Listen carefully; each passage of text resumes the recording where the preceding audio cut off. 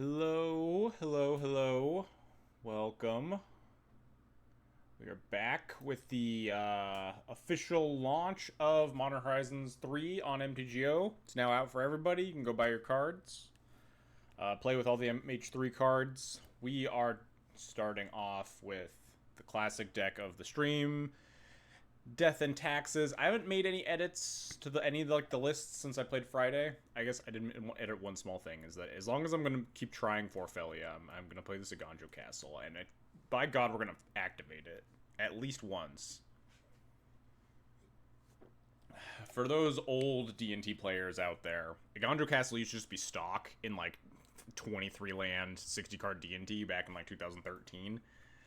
It looked so bad. You just never activated it. Just Thalia's the only legend in your deck. All the damage dealing stuff is Lightning Bolt. Your Thalia's always dying. I've been playing D&D since 2013, and I don't know when I cut it. Probably a year or two later. But I'm pretty sure I activated it literally 0 times, and it was wastelanded many, many, many times. But now we're a Thalia, Yorion, Felia deck. Felia notably had 2 toughness. Much better to protect your... Oh, hey. She heard that I started streaming. She was literally asleep in the other room. I was sitting here for the past 20 minutes on the computer. And as soon as I start talking, as soon as I start streaming, she's here. Anyway. Felia has 2 toughness, so you can actually protect her from a lightning bolt sometimes. It's probably still bad, but we're still working out the kinks in this list. I don't think I'm gonna end up with 4 Felia being the truth, or Felia being a super powerful card. It definitely played better than expected. So that's why I'm mostly gonna continue trying it. I'm just interested in seeing where this list goes. I'm also you could probably your claws. Can you please just lay down? I'm interested in the difference between Ghost Quarter and Rashadenport. I think both of them are kind of low power, honestly. I'm not super keen on playing either of them, but we'll see. I could definitely be talked into Rashadenport over Ghost Quarter. I mean, especially in a deck like this that isn't super resource denial. There's World Rebuild 60 card. We might end up playing a 60 card list if we get to a 3rd league today. Depends on how fast these leagues go. But someone sent me... I should say who they are. JWVH, I believe. His name on Twitch is JWVH with a bunch of numbers after it. Let me see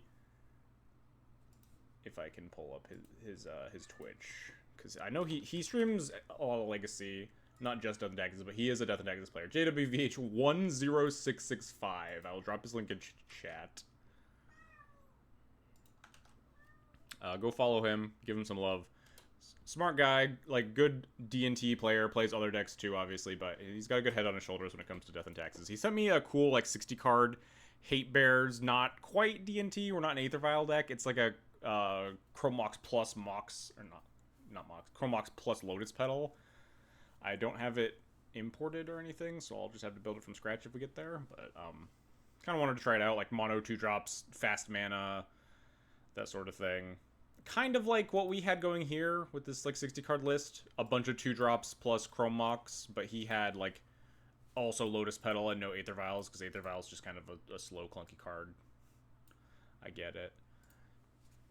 But anyway, we're going to play some D&T. I'm going to try some Moonstompy afterward, because I am very curious about where Moonstompy starts to shake out in this meta. I don't really know what the meta looks like yet. No one really does. I know a lot of people are doom and glooming about Necropotent or Necro Dominance or about Nadu, but I don't know yet.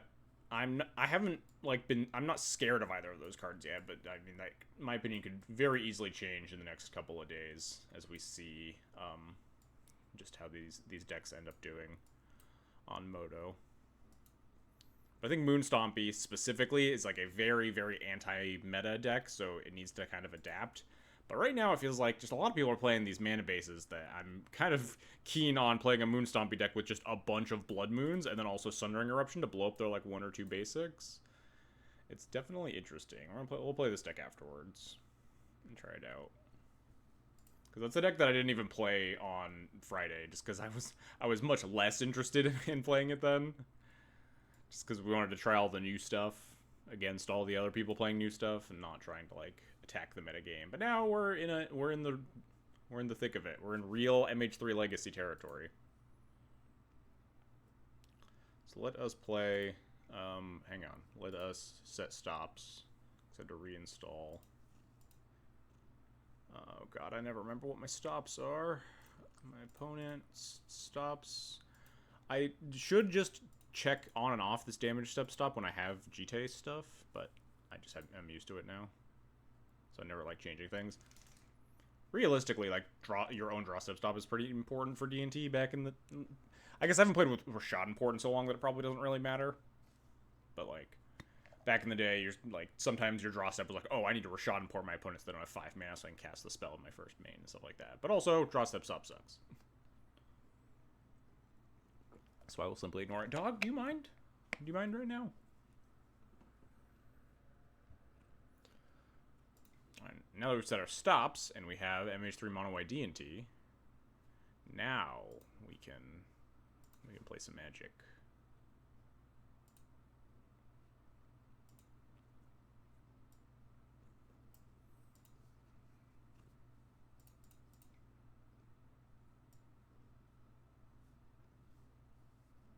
Dog, I swear to God.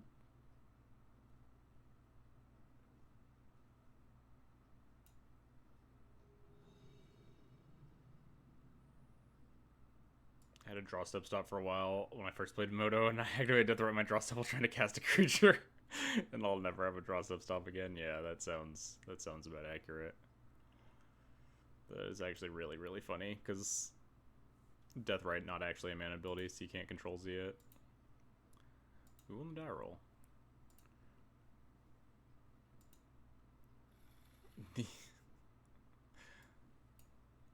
cards are so tiny. Oh, that's not a lot of lands. Alright, well, this is fine, yeah.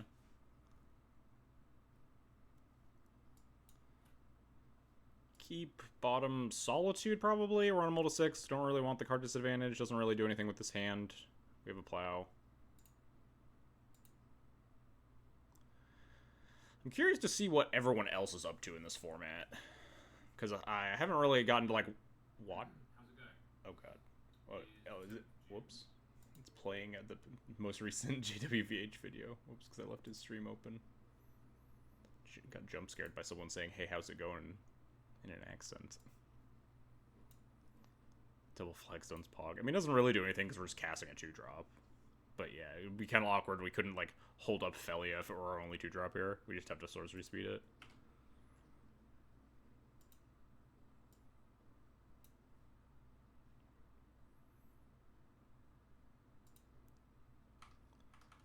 Alright, what is our opponent doing?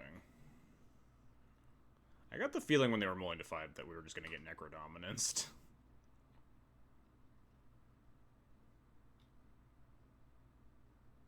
Yeah, Cabal Ritual, Necrodominance, draw 19, try to kill you.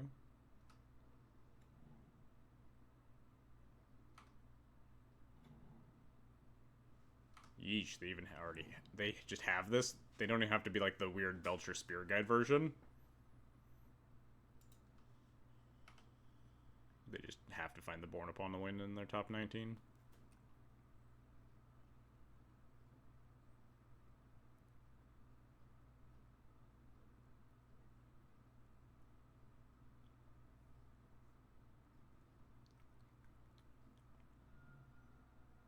Oh, they just drew to... They just drew to 5? What?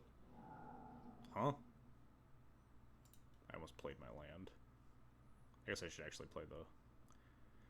Wasteland? Should I? Does it matter? Probably not.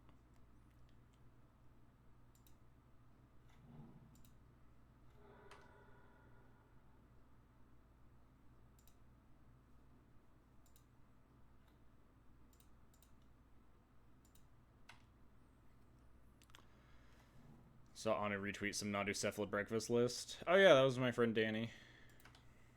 And that was also... I can't remember who said that, but I remember another person. Oh, yeah. They said pre-war for moron cards after war is cheating. Very accurate. Are they... Maybe they're not Born Upon a Wind? Maybe they're like a slower Necro deck? It seems kind of weird, though. But, I mean, they do look slower.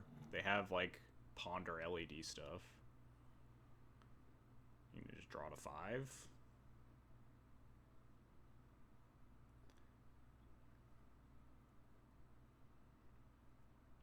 just gonna wasteland them and play Stoneforge. Oh, they just go to 1? Alright. Go to 1, essentially. Can they... It's the bot command? Well, it's probably exclamation point card. I don't actually know.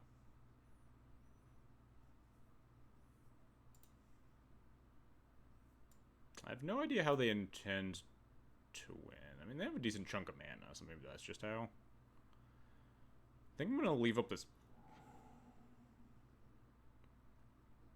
They discard just a bunch of more mana, sure.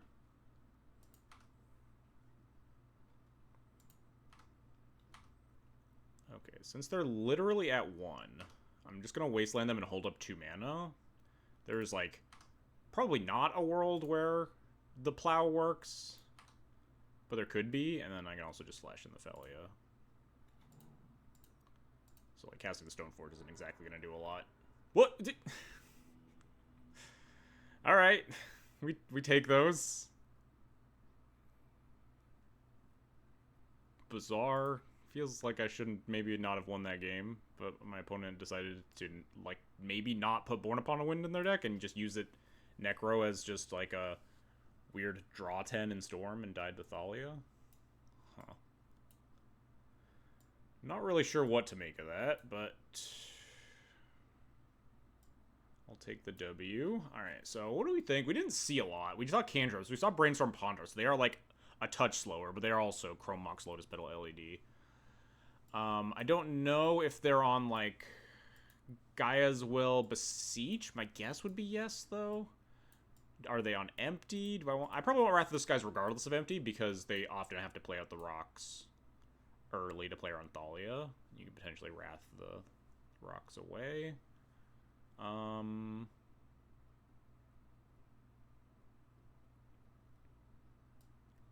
have to imagine that regardless, Cage is going to do something more than, like, Solitude here. Yes. The issue with Cage versus Beseech is that they just go and get Empty, and then you lose anyway. But I guess then you have the Wrath of the Skies, hopefully. One more cut. This Scarab Swarm, probably. It's just 4 mana. Doesn't really do any. Doesn't actually do anything. Certainly not a matchup for Thalia, but I think 2 mana, 2 power is more important than whatever Thalia is gonna do. Is there anything else that I'm missing? Am I stupid on any frontier? We can maybe board in Macabre as, like, a Gaia's Will thing. But, like, we're getting into the nitty-gritty. We could, like, cut a Thalia, board in Macabre or whatever, and let's just hit some in. These aren't our good cards for the matchup. Our good cards are Mindbreak Trap, Deafening Silence. Stuff like that. This hand is not very good. I'll tell you that much. Just mulligan to, like, Mindbreak Trap, Deafening Silence, or, like, reasonable hands. This hand's, like, quote-unquote reasonable, right? We have 1-2 Ghost Quarter on 6. Like, I would keep this on 6 in a, like, the blind, right? But this is not the blind. Opponent keeps 6. We go 5. Alright, this hand has a lot of good cards. Oh, wow, this hand has a lot of good cards. I think we're just going to bottom the Cage here. And the Flagstones. Cage Wrath isn't exactly a combo. And, like, we have Trap and Wrath of the Skies as, like, anti-storm cards. Wrath is anti-empty. And we just want to keep 2 lands Thalia. So.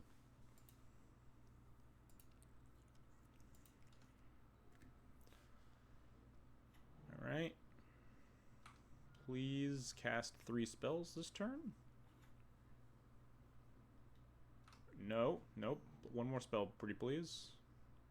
Nice. Nice. Thank you for not playing around Mindbreak Trap. I really appreciate that, opponent. The Lotus Petal, wholly unnecessary.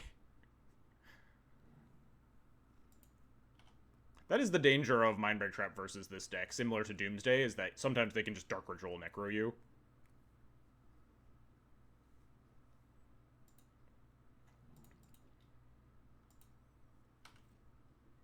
but also I think the turn 0 interaction versus turn 1 interaction is also extremely important in a matchup like this, so it's tough to say.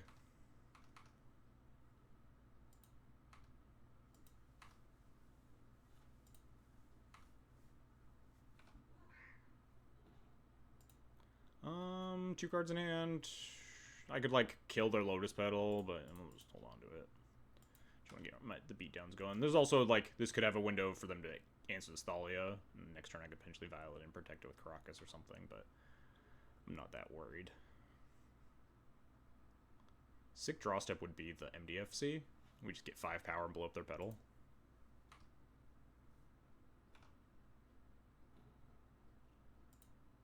That's not quite a sick draw step, but I suppose it's fine.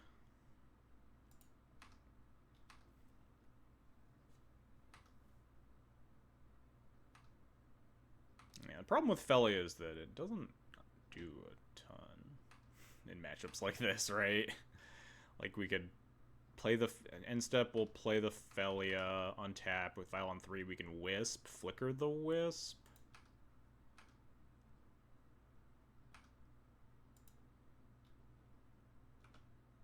But that's the same as just putting it in, except I guess it gets a counter on Felia afterwards. I will blow up their Petal if I draw another land, I think. That's not another land. See, like, Flickering doesn't do it. Flickering just helps buff the Felia a little bit, so I guess it is worth it.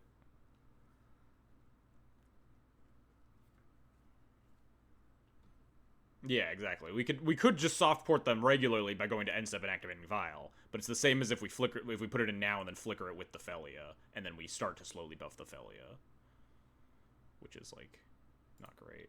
I'm discovering how bad the new card is. It looked actually pretty okay for me during the stream, but obviously it's not really built for the Storm matchup, you know. This doesn't really matter. Target any of my own things for value? No, not really. Hey, I got them to fetch. That's kind of cool. Cool. Now we can flicker the UC instead.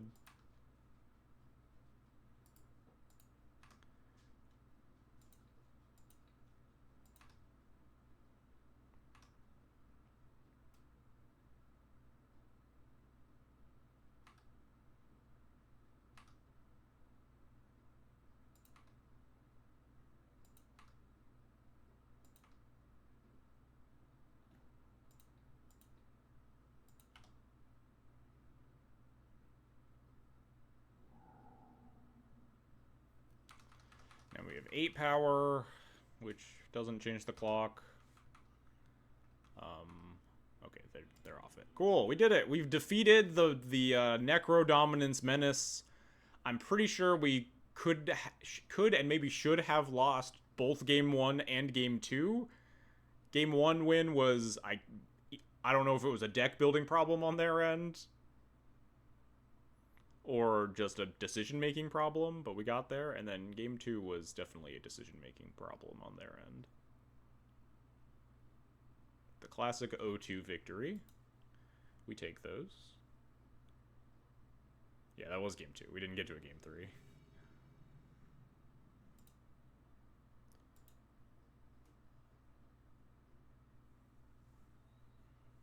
Yes, obviously we've definitively discovered that Necro whatever, I keep forgetting the name, Necro Dominance is bad, and we'll never have a problem against it again. This hand is, I don't really want to keep this hand, huh?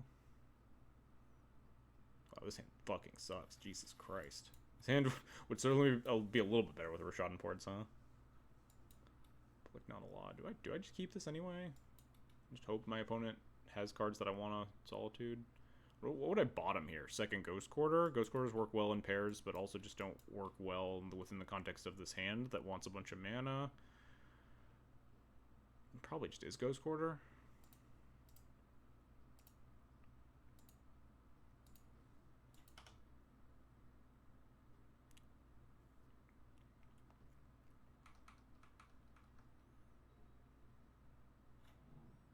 Alright, this is probably, hopefully a matchup where Sword Splash is good, huh? Yeah. Hopefully this Agandra Castle isn't better as a basic plains. I'm probably supposed to just play with Goblin Shaman. Did I accidentally put the wrong Agandra in my deck? No, I put both Agandras in my deck. There's also an Agandra, whatever it's called. I'm gonna play this. I don't know. Playing the Ghost Quarter doesn't actually matter. I was thinking about like Ghost Quarter myself to potentially get second white source, but that only matters if I have a non-basic in play besides the Ghost Quarter. I'm gonna play the Mom here.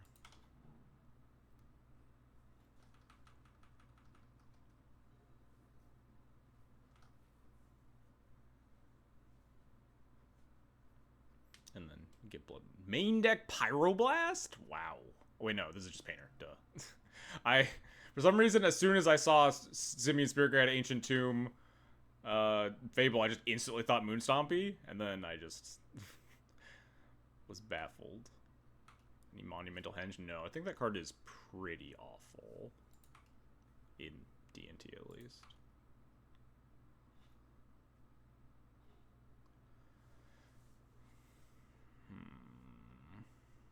Kinda want to Wasteland their Ancient Tomb.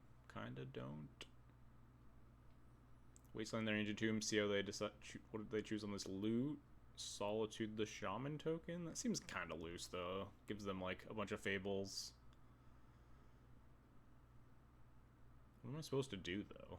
If I just Wasteland this tomb and then die? I could add Yorion in my hand. I could try to get to 5 mana. We could try to draw some sort of interaction.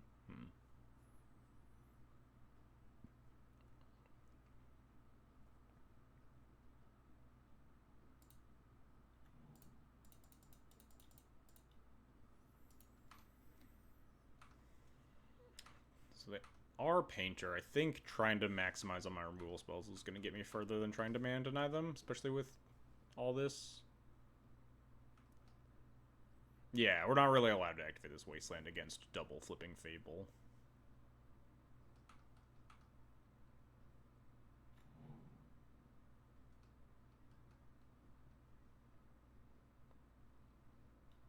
We're just gonna let them have a bajillion mana. Kind of want my original plow back, but obviously you can't know for certain that your opponent's gonna double Fable you. We draw Witch Enchanter would actually be pretty. Jesus Christ. These are the games you definitely don't want to see against Painter, where they just cast 3 Fable the Mirror Breakers instead of their less scary cards. We just draw like 4 Witch Enchanters in a row for the next 14 turns. I mean, I just have to plow this Reflection. Does them getting multiple Welder? I mean, none of the Welders do anything yet, but yeah, Witch Enchanter into another land would be nice. I guess if we just draw one more land, we could potentially get out of this with Solitude, Yorion. But probably not, given that I'm going to have to continually answer all of these Reflections, and if they have anything to pair with this Welder, we're just going to kind of get murdered by it.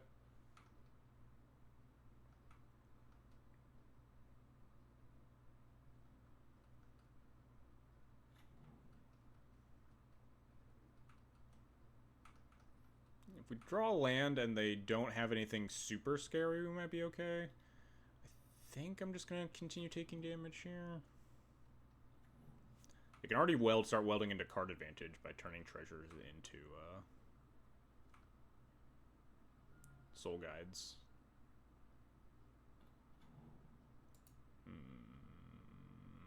Don't like that. Also probably not allowed to wasteland it unless I miss on land. Oh, we're just dead. They're just gonna go get the draw 3 guy now. I could like Solitude this Welder and respond. I think we should just concede though. I just don't think we're gonna win this against turn 1 Fable, turn 2 Fable, turn 3 Fable. Not sure Chaos Defiler works too. I'm actually like fairly significantly less concerned with this Chaos Defiler, but like I don't think it matters. Is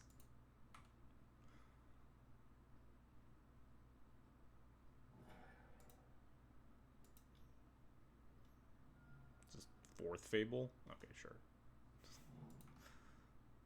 It would have been really funny if I just cast my 4th Fable, the Mirror Breaker. And we hit the land drop, but now we would have to apply the Chaos Defiler. They can Reflection the Goblin Engineer, go crazy. Yeah, I'm not playing this game. We can go to game 2. Do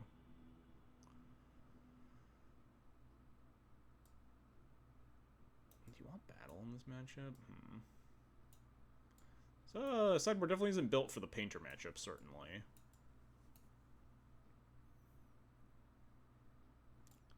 Probably not a Cataclysm matchup, I imagine. What does Battle do? Battle hits Construct tokens. You don't really want to hit Chaos Defiler. It hits Hardcast Fury. That's about it. Battle doesn't seem that enticing to me. I think we just, like, cut 3 Thalias for these 3 cards. Definitely have not, like, built this with the Painter matchup in mind.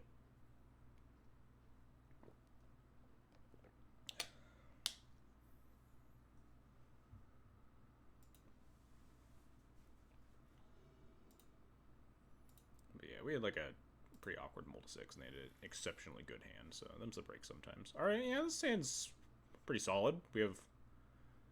Unfortunately, White Orchid's like only good if they have a Saga hand, but we're really good against Saga hands, I guess. Yeah, I have to imagine Battle isn't that exciting. There's a chance Battle is better than like the 4th copy of Thalia or whatever, but pretty minor. So I honestly really wanted a Flagstones. Just target myself with Phantom.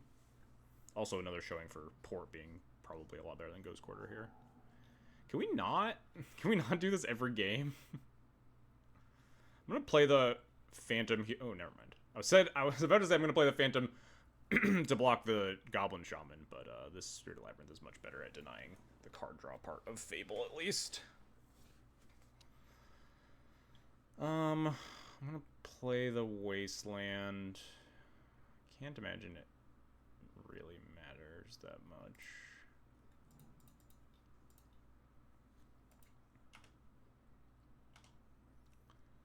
A little bit of awkwardness of this Witch Enchanter not being like a Laron or something. Actually, no, it doesn't matter. I was thinking that like I couldn't hit this Fable before it was active, but that's not true because I'm on the play.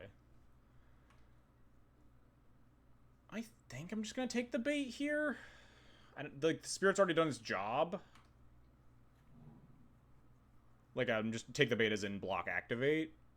If they bolt the Mom, I don't think I care that much. If they bolt the Spirit, I also don't think I care that much.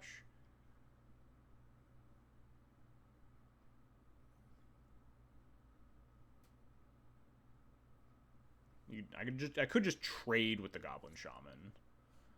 It's like also not very exciting. Spirit trading with token, blanking the loot is about the best. I mean, Painter does draw a decent number of cards with like their both Fables and their stupid the dragon engine something.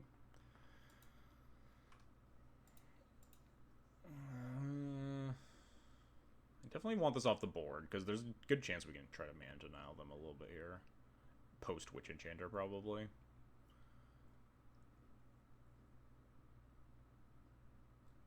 Yeah, I think the Mom is probably more relevant than taking the bait.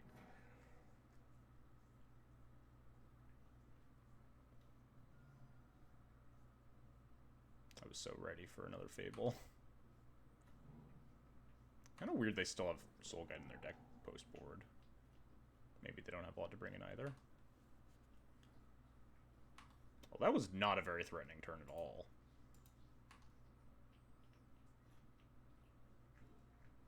That would have been a really nice turn to draw Flagstones again. I think I just kind of want to blow up their Ancient Tomb, though.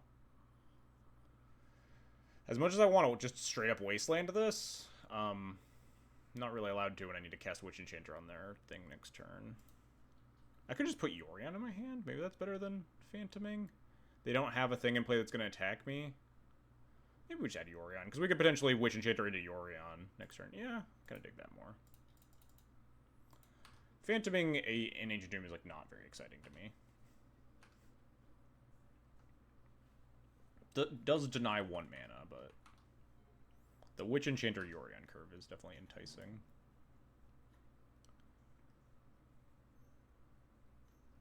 Good, like, oh, Chaos Defiler me? Sure. That's mostly fine. This does not target. There's like something about Comet. Like Comet is random, but does Comet deals damage, so you can still protect. But this doesn't work like that. But yeah, that's fine. Kind of don't care that much.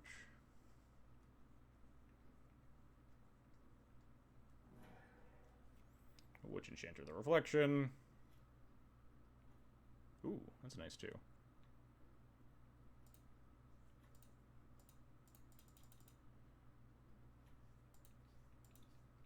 Means that we don't have to, like, Yorion Witch Enchanter to kill the Defiler and let them blow up my Yorion.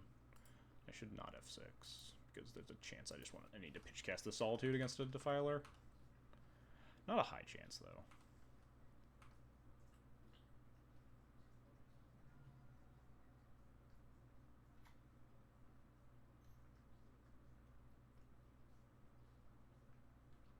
Okay, that's fine.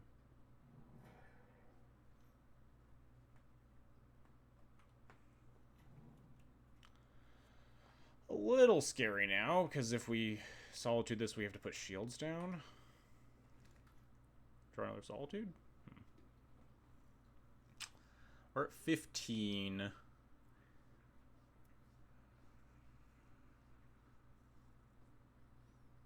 there a world that we're allowed to not put shields down, huh? This, funnily enough, this is like almost, this is a, like, not a Formal Wear moment, but like a world that like Formal Wear makes you want Laron in your deck more, because we could potentially like Stoneforge for Formal Wear back a Laron. Obviously not that great against Defiler anyway, but and we would like keep Solitude in hand, but it's a deck building choice that I don't really get to think about because I don't have Formal Wear in my deck. We could just, like, not care about this Defiler that much.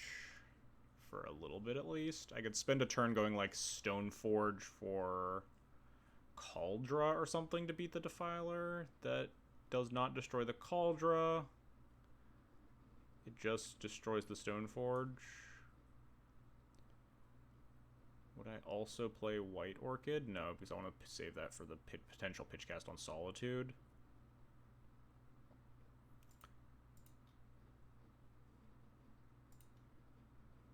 I think I'd like doing this more. I'm at 15. Painter's not super good at pressuring your life total, especially when we have a bunch of answers to a saga. So I think I can afford to like play a little bit slower in an effort to not get cheesed by a Painter's Servant. Could also get Batter Skull, but I don't think so.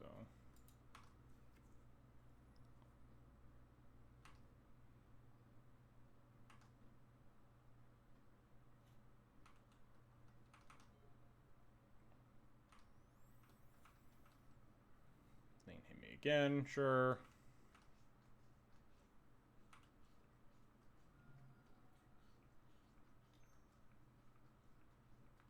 That's unfortunate.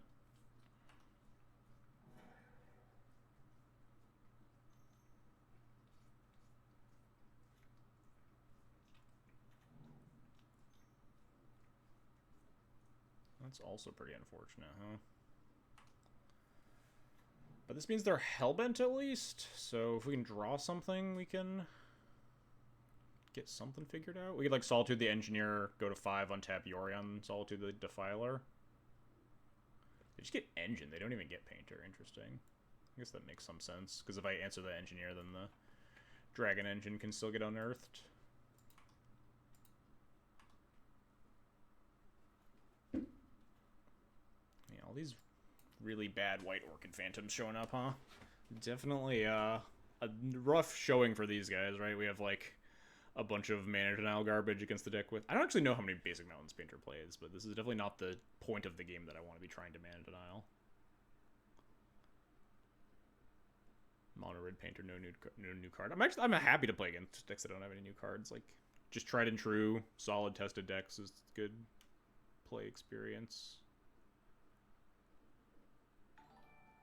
Hey, Peace Bomb, thanks for the follow, appreciate it.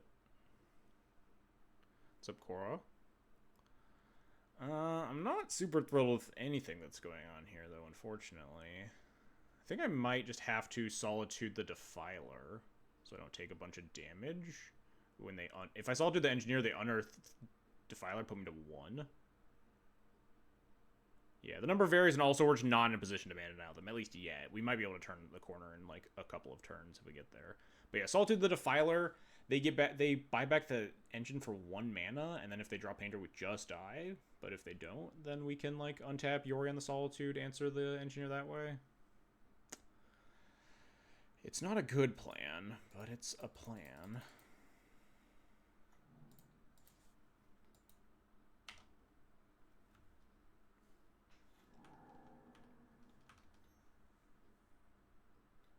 Is there a reason to upkeep this? I guess you get to keep the card in your draw step.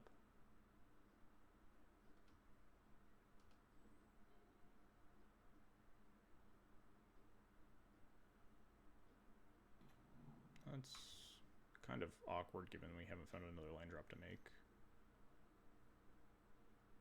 That's completely fine.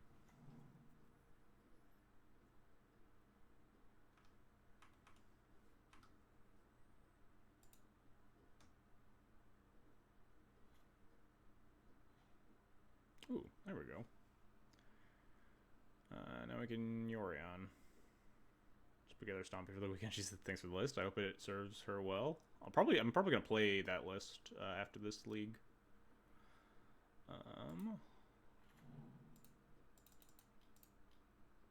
Yeah, I mean any land there was a good draw.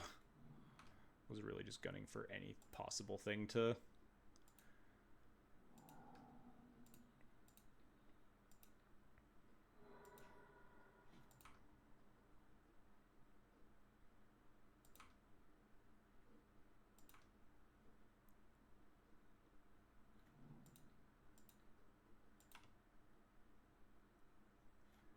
Potentially have exiled the Dragon Engine there, because this Dragon Engine gets to attack me kind of annoyingly. I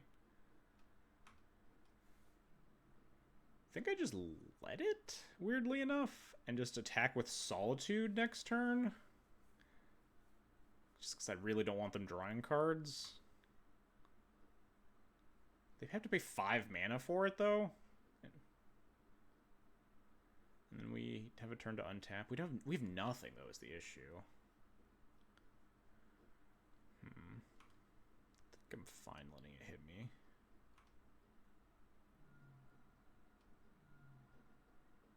Like, part of the port is great and isn't active. Port is great with White Orc Phantom, isn't actively back card. Yeah, I'm just trying Ghost Quarter. Like, we played like maybe 4 or 5 matches. I'm giving it its fair due before just being like, oh, Ghost Quarter is terrible, time to move on to port. But like, there have been multiple instances already where I've been more interested with port, even if neither card is particularly appealing, right?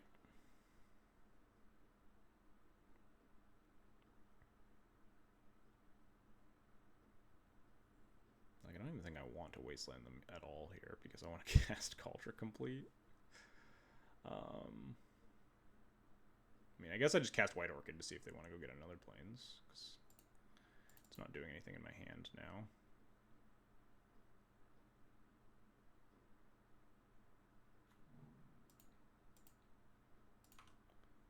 Question is, do I attack here and just trade with Spirit Guide? I think I do. I go to 9. Have more lands. Sure.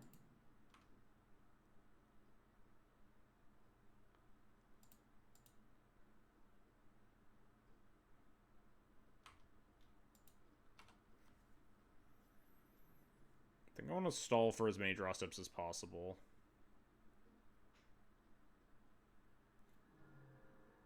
Before I have to, like, let them unearth this Phyrexian Dragon Engine. What on earth is this? Oh. Just grindstoning me, sure. Kind of wanted to draw Plains, honestly, but hopefully we'll draw something else good. And they just find it. Are we dead? No. Sure, I wasn't gonna block. That's completely fine.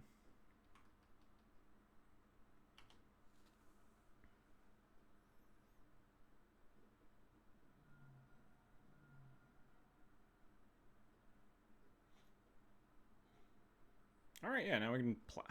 I don't want to plow. That was the other issue, right? Is that I'd rather save this plow for the painter. Now are we allowed to let them draw 3?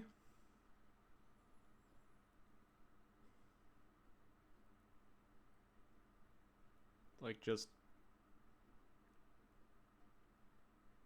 Is drawing 3 better than, like, just continuing to hope that they don't top deck a painter servant?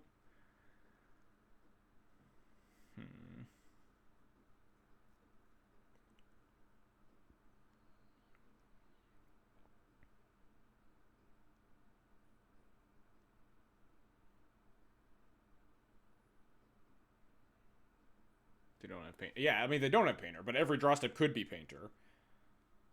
But, like, also, 3 cards could be a lot more than painter. I think I'm supposed to plow this and just start attacking and hope for the best.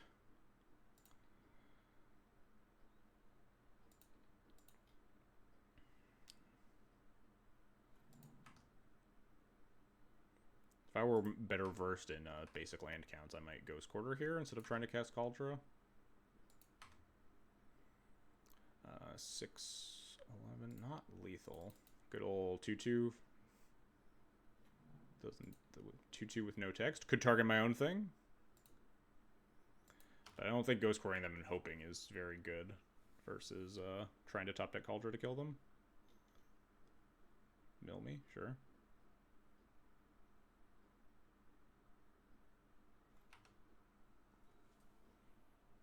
My shields are completely down. Sure. You have boots. That is a little scary, honestly.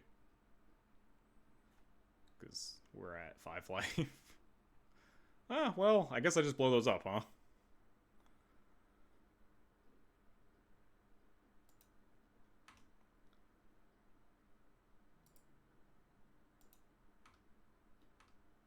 I'm allowed to overpay on this, right? I just get extra energy for my second Wrath of the Skies. So I just, like, tap down to 1 Wasteland.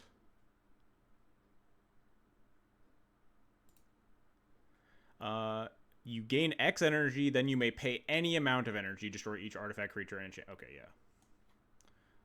So we overpay. We hold up 1 Wasteland in case they have Saga.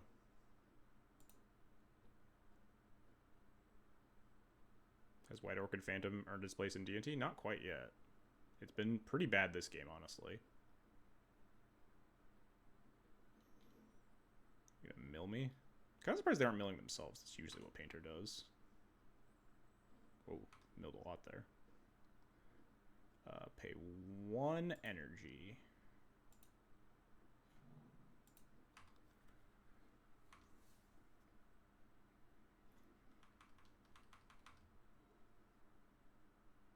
It's my favorite. I mean, it hasn't not proven itself. It's been, like, particularly bad specifically this game, but we still won. Got the job done. I did not think we were going to win that game for a while. It was pretty touch and go there. A little scary.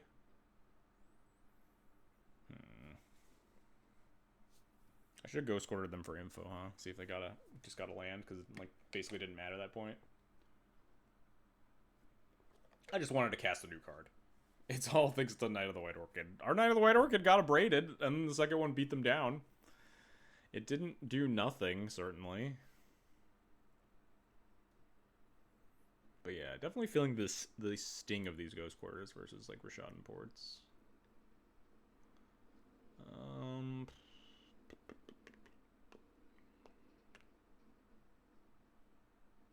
Yeah, I'm fine resubmitting.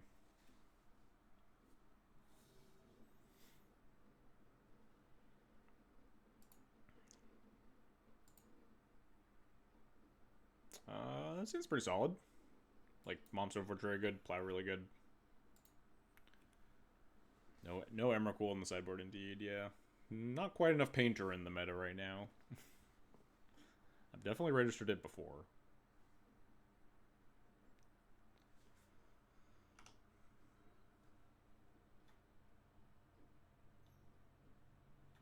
Oh, nice.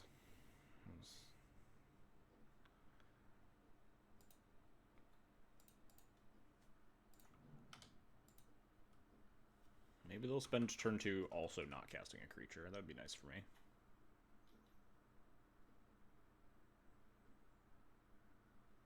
Ganjo Castle Legacy Gaming Company. Probably not, huh? I think this just means I'm gonna play second mom, hold up plow here. It's not a bad draw, honestly, because it means we can go get Sash. Kind of want to go get like just play Stoneforge, get Sash now. It's kind of tempting. They have 3 cards in hand. It does not go well for me if they do kill the Stoneforge, but I like being able to tap out this turn and then holding up plow next turn.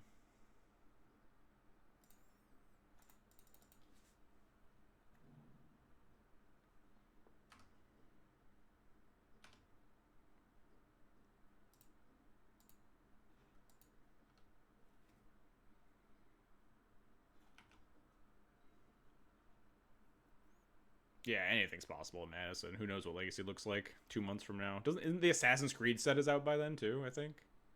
Comes out in July, maybe?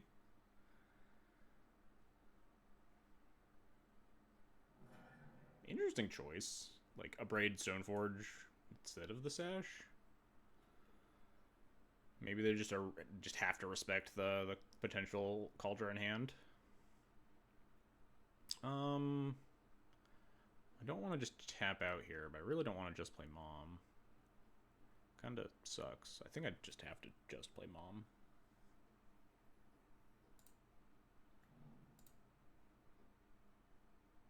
Does Bloomborough come out by then too? I don't know when the release date on that one is.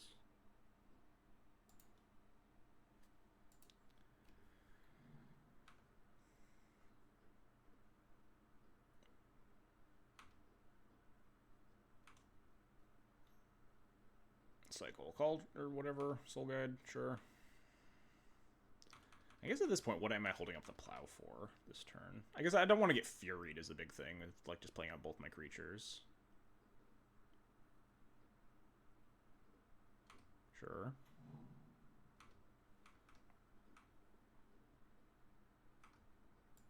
And then this turn we can just play out Sash. If we don't draw anything better to do. Yeah, I don't really want to Wrath the Grindstone and my Mother of Runes, so...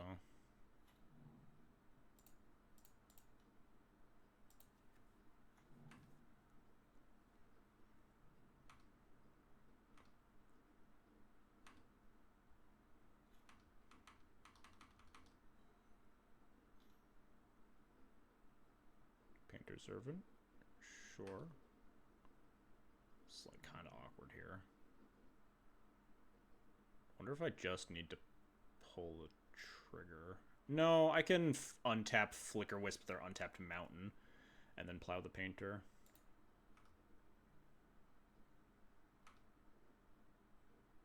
Rather than having to Wrath all of my creatures away just to kill the Painter.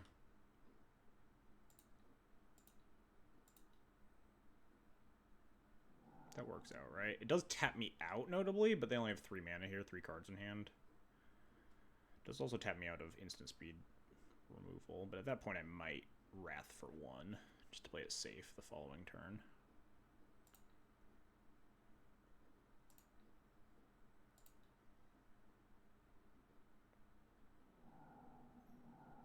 Oh, shit.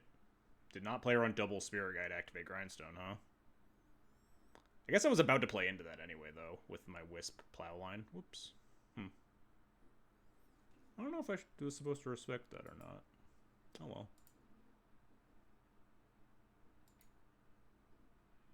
Unfortunate.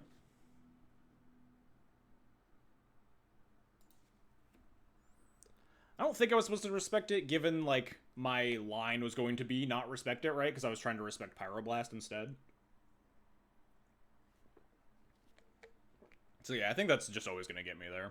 I'm just supposed to tap low. Because unless I draw the 5th land, and I get to, like, play around it on accident.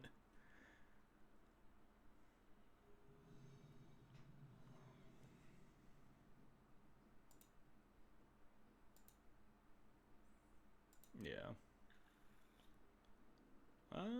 Hand's, like, exactly fine. All these stupid flex lands. It feels like we just added so many dumb flex lands to this deck. It's just like really bad versus Wasteland, and it's probably not worth it. We should just be playing more planes.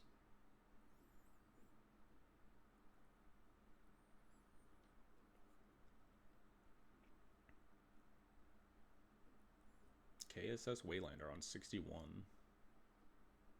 feel like this person plays like weird decks though. I don't exactly recognize their name. Like rings a bell.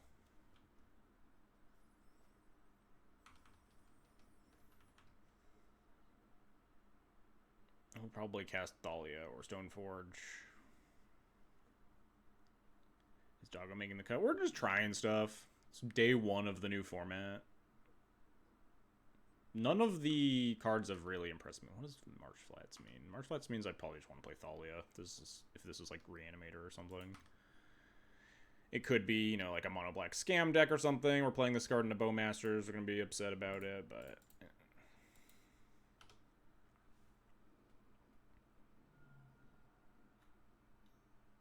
In 2-minute response. Oh, sure. That's fine. This is just like a mono black deck, sure. Black white?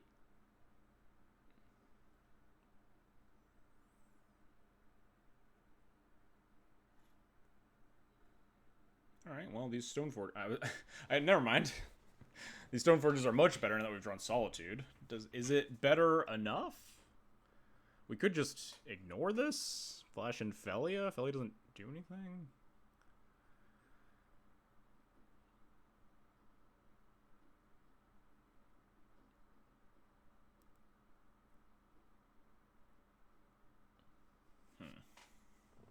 What do I want to do here? I was playing really slowly that match. I didn't even realize I was like 7 minutes on the clock to my opponent's 16 or something.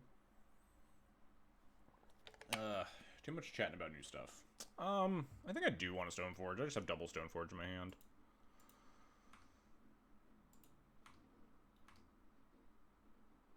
I'll just probably pitch the extra Felia.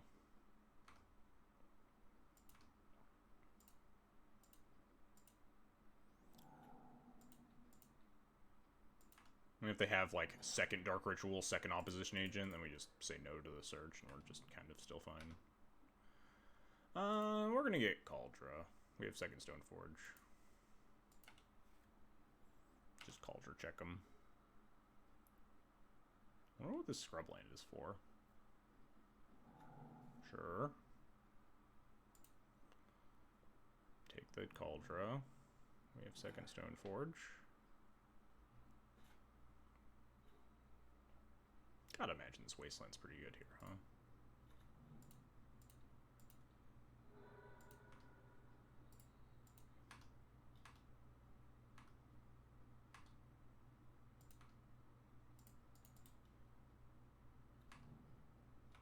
Get Batter Skull, I guess? Okay, they're just dead. Cool, we did it. We playing against some weird mono black adjacent scam. It's not like traditional the black white scam deck, because it has like Dark Ritual and Opposition Agent and stuff.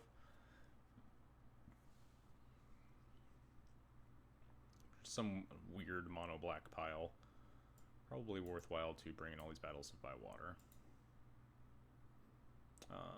Probably worth Container Priest. There's almost assuredly Reanimate in the opponent's deck.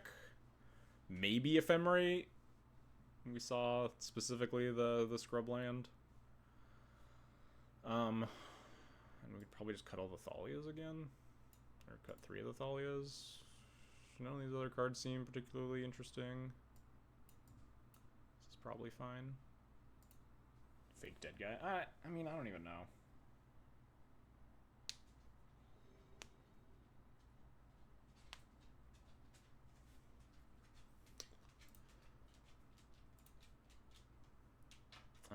We do have 3 lands. We have... Wireguard Phantom doesn't seem that exciting here. Yeah, it could be just like scrub for sideboard cards. Guess we maybe should have boarded out Spirit before Thalia. Can't imagine this deck's drawing card. It could be a Necrodominance deck, honestly. Sounds like fine, though.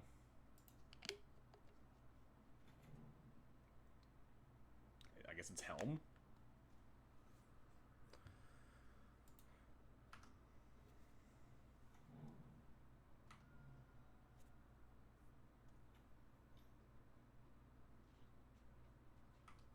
Sure. How long do I wait before I just Solitude this? 4 cards in hand. The Spirit's pretty bad. I think I'll wait a little bit. They could play a scarier card than Stalactite Stalker, potentially. I don't really care about giving them an extra life here. I'll play out the Flagstones. I just have to be watchful of, like, trying to, like, White Orchid Phantom my own Flagstones and getting opposition agented or something. I don't think I want to play out the... Yeah, I definitely don't want to play the Witch Enchanter unless I find, like, a Flicker Wisp, because I just want to blow up their ley line. Iganjo Castle could... Or Iganjo Seat could potentially be a removal spell, so yeah, we just... Leyline stops Flagstones. Oh, that is true, yeah. Didn't think about that. Don't White Orchid my Flagstones.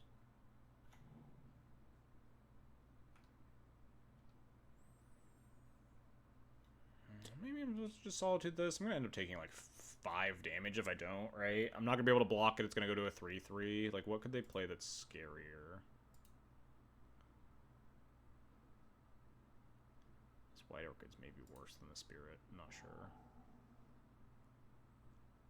Like, I just don't know what's in their deck. They could be an Urza Saga deck. They could be a Necro whatever deck. So it's kind of a toss-up what I want to do there. Thoughtseize, sure. Our hand is pretty not good. You can have it. Take Witch Enchanter maybe, and we recruit another Witch Enchanter. Another deck with basic lands unlucky. They took the White Orchid, huh?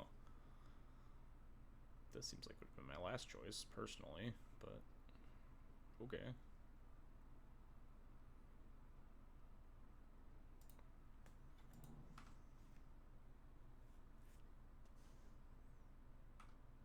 Maybe that means that they're gonna, like, play Urza Saga or something?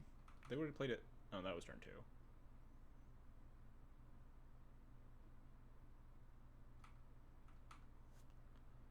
Am I gonna get opposition agented? Kinda don't care that much.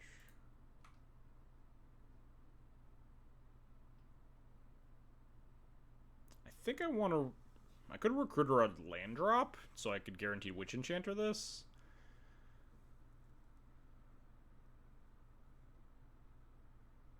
I could play the Witch Enchanter and recruit a Flicker Wisp. But then if I get Thoughtseized, it's bad. Recruiting a second Witch Enchanter means that I can't get my Witch Enchanter Thoughtseized, which is kind of nice.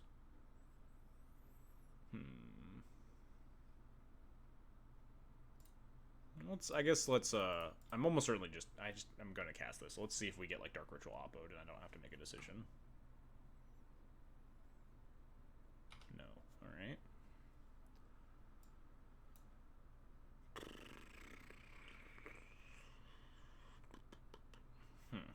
I think it's just Witch Enchanter. We have Felia to potentially pair with it. We maybe get Bowmaster and it dies forever, but potentially pair with the Recruiter and play, I mean, for extra value. We have Battle to potentially kill, like, some idiot, like a reanimated troll or something. Yeah, I think I'm gonna grab another Witch.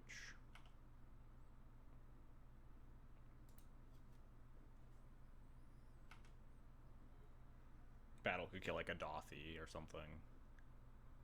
I want to kill them before they can, like, just hit land drops and murder me, though.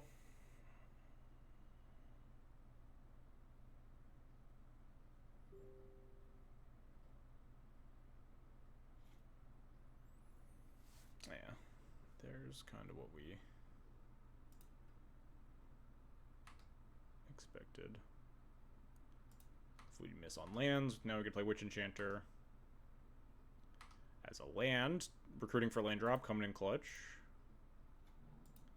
So this prevents us from dying to potential, like, Dark Writ.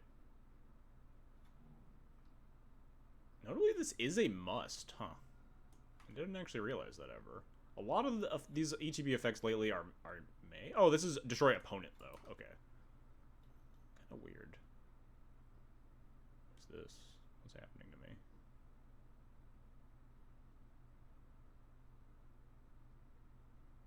Genuinely, what is happening to me?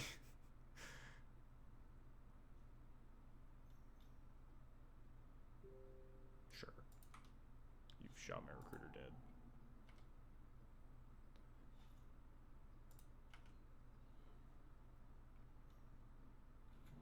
there's Dothy. We can battle it.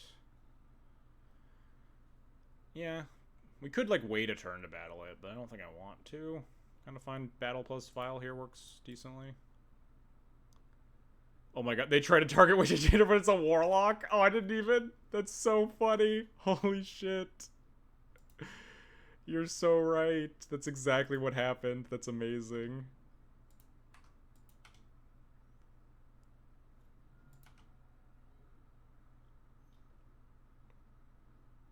Oh no, my Felio.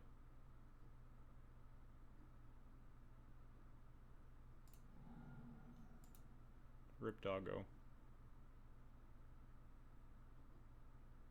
That is an extremely funny. Interesting choice. Maybe they're just hoping we don't rip land. Land. Well. If it's not land, I'll take a Stone Forge, eh? How scared am I of dying? Oh shoot, I gotta feed the animals, huh? And this match is almost over, hopefully. How scared am I of dying to a Helm that's been stuck in their hand the whole game? Like, do I just get Sash and hold it in my hand as white card? They're at 9 life? I think I do, honestly.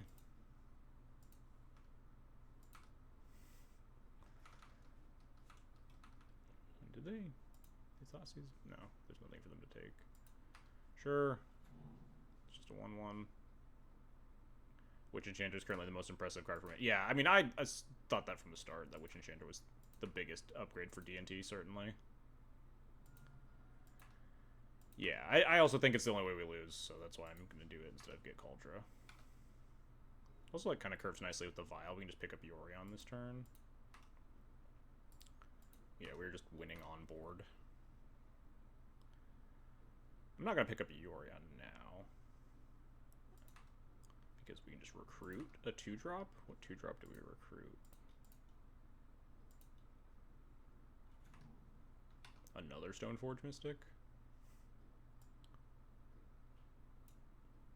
Recruit Felia? Huh? Probably just Stoneforge, huh? Stoneforge is just a much better recruiter target here. Unfortunately. I will choose to not play around Opposition Agent and instead play around... I guess this doesn't actually ever play around Grief. For some reason I was thinking that you could, but now we might just get Oppo'd. But again, I don't think that really matters because I think they're going to die.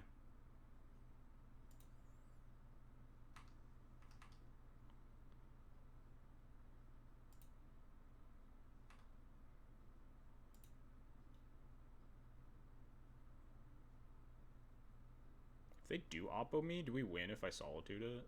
I don't think so. I think I'll just let it happen. Yeah, I think I just don't care about this. So they have 2 cards in hand. They'd go to 9. They can't block, though. They have a 1/1 to block with.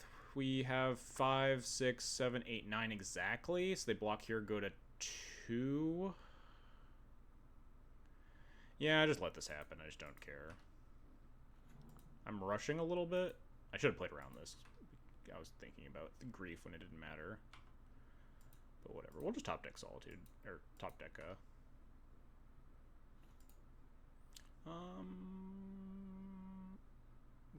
gonna Violent Lion Sash here.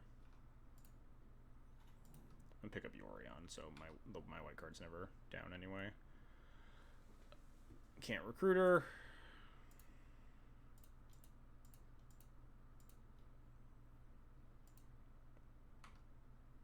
Attack with my 2/2.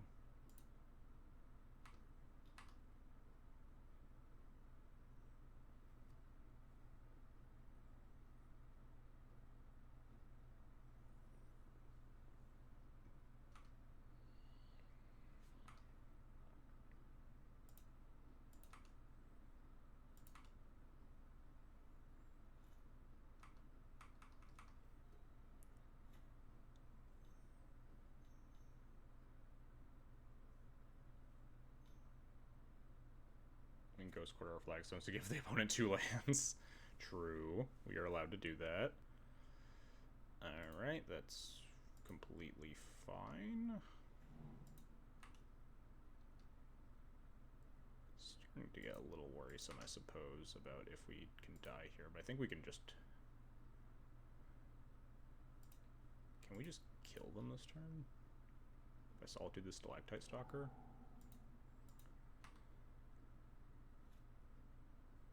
One, two, three, four, five. The answer is yes. The answer is no, because they have Leyline, so they can't Dothian anymore, too.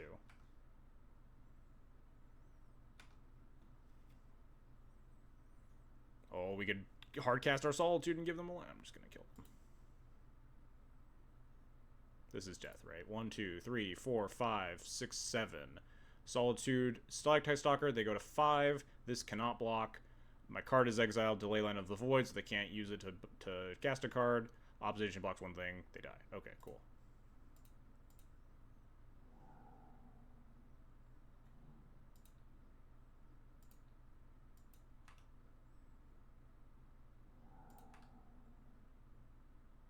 Don't they choose? No, the controller chooses.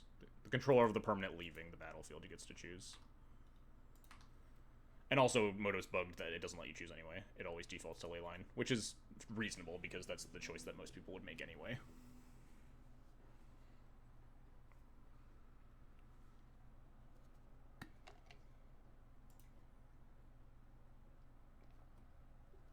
Anyway, I'll be right back, chat. I gotta go feed the animals.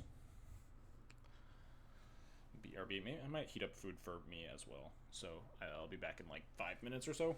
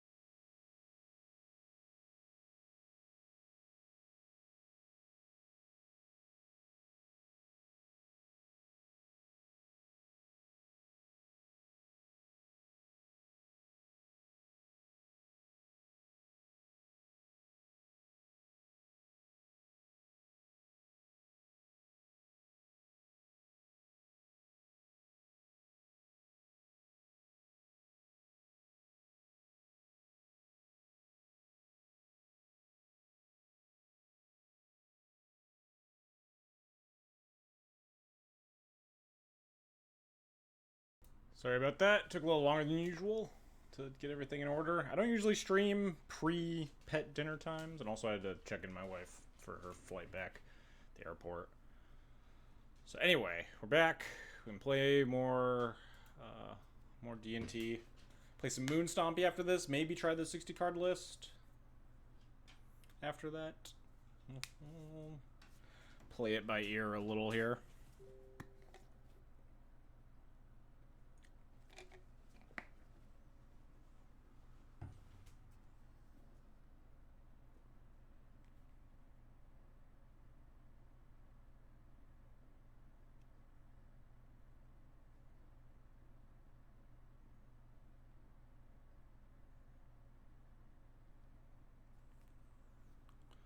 Oh, right. That's a good, also good point, Oscar. Thank you for reminding me. Because I always forget about the Playpoint giveaways. We still have 4 more giveaways this month.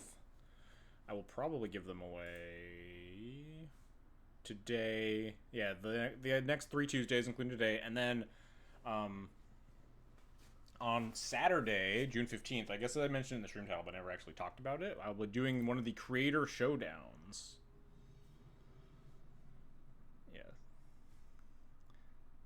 Definitely checking for myself. I mean, that's why it's there for people to figure out what it means, and then also to remind me. It's a twofold process. Sand's okay. We have the Witch Enchanter with Flickerless combo if it's a good matchup for it, and then we also just have turn 2 play, stuff like that. Again, with these like really like bad against Wasteland / Blood Moon hands. Borden's mulligan into 4, so I feel like we're gonna get Necro Dominance and die or something, but them's the breaks, I guess.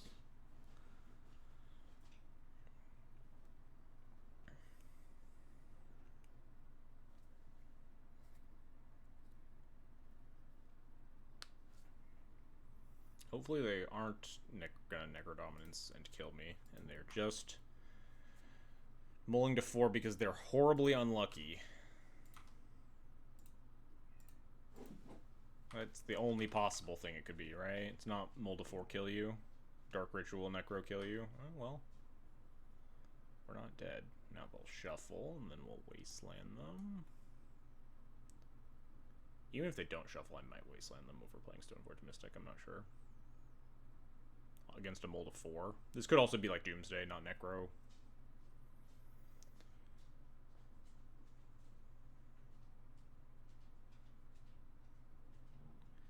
Do shuffle, okay. Lotus Petal, sure.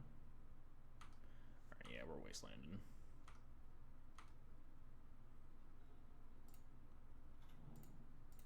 Bang.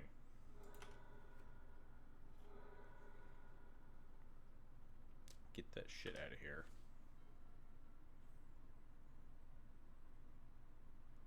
And if we don't draw a Hate Bearer, we'll Stoneforge for Cauldra. Hope for the best. I also usually have dinner before my streams. I guess this was a fast brainstorm. I don't like that. I usually have dinner before my streams, but now you guys have to sit here and watch me eat so I don't die.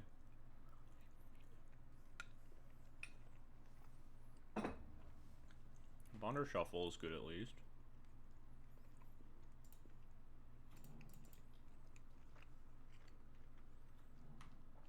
Skillfully playing around Massacre, all according to plan.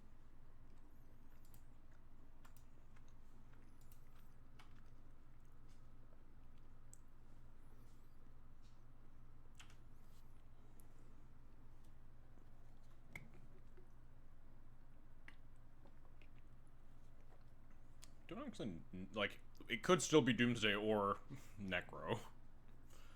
My guess is that it's Necro, though. Just a matter of, like, if it... I guess we're maybe just recruiting Spirit either way. It doesn't really matter. And it's if it's Necro, there's a chance that hitting them with Cauldra is better. But, like, not a huge chance. Maybe we'll just draw Thalia and not have to think about any of that. Or draw Spirit. Then we'll just, like, we'll top deck Thalia instead and be really sad that the card's in our deck. Consider, okay, so they're on Doomsday. Good to know. Vexing Bauble Doomsday. That makes sense, actually. This is a card that I kind of thought would start showing up in Doomsday. Just like a 1-mana defense grid that you can also just cycle to dig into your pile. I think that means I just want to Cauldron them. If I Cauldron them, they go to 14. They Doomsday to 7, and then we have 6 in play. That seems fine.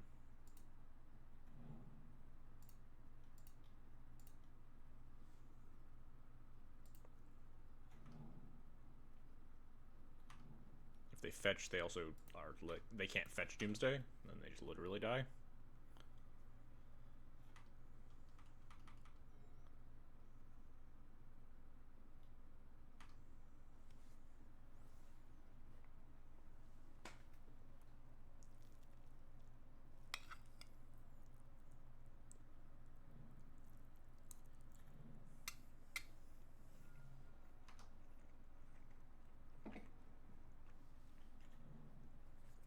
Sure.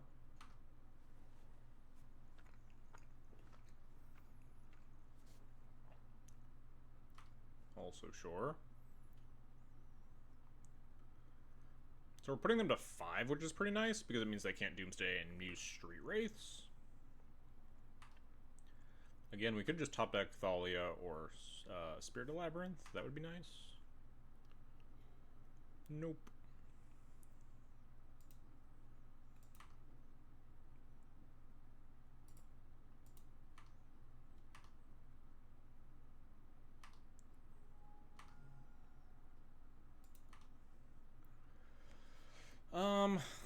Is there a world that I want to do anything besides just recruit a meaningless hate bear?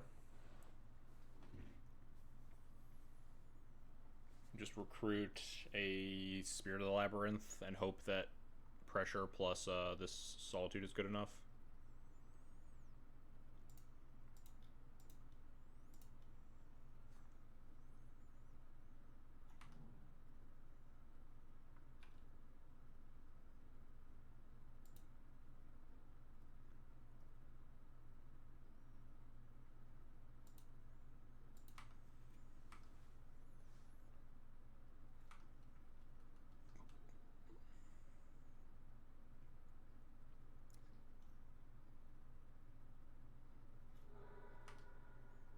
Floating blue and cycling seems like a good sign for me, yeah.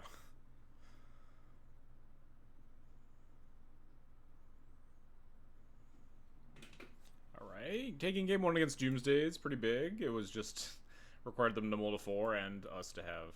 I guess we didn't actually have that good of a hand, but mulling to 4 certainly helped. Unfortunately, our sideboard is pretty not stacked for this matchup, huh? We can talk about how Wrath of the Skies can blow up Lotus Petals if they play them out around Thalias. We can talk about Cataclysm, Stone Raining them. None of these things really matter.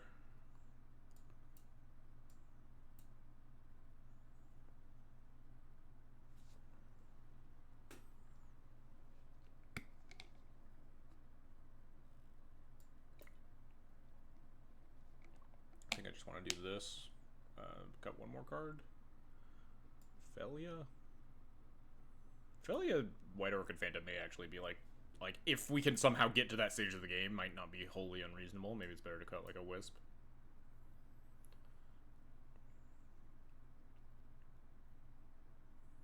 Seems like fine-ish.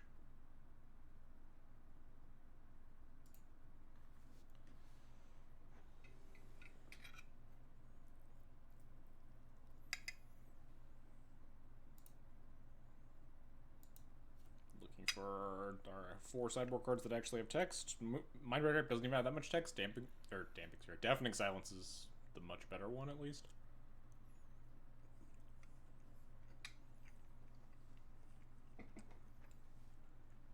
Am I supposed to keep this against my opponent that kept 7? Probably not. Like, we're probably just going to get turn 1 Dark Ritual Doomsday and die, but we could also just get Thoughtseize and lose our only land. This hand needs to hit a land in the next 2 turns to be able to cast a Thalia on turn 2. This hand does have some good stuff going for it, but I think I'm fine mulliganing. Alright, this hand's better, at least. Do I keep this? I think I keep this and die versus go to 5 and also die. I'm gonna bottom the Cauldra. Could potentially Ghost Quarter them as a way to try to fight a pile, or if they cast Personal Tutor or something. They usually have like only the basics. I don't know, man. I guess the biggest downside of playing Ghost Quarter in my decks is that I don't actually know the basic configuration of a lot of decks lately. Like, I've seen some Doomsday lists that have 0 basics, some that just have 1 basic, some that have both both basics. I think regardless, I'm not supposed to Ghost Quarter here. I'm just supposed to die to Doomsday. This basic island. Interesting. Oh, it might just be dead, huh? Doomsday with 2 mana and 3 cards in hand. Could just die.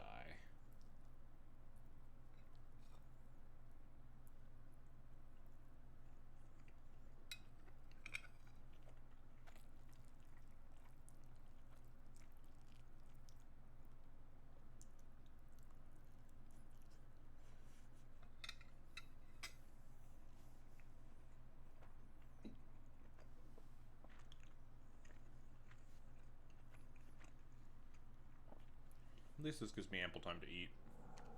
Oh, dang. They're a fast Doomsday player? I guess if there's a same turn kill, it's probably pretty easy.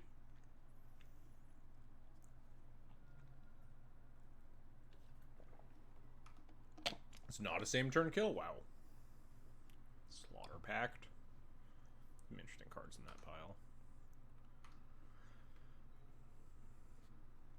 Alright, let's see here. Force of Will. Force of Will. Force of Will. So they have a Force of Will in hand.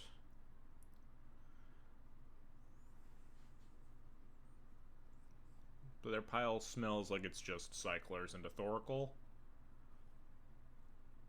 And none of my decisions could possibly matter.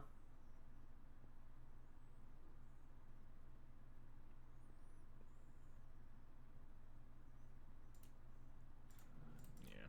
I'll just cast my spell and lose. It's fine. I could like Ghost Quarter them and then also still lose. There's a chance that Ghost Quarter, like they have some need the 3rd mana or something. But I really don't think it's gonna matter. I think they're just gonna edge, Street Wraith kill you with 1 extra mana. Yeah. Shocked. Yeah, Ghost Quarter the Island and Prey is probably. I'd probably Ghost Quarter the non. I guess Ghost Quarter the Island, pray that like trips them up for a turn. You draw like a Wasteland or something to actually win. Maybe that's the real most winning strategy. But again, doesn't. Probably not gonna win. I'm like looking at these rats to kill Lotus Petals. My opponent has pretty aggressively played out the petal even when I don't have Thali. I guess it could be playing around like Deafening Silence and stuff too. It's like, what would I cut though? Like Flicker Wisp and stuff? It's just so marginal.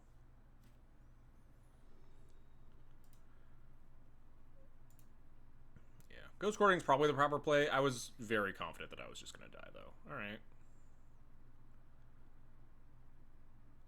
Yeah, we saw 2 Street Wraiths, and... Did we see an Edge? Yeah, we saw 2 Street Wraiths and Edge of Autumn in Game 1, and saw none of those cards in the pile, so, like, almost certainly their pile was just 4 Cyclers, Thoracle, and we knew they had Force in hand. Like, we were on a close to 0 outer, but yeah, playing best 0 outs is definitely firing up Ghost Quarter and doing a lot of praying. Speaking of doing a lot of praying, this hand has the goods to win some games against Doomsday, but, you know, not a lot of them. I'd much prefer this Mindbreak Trap or another Deafening Silence here.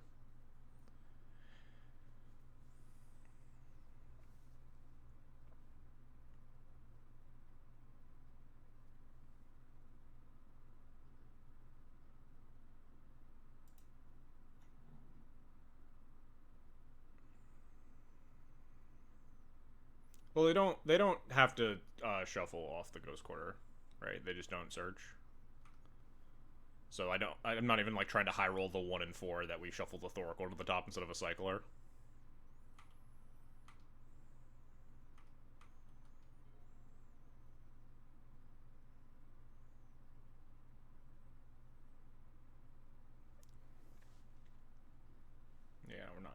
no field to ruin.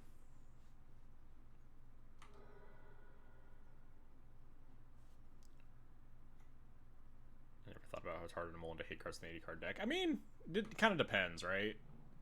It's not actually that much harder. Because you usually play... Oh, we're going to actually Mind Break Trap them? Holy shit, this never works. Amazing. Usually, like, compensate by just playing more hate cards, right? That's kind of the trade-off between 80 card decks trying to find their hate cards. I think I'm gonna lead Thalia here. If they have Daze, I'd rather resolve the Spirit. This is really Mind Break Trap's day, huh? Mind Break Trap never works for Doomsday. They just happen to have the Petal Cabal and... Is this Hardcast Oracle to block? Oh, 2-mana Ponder, sure. We'll just play Spirit.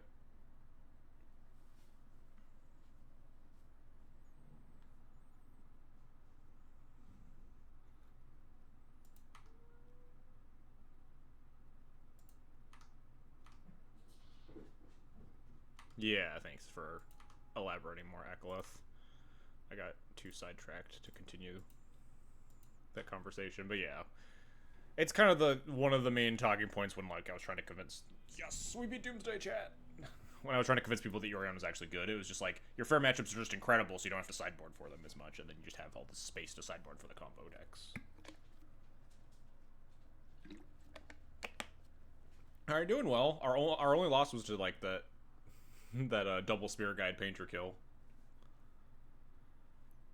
Please send me your energy and Kamiko Butts for 10 minutes to get one card. What card are you even looking for at this point? I feel like it's not that hard to get all the DNT cards.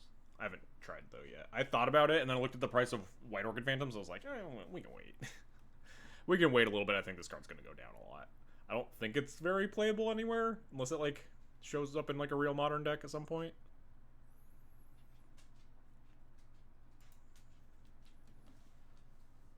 What card are you trying to even pick up?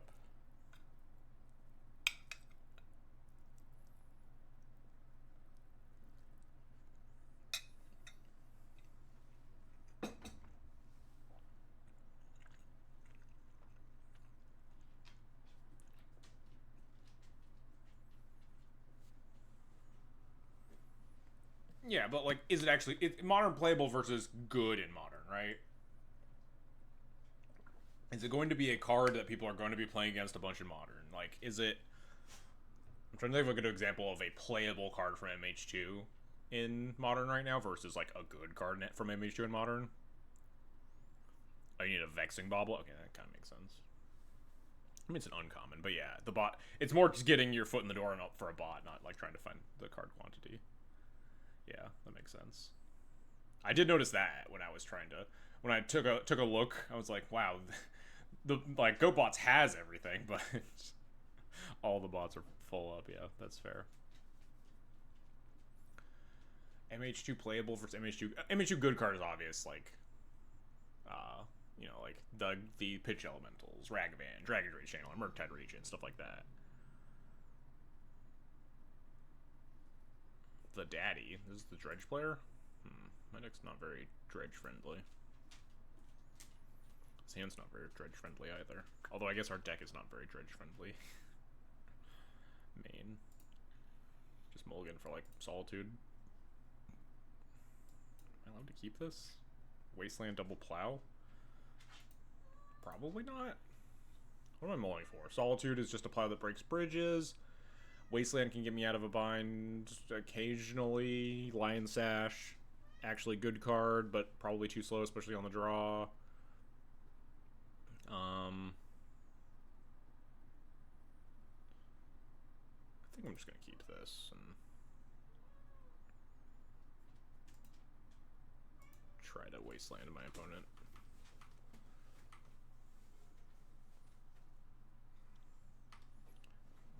Might just, you know, get turn 1. Breakthrough LE. Maybe they'll brick on the Grave Troll, huh? Mill 6, miss a Dredger. Oh no, they're Distinct Shit. I got excited for a second. But yeah, maybe just did.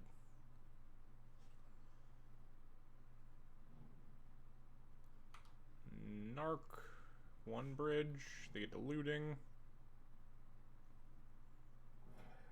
Therapying me first. Do I just concede? Yeah, I'm good. I'm okay. Yeah, I got the big thing for me, child, is that like there's nothing modern doesn't exist to me right now, right? Like modern is a complete even more so than legacy is just this ambiguous blob of new cards. So like sure it's in the red white energy deck, but is the red white energy deck a real deck or is it a deck that Spike put together and people are trying it and will God knows if it will show up in 2 weeks. Like, Spike is probably a lot of the reason that the card is 8 tickets right now, because modern players wanted to play the Spike deck, but will modern players want it in 2 weeks, or is it going to be like 3 tickets because, you know, the card's bad or the deck is bad? That's what I mean by, like, modern playable.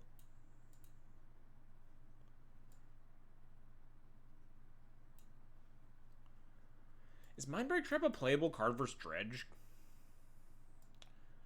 Wrath of the Skies is maybe a playable card versus Dredge. These cards are good. Good to find. Oh, it's very macabre too. Cuts. Maybe this is a matchup where we finally cut Felias, huh?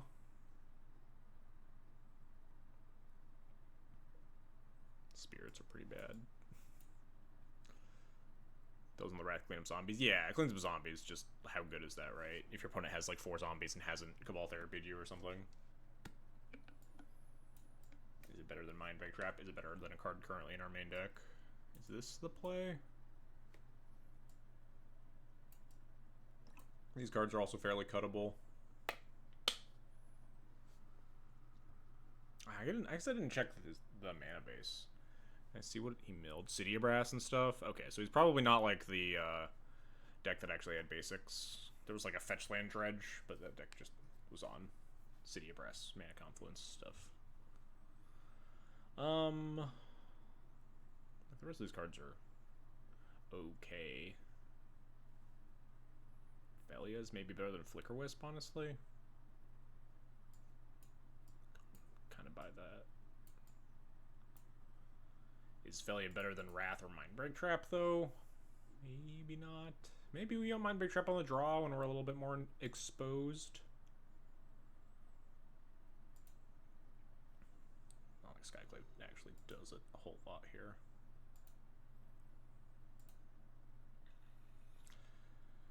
Well, I'm not gonna keep a one-lander with a Cage, potentially Priest, Mom, stuff like that.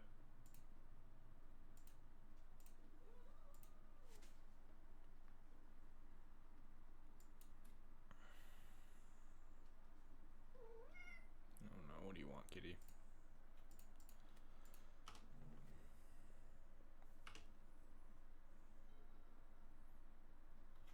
Bobble doubled in the 15 minutes it took to get a trade accepted. That's rough. If I draw a land, I might like White Orchid this, honestly. Lotus Petal. Interesting. Well, we didn't draw a land.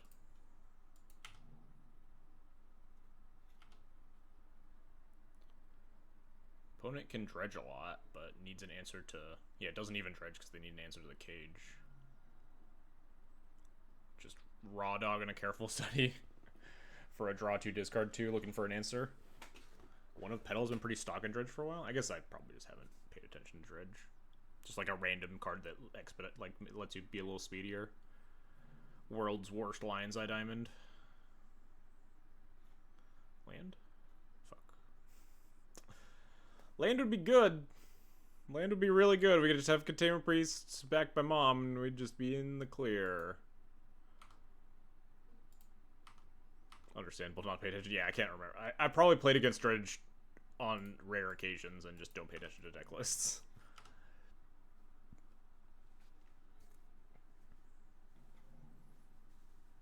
Is it time to cast a Dredger? No, they have more draw spells. Yeah, just like a 5th LED.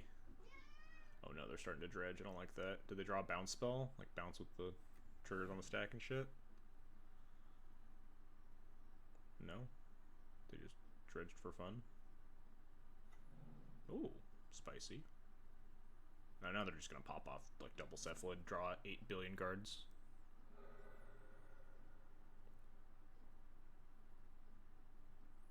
This card makes sense. This card does make sense, right? It just like gets the ley line out of the way long enough to matter, and it also hits like everything else. The card does make sense as like an anti-graveyard hate card. Yeah. We're good. I'm good here. We can move on to the next league. I'm fine. I'm fine with that loss. We missed on 2 draw steps, and we had like 32 lands in the deck to win on the spot. That's fine. I'll accept that one. Static Prison, yeah. It's definitely just a side grade, anti-sideboard hate card for Dredge. It's very understandable card. I'll finish eating my food. I should have been eating while my opponent was killing me. Oh well. Good games. I like the Static Prison. We were talking about how that looked like a really good sideboard option for Dredge.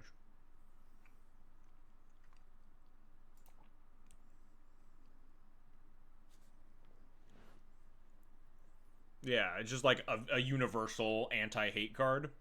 It just hits like Leyline and all the creatures and like unlicensed stars and stuff. And like the 2-turn timer doesn't matter because you just like kill them in that time frame. Makes a lot of sense to me.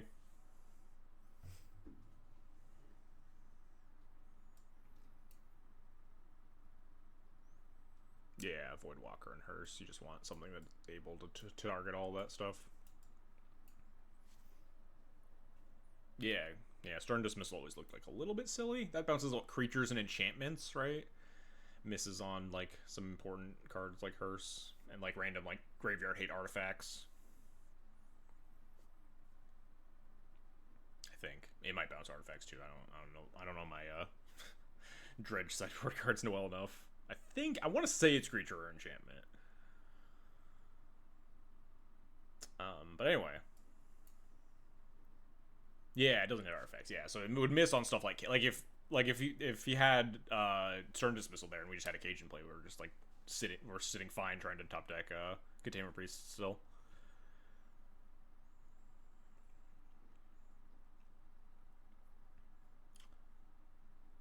Yeah, that makes a lot of sense. Chain of Vapor does seem like it kind of sucks. Alright, so next deck we're trying is just regular old Moon Stompy with a bunch of Soul Sundering Eruptions. I found that the MDFCs in tandem with Chromox decks are just really good. I don't know if this deck's allowed to play 8 because your life total really does matter, especially in like Ancient Tomb, the One Ring decks, especially against like Delver or Scam. Oftentimes getting like Bolt Landing yourself and tapping Ancient Tomb a bunch, like if you go Ancient Tomb 2-drop into Bolt Land 3-drop, you've taken 7 damage, and then sometimes not even put a clock into play if you're just like casting Hearse into Moon or whatever. Yes, I have a friend who's playing in a Legacy event with Moon Stompy too, so I wanted to hopefully work out some of the kinks of a list like this. But yeah, I'm not sure if 8 is the number. Sundering Eruption interests me. So I guess we will just find out, huh? I don't know if it's good enough to make Magus a better card than it has been in the past. How's the stream going? It's all a solidly medium 3-2 with D&T. And now we're on to Moon Stompy.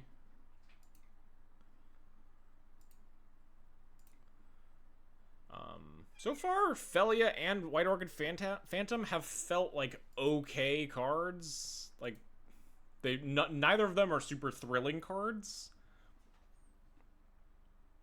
Which is about the feeling that I was getting on Friday. Felia has felt better than I expected, but I expected Felia to be very bad, and Felia has instead been,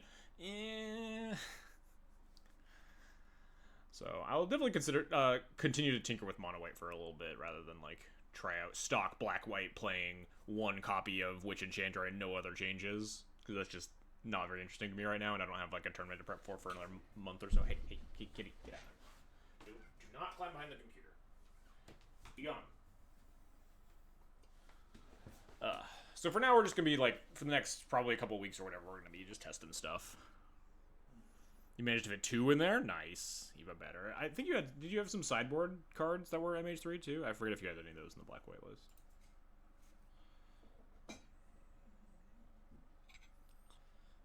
Yeah, Felia is better than I anticipated, but, like, still kind of blah.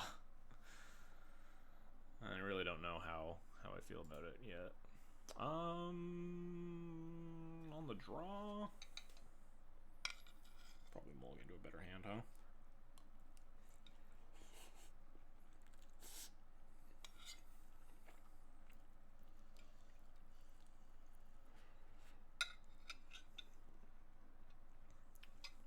We have the new card, though. Consider.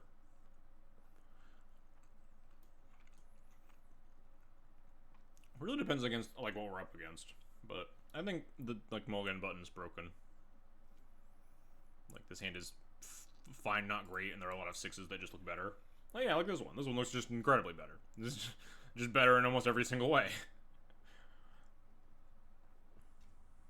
Yeah, absolutely keep this. Question is, what am I kind of want to bomb this Chrome Mox.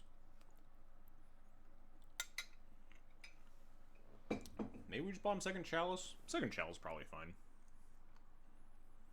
And this Chrome Mox sucks too, though. And we can loot away either with the Fable, hopefully. If the Chalice was forced to potentially play second Chalice and bomb this Chrome Mox. We'll be fine. We certainly won't get all of our red sources removed. Hey, the daddy. The daddy. Thanks for the follow. Appreciate it.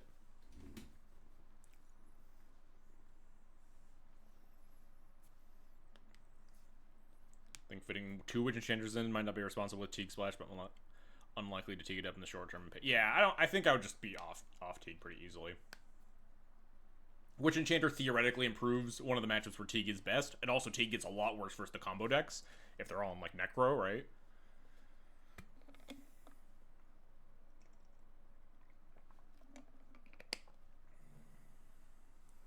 The other good matchup being Beans. I don't think I said that. I think I was just thinking it. Oh, do I have ugly mountains in here? Fuck. It's probably because I just auto-loaded. Auto-populated, imported into a random deck. Just OTJ. Chad, do I ever put Chalice on 0 here if this one resolves? Probably not, but, like, they could be a combo deck. And we want the Chalice on 0 too. But if they're, like... Scam, we want the Chalice on 2.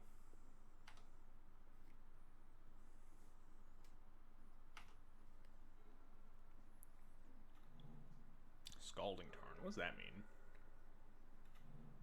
Okay, well, feeling pretty good about my Chalice not being on 0. I guess this could be like... Okay, no, this is just bug beans. I will cast another Chalice of the Void.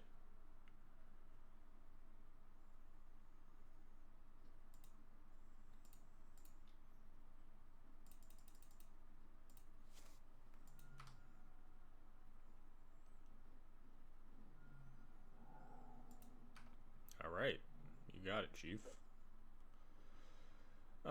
We could, like, double pitch cast Spirit Guide, or cast a Fable, I mean, but that seems not exciting. Alright, as long as this isn't... Alright, cool. Not Murktide Regent is good for me. First Summoning Eruption, and by that I mean it's a Volcanic Fissure. It's just a land that has dealt me 3 damage. Worse than any other land I could put in my deck. Days? Second Force, jeez. Alright. San Can 2, thanks for the follow. Really want to draw Blood Moon, I guess, at this point. That would be our best top deck. It's like an acceptable top deck, I guess. It's not super exciting.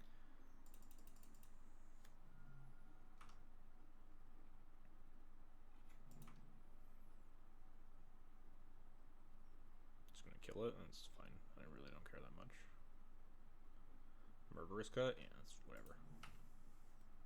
Now we can draw the One Ring. We can draw Magus. We can draw Blood Moon. We can draw another Fable. Would still be pretty good.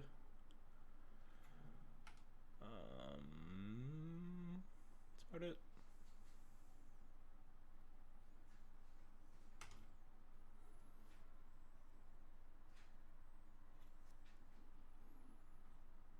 Wouldn't. It's not very good, huh? I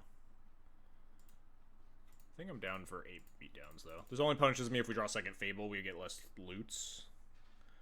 But we have mana to cast everything else in our deck. I don't really want to take 2 more damage here.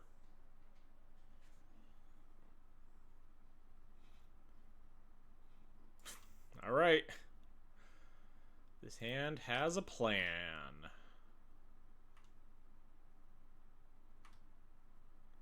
And it is Monkey Beatdowns.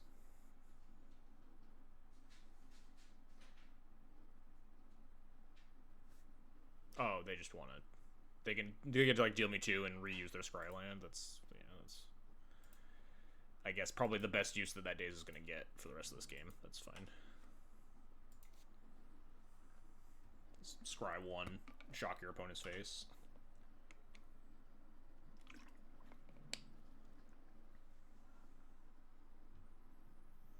Stifle. Oh, wish they drew that one. Oh, that is a good one. That's a really good one to draw, huh?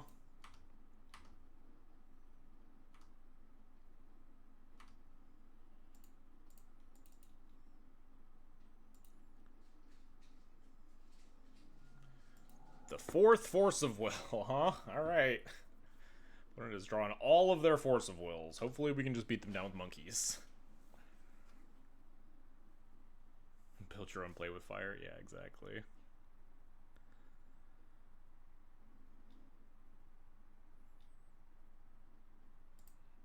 Goodbye, monkey.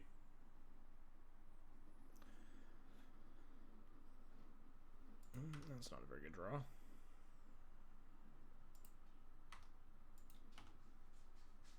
I hear a cat getting up to some fuckery in the other room. And I don't much care for it. Alright, Simian Spirit God's still alive. Beaten down.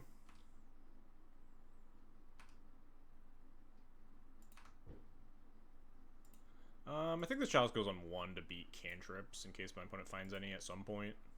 We could put it on 2 to like turn off like beans, bowmasters. But I think I'm more scared of like brainstorm and ponder.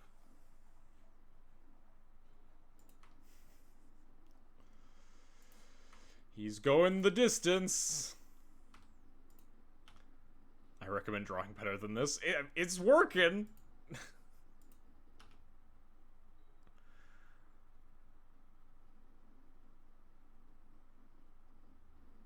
It worked exactly as much as it needed to.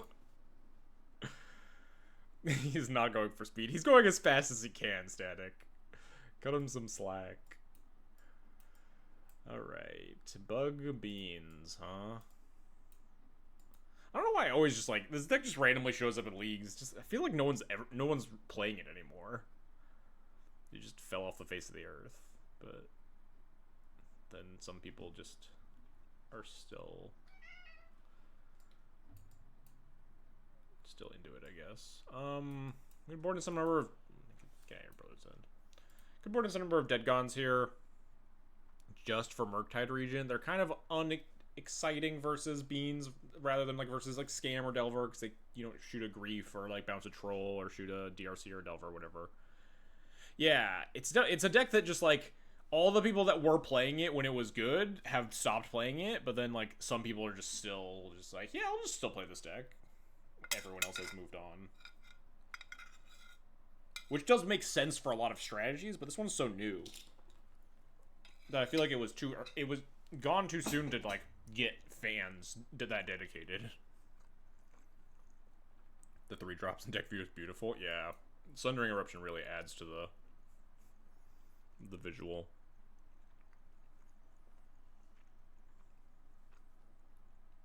What would I cut for these? Probably shave some Bombardiers. Bombardiers not that exciting in this matchup. I like boarding some. I'm okay with some beans, not all of them. Maintain a little threat density.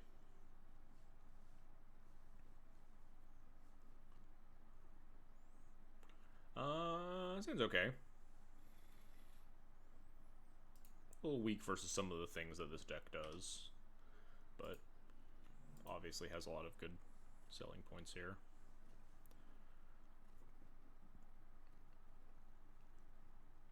I kind of want to pitch the Pyroblast over the Monkey because we're so mana light, but I feel like the Seeming Spirit Guide's not going to save us from being mana light. I think I'll pitch a Spirit Guide now. We have another land. Chat, someone remind me to fix these basics between matches. Notably, I could pitch like the Pyroblast player on days here if I wanted to. I think the Pyroblast is just going to be more important, even with, like, I don't think the Chalice is going to resolve. Yeah, I think the Spirit Guide's just the worst card in our hand, and we're okay running into a daze here. Yep. Especially with the Pyroblast in our hand, we don't necessarily need the Chalice in play.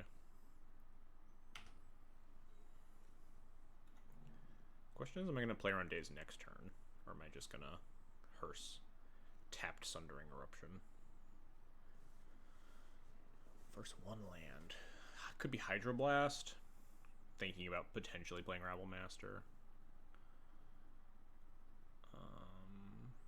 We could also play on Force of Will if we bolt.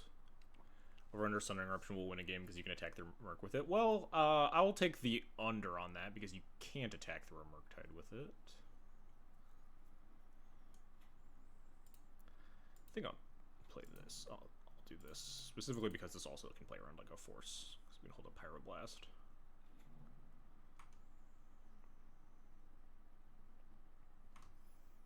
It is a little awkward with our Canoptic Scarab Swarm in hand, but there's a chance that they end up destroying the Hearse instead with wait, can that stupid card destroy Hearse? I always forget. Witherbloom command? That's 2 or less, right? 1 or less for command? Thought that was a Molten Collapse. That was 1 or less, and that Hearse was not Hearse. That Beans was fuck.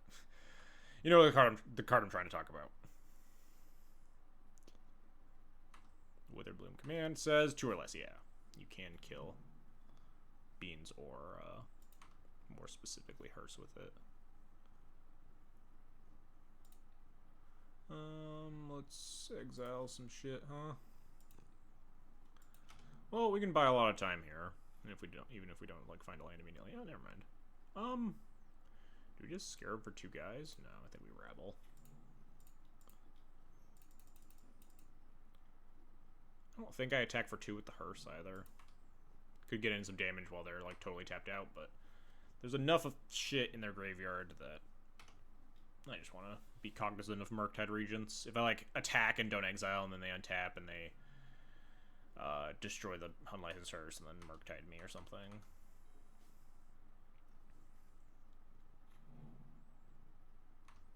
Now the card to be cognizant of is Orcish Bowmaster. It probably means we just don't attack with Goblin Rabble Master. We might attack with Hearse this turn, honestly.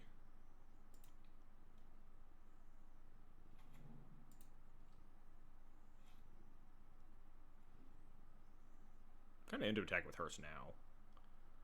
If they have a removal spell, I just don't really care that much. We have Scarab Swarm as Graveyard Hate and 2 answers to Murktide Regent. This just lets us continue to put pressure on them and not play into Orcish Bowmaster. Main phasing Hearse activation of out. Yeah, I definitely was not thinking about Murderous Cut. I'm always thinking about Murktide with my main phase Hearse activations, but definitely didn't adjust my heuristics for Murderous Cut.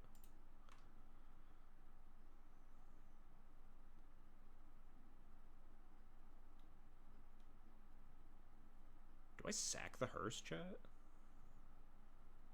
I kind of want to sack the Hearse. That's insane.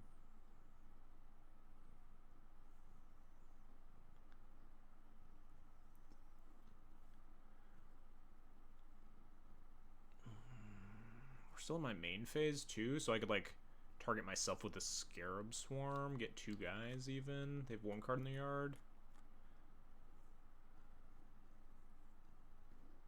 I'm kind of in for sacking the hearse, honestly. We have 2 answers for Murktide Regent. Yeah, I'm gonna do it.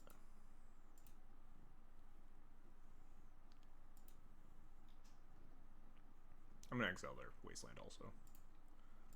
Because again, I'm probably just gonna target myself with this Scarab Swarm.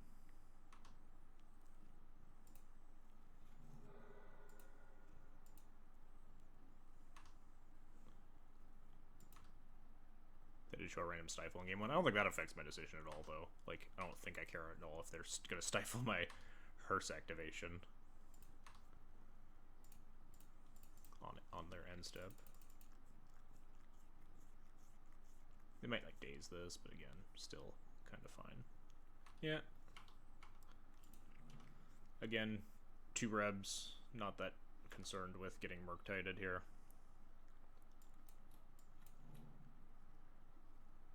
Kind of annoying that I don't get to play, like, have to deal with the potential Bowmaster here still.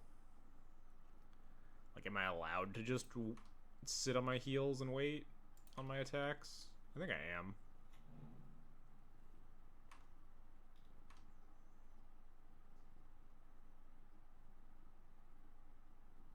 This feels a lot like they have a Bowmaster, huh?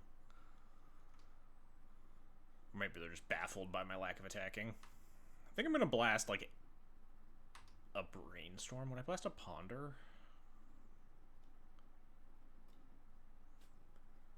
Do I even care about this?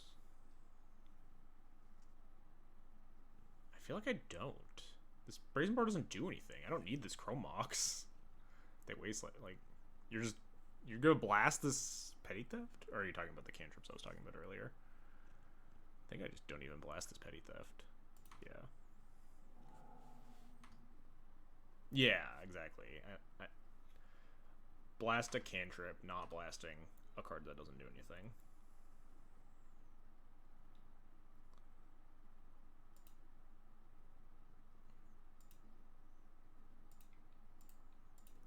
Bang.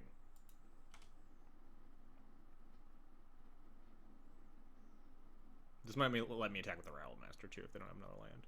Stop it.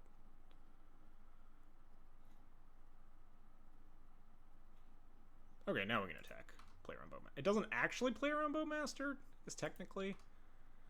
But they would realistically probably not play around me having a removal spell anyway. And even if they do, then now we have 4 goblins. And also, they might not have Bowmaster, and they might just take 1 billion damage.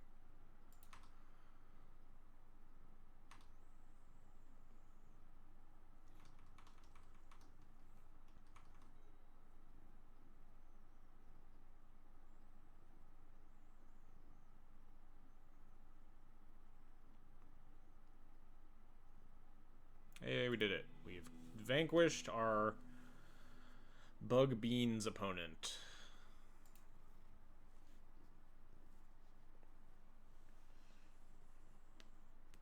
Our Bug Beans opponent that was likely playing probably close to 0 new cards. I can't think of an MH3 card that would go in that deck.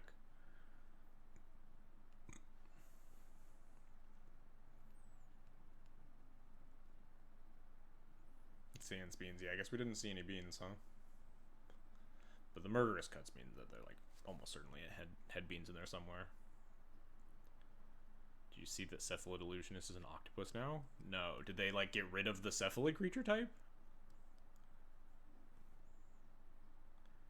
Oh, they could, yeah, they could maybe be playing frogs, sure. Yeah, that's valid.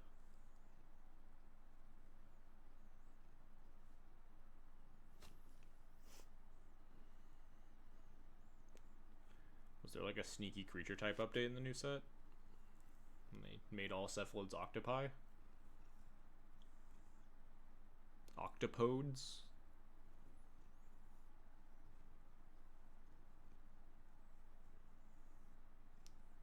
Yeah, I knew they got rid of... they got rid of Viashana like a couple sets ago, didn't they?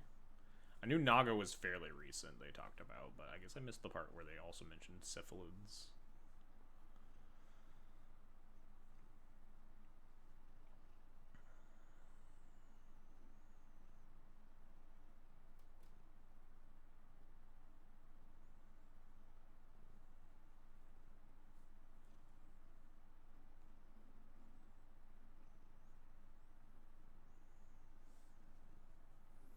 Yeah, same reasons. I knew about Naga and Viashino, but I did not know cephalids.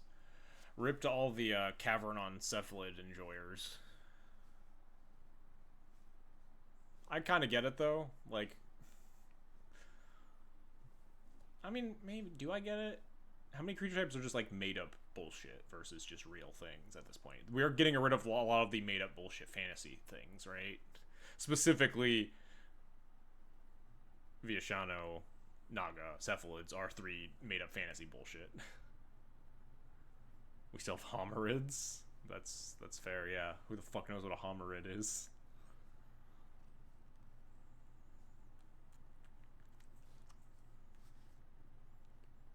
Octopus breakfast? Oh, it's so much worse. I mean, still the card is still named Cephalid Illusionist, so you still definitely just can get to call it Cephalid Breakfast. But it will be funny that I get to ask, what cephalids are you playing in the deck? Why can't we just have fantasy nonsense? Yeah, I mean, some of the fantasy nonsense is specifically harmful because it's, like, appropriation of certain cultures. But I can't imagine cephalid was one of those things.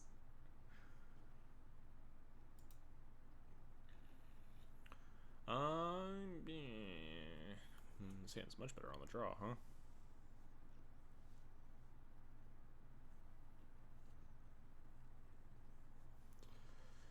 Seems pretty good, though. Alright, get off me. We're done here, kitty. Thank you. Ugh. Am I allowed to keep this hand? It has good pieces. You generally want to mulligan your hands that don't cast something on turn 1 in this deck, though.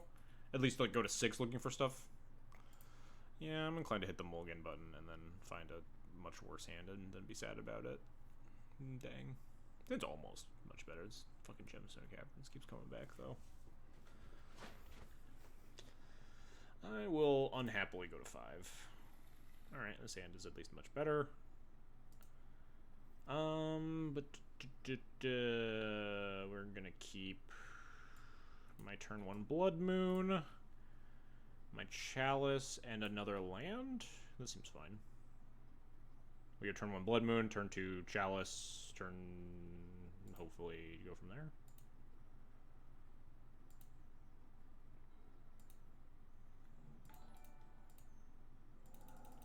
Bang. Hey, Doogs on Twitch. Thanks for the Twitch Prime sub. Appreciated.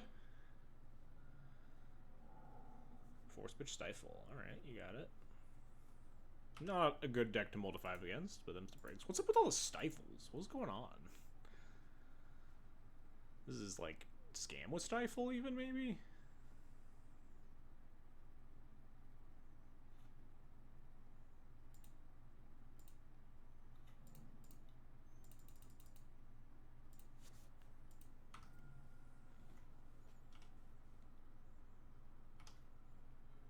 New format, gotta catch those fetches. Stifle Shuko. Nice. Oh, well, that's not very nice. Opponent, that was kind of a jerk move, I'm gonna be honest.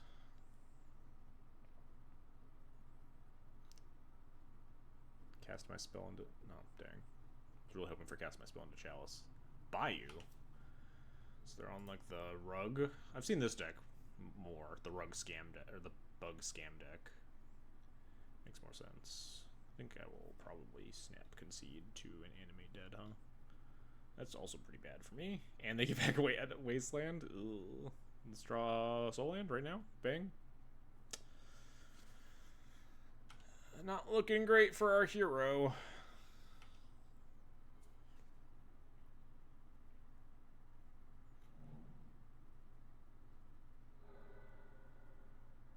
I will snap concede to basically anything that even smells like a pressure on my life total. I guess that's not true. I wouldn't concede to Orcish Bowmaster here. This isn't Bug Beans, this is Bug Scam. Slightly different. I have seen this Bug Scam deck be a little bit more popular.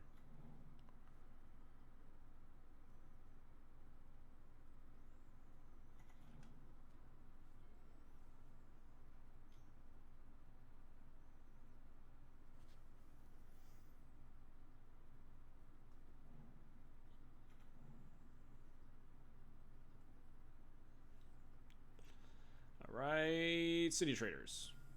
Alright, not City Traders, but could do something at some point.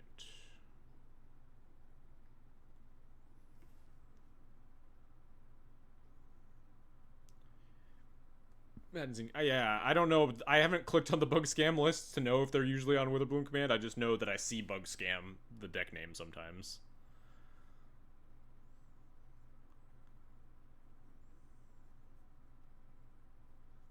Legally distinct and therefore slightly more reasonable. Yeah, I mean, at least they're casting the good cards here.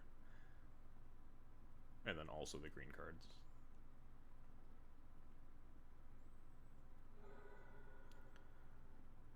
Second Bowmaster? No. Surveil Land, sure. Tops on Surveil Land. Probably is bad for me, huh? Is it right-click concede time? Nope, not yet. We will wait for them to cast Reanimate.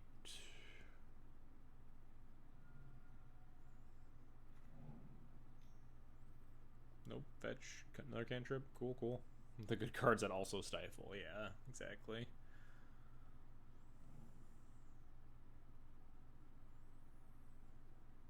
This hand was like pretty good for a multi-5 against this deck too, but then they had answer your answer to Blood Moon, then answer to Chalice. It's hard to ask for more than like a lock piece and a lock piece against a deck like Scam. I don't think I'm gonna Fury this board. Alright. Third Wasteland, that's fine. Hardcast Grief. They take the Fury. So I can't Fury the board. We go to 9. Top. Alright, sure. I mean, they have 3 more cards in hand. They probably have like a counter spell for the Fury or something.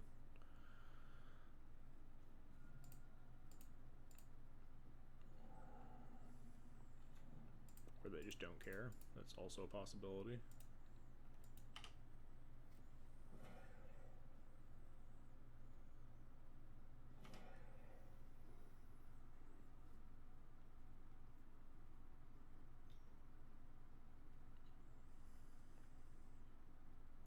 What's up, Mike? How's it going?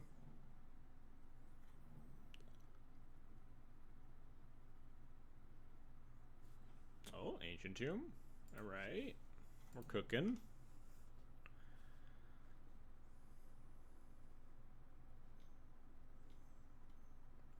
Brazen Borrower. Alright. We're at 6.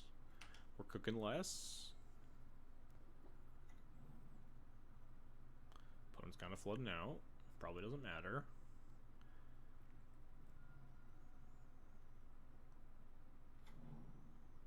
It's gonna be Troll. That's really funny. Fair enough. We could draw City of Traders into the One Ring, into, yeah, I think we would probably die with that line too. Getting back from vacation tomorrow, itching to open chests. We should be opening chests too. I have not opened any. Alright, let's do our normal plan. Wait, why did my deck only have 3 ley lines? Oh, I think I cut the 4th ley line just for like adding new, like shifting around the sideboard and stuff. This sideboard should be different. I should be playing the flute and stuff. I'll make some deck list changes, I think.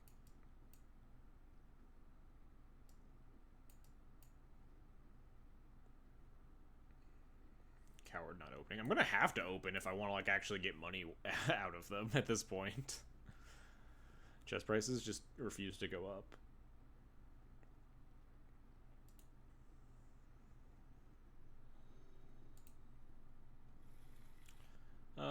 One lander. This is good. Turn 1 Blood Moon. Bottom broadside, pitch second broadside. It's a little iffy. There's a chance I could bottom the mountain in a broadside instead.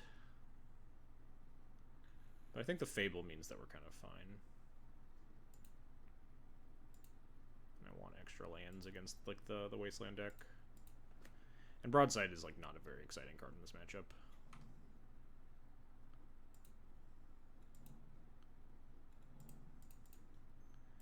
And maybe this Blood Moon just resolves and they die. You never know.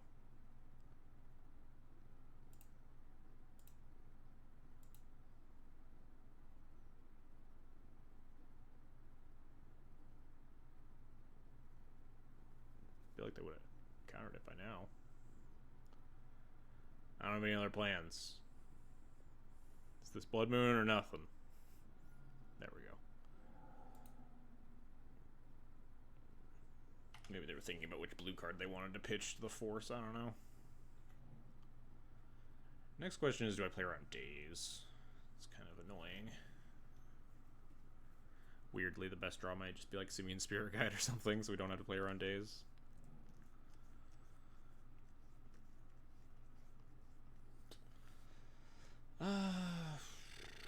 They have 5 cards in hand. I think I just kind of have to play around days.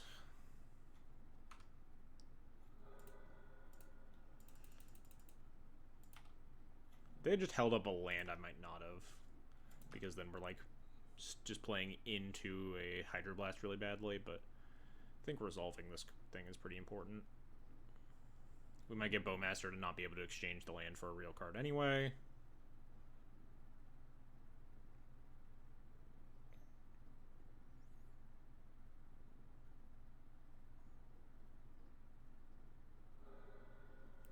Let's just Troll Reanimate. Alright, not the end of the world. Not great, obviously. I will exchange both my cards for hopefully better ones. Those are better. Am I allowed to just hope my opponent doesn't have days?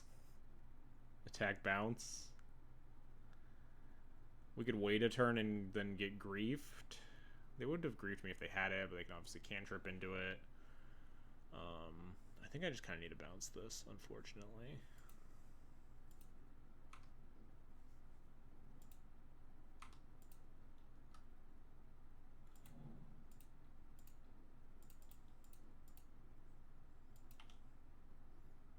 Nice.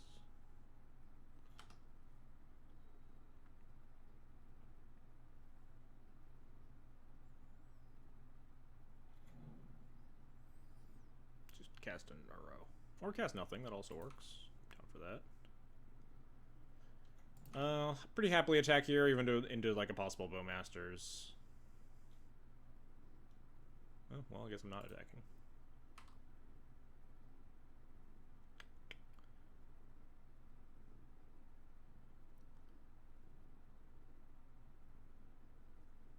I think I have this game locked up enough that I'm going to play around days, even though they didn't show me a days last turn.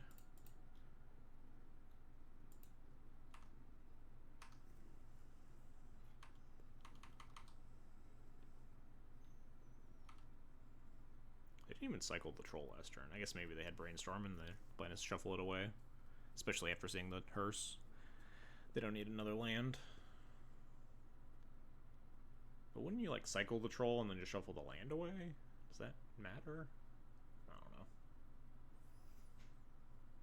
Maybe they want the black card to like pair with a Grief. Although I'm hellbent, so probably not.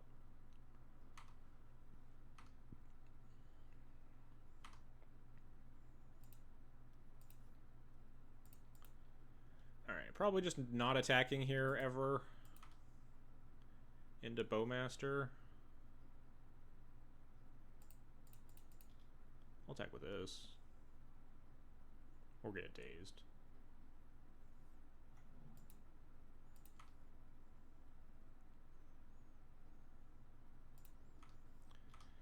We can't get Bowmastered because we can throw the Chromux at one of the guys. Put them to go to blocks but not damage yet. They're just surveilling, sure. Kept a card on top. I almost want to put them to 1 here, but that can't be right. If they just have like a removal spell for my broadside, I have no threats. I think just leaving them at 6 is fine.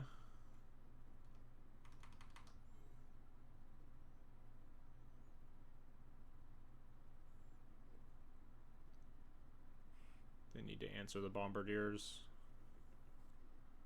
Where they just die.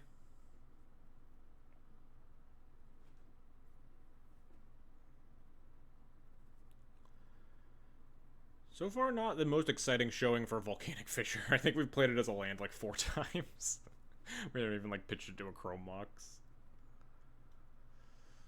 Witherbloom command, so they're milling themselves and destroying my... Oh, and I can just animate this, right? Destroy target non-creature, non-land permanent?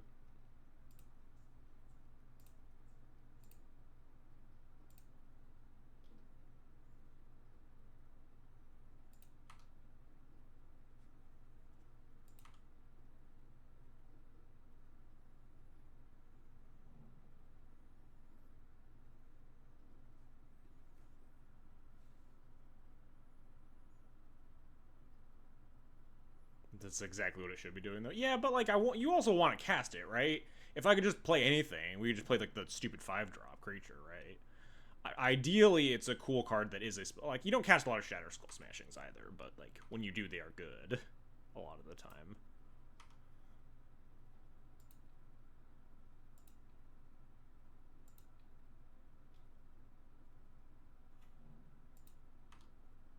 Most of the appeal is pitched to Mox and Fury, but it also hasn't even done that. Alright, we're just gonna go to Combat, if we get to attack, then they just die. If we target, they could potentially have a removal spell or whatever.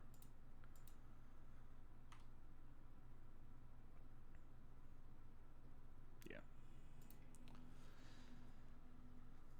But just, yeah, pitch to Mox plus Fury plus have a little bit of relevant text is the appeal of the MDFCs in this deck.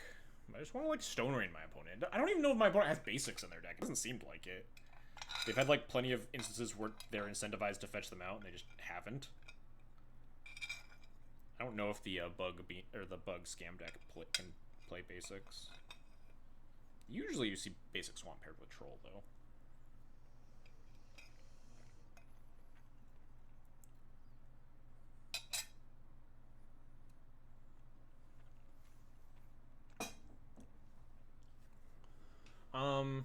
We can talk about boarding. I don't think. I think the bug decks are not on like the Entomb bullshit, so I don't really want the Leyline stuff.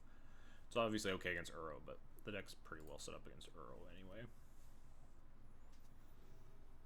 You mostly board in Leylines when you're like, sometimes when you're on the draw versus like the Entomb versions of Scam.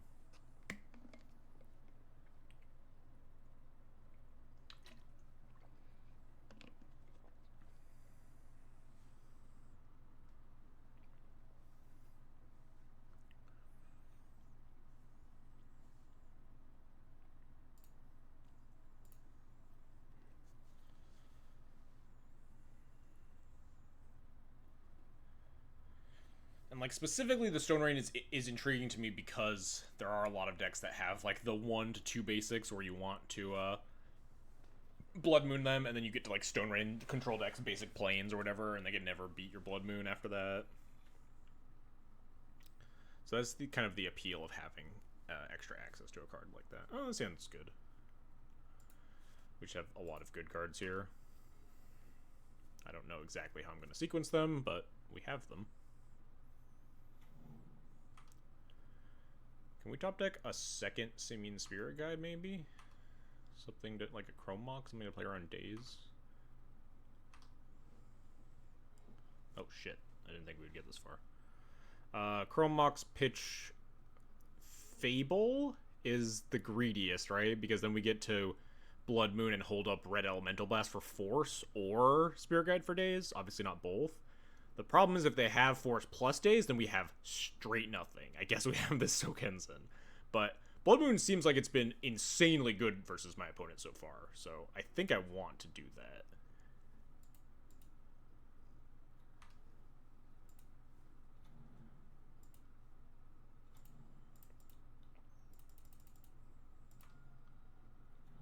Oh. Or just resolves and everything's easy.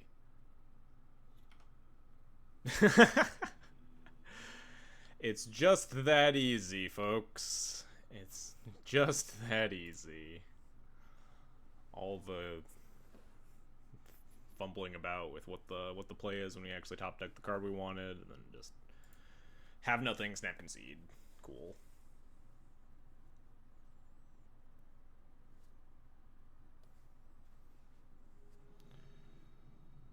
MH3. Oh god, monkeys can't cry. Well, I mean, plus sides, upsides, it's not Wonder Pro. Downsides, monkeys doesn't always play Doomsday, right? He is a Doomsday one trick, but doesn't he? Does he also do other stuff like other Dark Ritual things? Wonder Pro's like an actual Doomsday one trick. I feel like I've seen monkeys can't cry play like Storm and stuff, maybe testing Necro. Regardless, I don't think this hand is keepable, even with like the gemstones. In the blind, this hand would be nice because like we have turn one Hearse, but is turn one Hearse anything versus any deck that monkeys can't cry plays? But also, we have 2 Sundering options. What if he doesn't have any basics? Just can just Stone Rain him every turn, huh? Alright, enough. Go bother. There's no one else in this house to bother, but go bother not me. I'm gonna mulligan versus that. This hand's definitely better. Gonna bottom this mountain. That's better versus like almost everything, honestly. This hand just has all the juice that we want. I'm just gonna turn 1 Blood Moon around Daze, I believe. Oh no, now I'll pitch this Fury.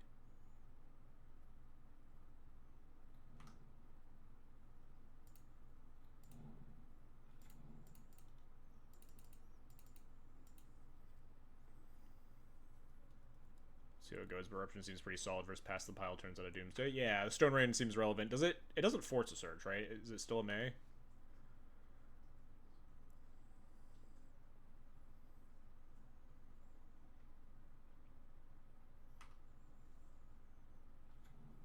Huh. I really didn't think I would get this far.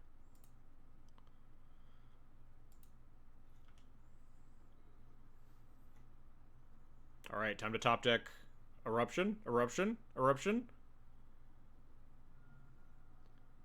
Eruption. Dang. I guess we'll Rabble Master.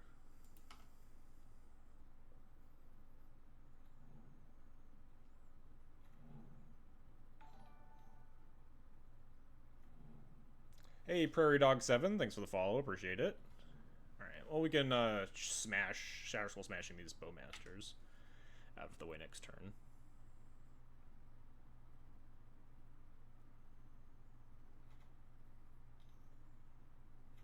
Ooh. Wait, this is discard a card pump? That's kind of problematic, huh?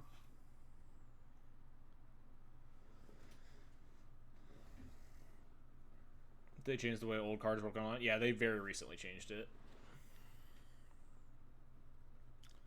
Huh. Kind of unlucky that my opponent just had basic into basic, huh?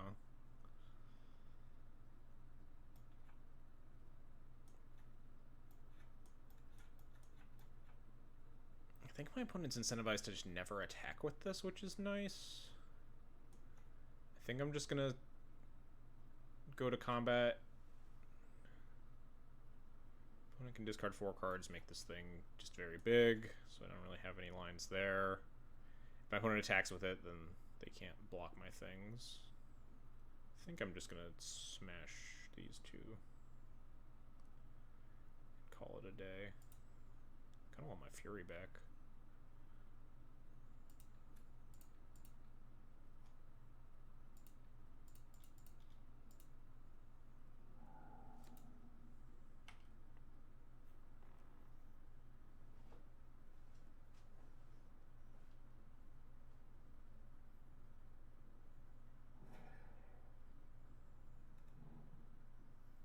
Yeah, if I attack here, I'm pretty sure he just makes a giant Psychic Frog, eats the Rabble Master, and then starts attacking me and drawing cards. That's very bad for me. This way, if he wants to start attacking with the Psychic Frog, then we get to, in exchange, start attacking with Rabble Master plus token.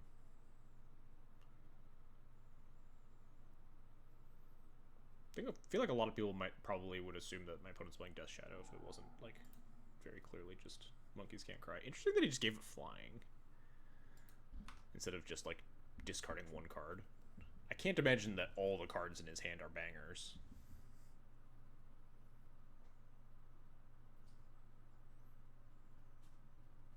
Hope hope the games are going good. They're going exactly okay. Oh, that's... Never mind. Going a lot worse now. We might just die. Yeah, I know.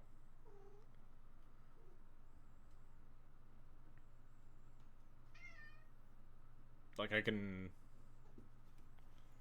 When frog attacks, it finally turns right side up. Yeah, someone pointed that out when we were playing against it on Friday. It's very funny.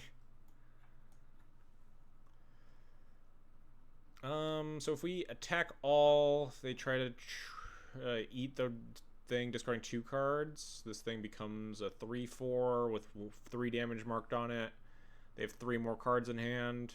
I can only deal it 2, so they can just save it, and we still die. Yeah, I think we're just gonna die to double Psychic Frog, huh? Things fuel themselves very well, and just they're gonna... One's gonna be on offense, one's gonna be on defense the whole game.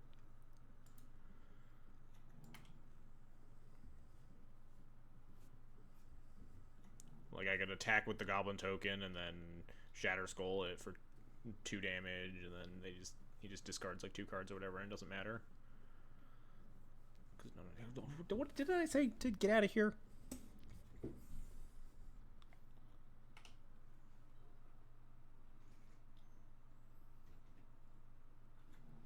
Is he just like fully not on combo? This has to still be Doomsday with the Street Wraith, right? He's just psyching me out with fucking a bunch of tempo creatures. There's no way Monkeys Can't Cry just put Street Wraith in like a fair Tameo Psychic Frog Orcish Bowmaster deck, right?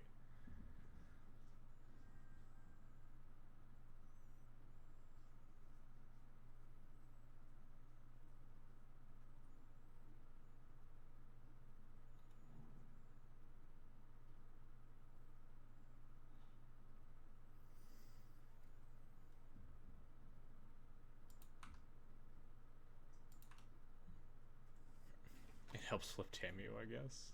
I mean, what, the frogs? Sure. Are the tempo here? Yeah, that's how I'm feeling. I feel like the tempo creatures are trying to lull me into a false sense of security. He's still just a fucking Doomsday player. Like, it's Monkeys Can't Cry. Like, come on. There's no possible way it's anything else. Oh, the Street Wraith. I mean, I guess that is technically true. That sounds a little bit loose, though.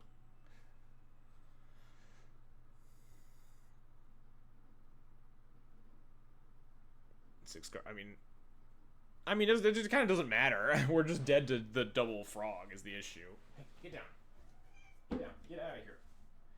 Like, my opponent could have 6 blank pieces of cardboard in hand, and we're still dead, right? They just pump these frogs and draw 3 cards a turn.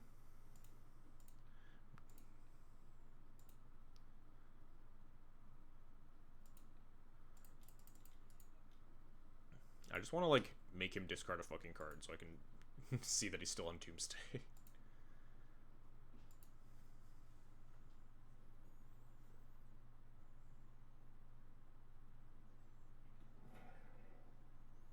we have killed the Tameo. Tameo gained 4 life. Lotus Bell. Okay, yes, he's still on Doomsday. We're fine. We're still just gonna die to Doomsday. Doomsday Psychic Frog draw into your pile? I was gonna concede, but actually do want to see the rest of his deck.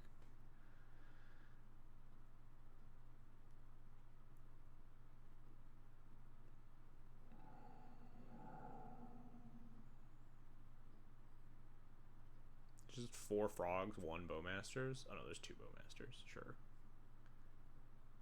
2 Tameos, just all the all the fun ofs.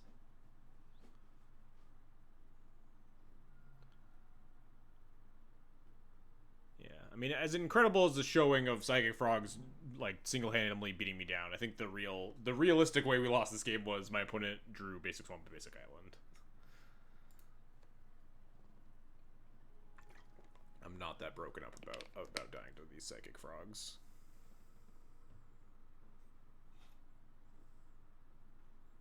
Interesting that we still managed to get to a pass the turn pile here instead of just killing me. I have to imagine there was a way to kill me drawing 2 cards, right? There really wasn't?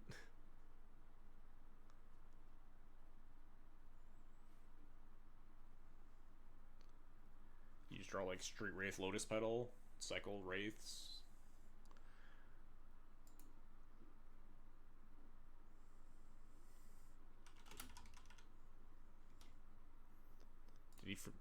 Is the only card that matters the Thassa's Oracle? Did he forget to put that in the pile?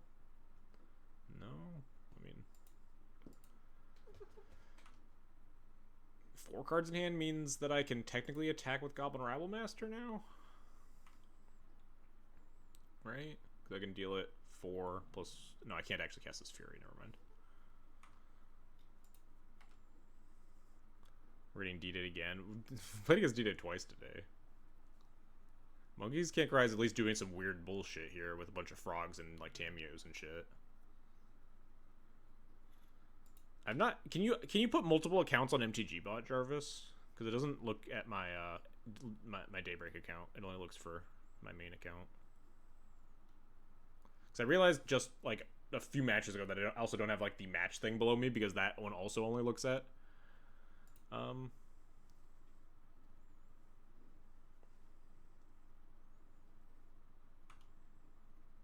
at XJ Cloud.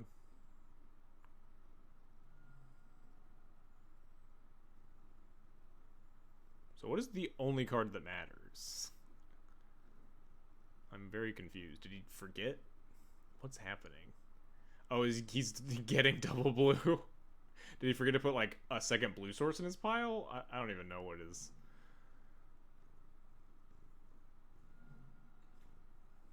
Getting double blue to cast the Thoracle to kill me, sure. I guess he just forgot to put the card that killed me that turn in the pile.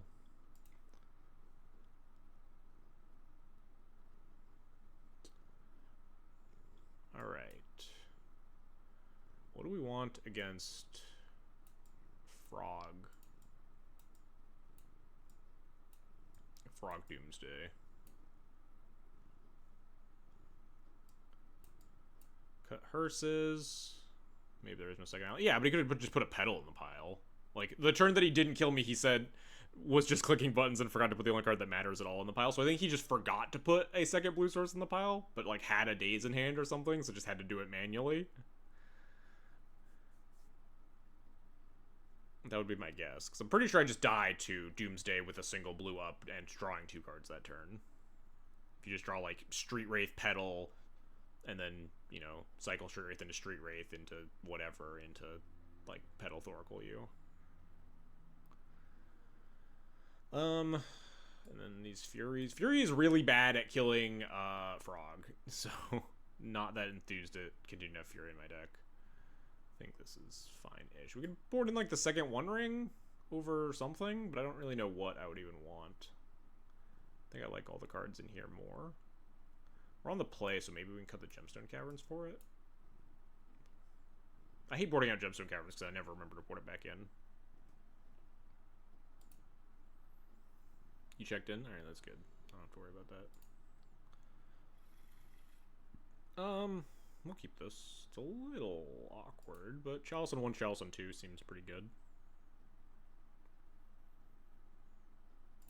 Chalice on 2, really good against frogs.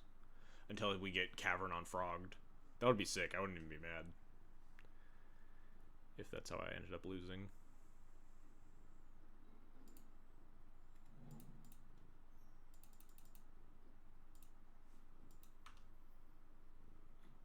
Are you winning, son? We're down a game, but we're also 2-0 in the league.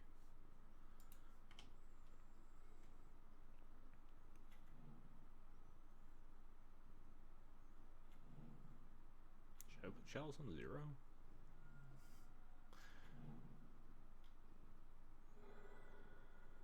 Am I just incapable of beating Doomsday with decks that are good against Doomsday, and then somehow managed to beat Doomsday with D&T today? Oh, I should have Mind Break Trap that. What the fuck am I doing? I'm dumb as hell. I'm just totally have 6th of Mind Break Trap in my hand. Just not paying any attention. Fuck. Oh well.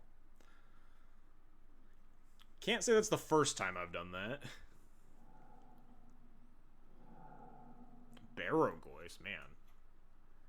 He's really doing some bullshit over there, huh? We've simply lulled him into a false sense of security with the Mind Break Trap, and then we will Mind Break Trap the Thassa's Oracle.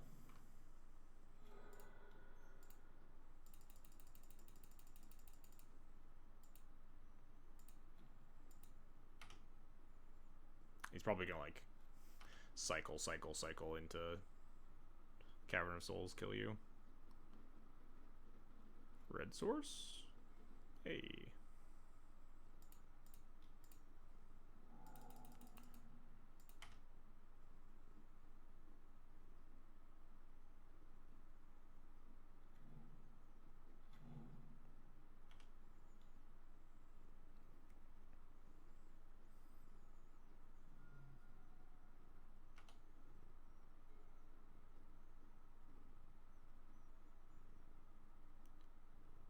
We draw red source again. We have lethal next turn. 1, 2, 3, 4, 5, 6, 7, 8. Missed earlier part. Is there a link to the D&T deck? Yes. All my decks are on Flex Slot. Barrow, go away from milling yourself and put... Hey, we did it! Somehow. Alright. Things to note.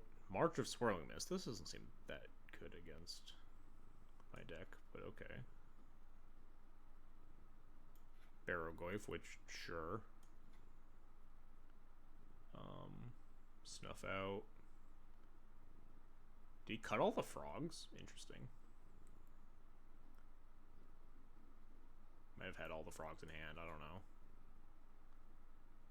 Alright, well, we won despite my horrible blunder.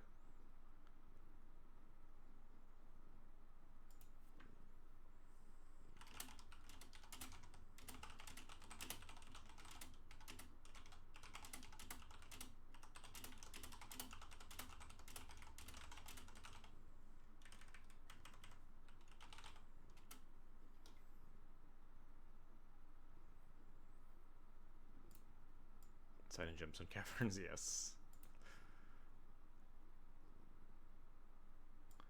I think we can just pretty handedly cut. And shave one of the One Rings.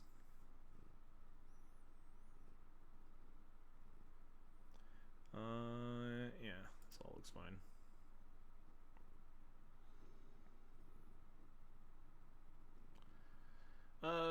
Turn 2 Blood Moon's a little iffy.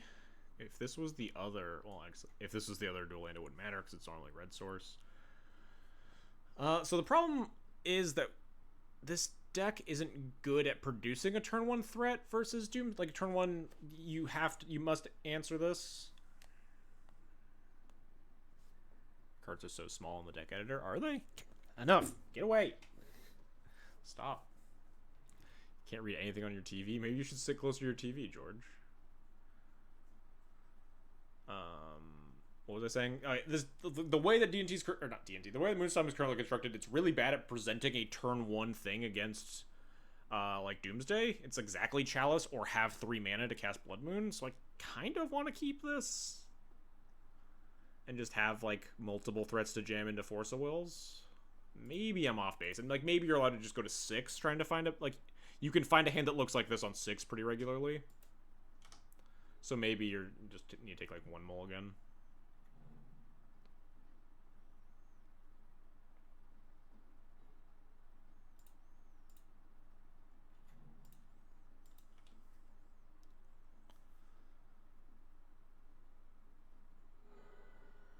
Surveil land.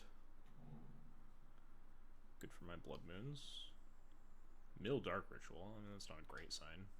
Can't say I'm super happy about that, but maybe that means he needs to find Doomsday or something.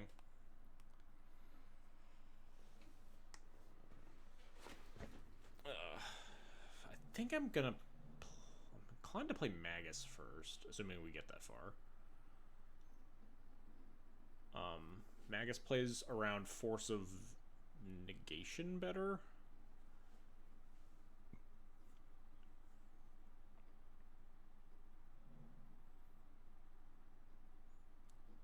Also lethals if I like cast this and then he Doomsdays and doesn't kill me, because he go to 9 and we have Bombardiers for lethal. I think I will Magus. I feel like I guess the other issue is that this one is less likely to resolve, so maybe we're supposed to play the Blood Moon first. Yeah, or not.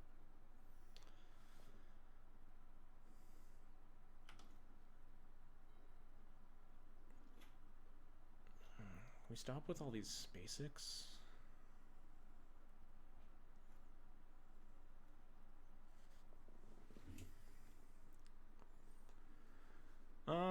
think I'm just gonna broadside bombardiers here.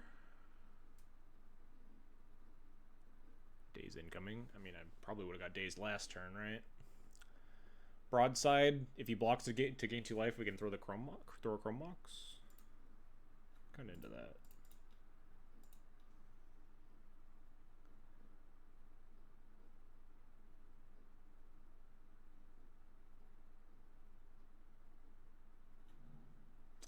Do I have to play around Bowmaster, though, and like play out the Chrome Mox? It's the best way to play around Bowmaster to not attack with Magus at all, but then I never get to Chrome Mox at the Tameo. But also, how much do I care about that? Like, am I that scared of this Tameo? I don't really think so.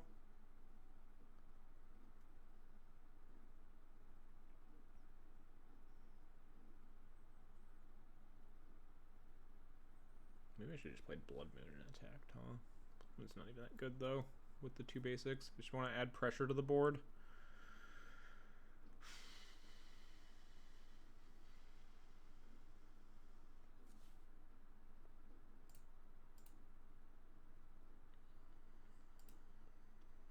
I could just pitch something so I can attack with both and also have the Dead Gone up here. Maybe that's the play. Pitch this Fable. Decent clock. Yeah, maybe this is the strat, huh? If this was the strat, then I should have played around Daze. It took a while for me to think about it. The block does happen. Okay.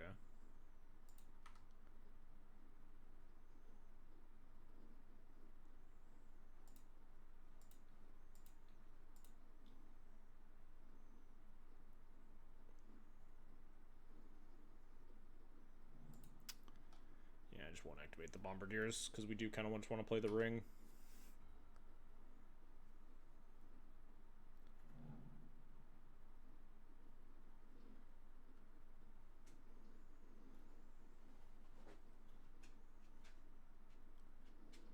Do we want to play the ring? This is 4 plus 6 damage. It's 10 into 6.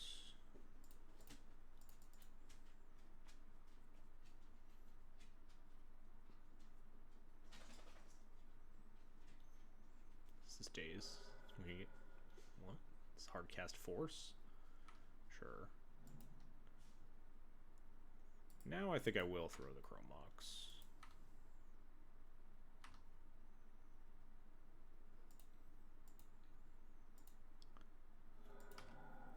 Because it sets up lethal next turn. Oh no, we're 1 off lethal, right? 1, 2, 4 plus 5, yeah. I might put them to 1, though, because that stops Jimsay from being cast, if this Blood Moon resolves, or that happens.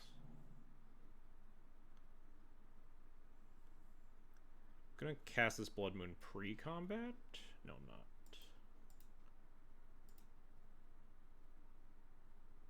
We're just gonna attack.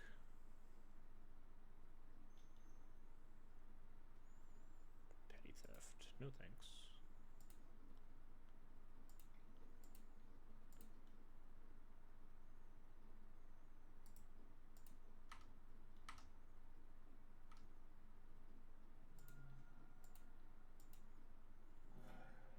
Bang. Oh. Really had to work for that one, huh?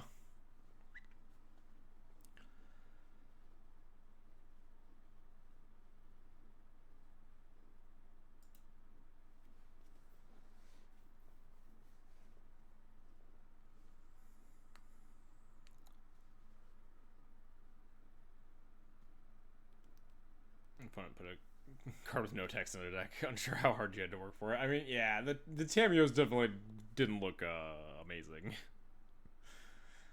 But, I mean, my opponent was very proficient at having all of their basic lands after I Blood Moon them, which was, I guess, the work that I was having to put in. I like the impact the new set has had on your deck. If we had drawn the Stone Rain in that game, it would have been amazing. Like... We can meme about me not actually relevantly doing anything with the MDFC for 3 matches, but like, I've like actively wanted to draw the Stone Rain several times today. Blood and like the meta. I guess not really the meta because the meta doesn't exist, right? Everyone's just trying stuff, but a lot of the stuff that people are trying right now is really bad against Blood Moon. So I'm kind of into just like heavy on Blood Moons and backing Blood Moon with a main deckable Stone Rain. The strategy of the deck makes sense to me. Like, there's a possibility we just play like 4 Magus, 4 Blood Moon or some shit across the 75 at least.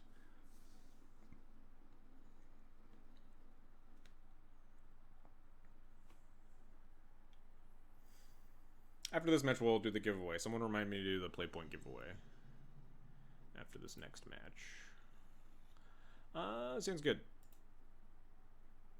One of those hands that takes a bunch of damage, but we also have like a lot of nice interaction. Maybe not a lot, but we have like interaction to protect our life total. We have like Magus, stuff like that.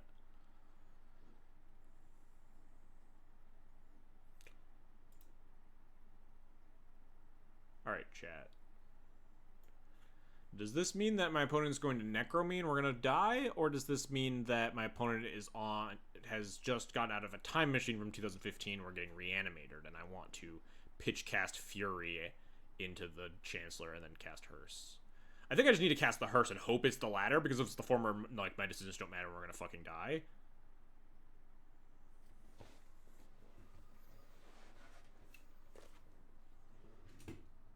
Just pitch cast Fury on nothing, pitch Rabble Master, Ancient Tomb, Hearse, and hope to God that they're on fucking 2015 Chancellor Reanimator. Yeah, Time Machine Reanimator or Oops Also or something. Yeah, exactly. I think that is our best strategy. Be much nicer if we had like a Chalice or something instead, but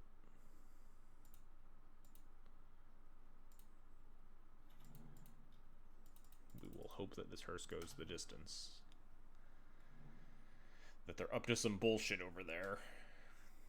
And not just Necro with Chancellor.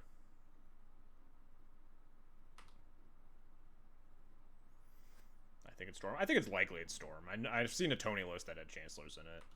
And Summoner's Pact of a Spirit Guide. But it could also be Oops. But this is feeling like it's the Necro deck.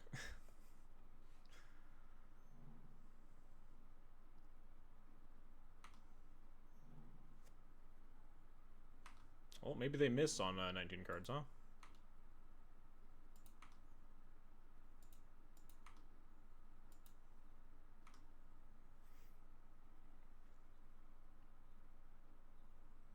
They only have like 6 Spirit Guides. Well, we tried.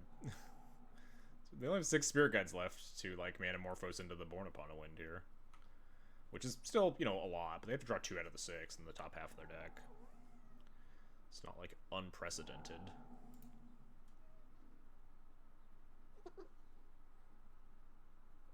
I guess now is as good a time as ever to activate this, even though none of it fucking matters, huh? Yes, maybe I'll wait. Everything gets exiled, so it doesn't actually matter. There it is.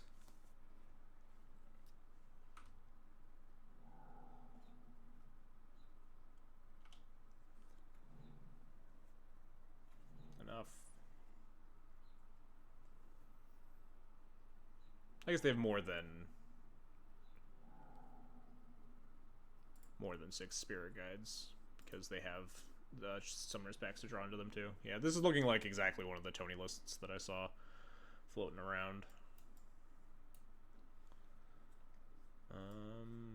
Not actually sure if they can kill me with a ring trigger, huh?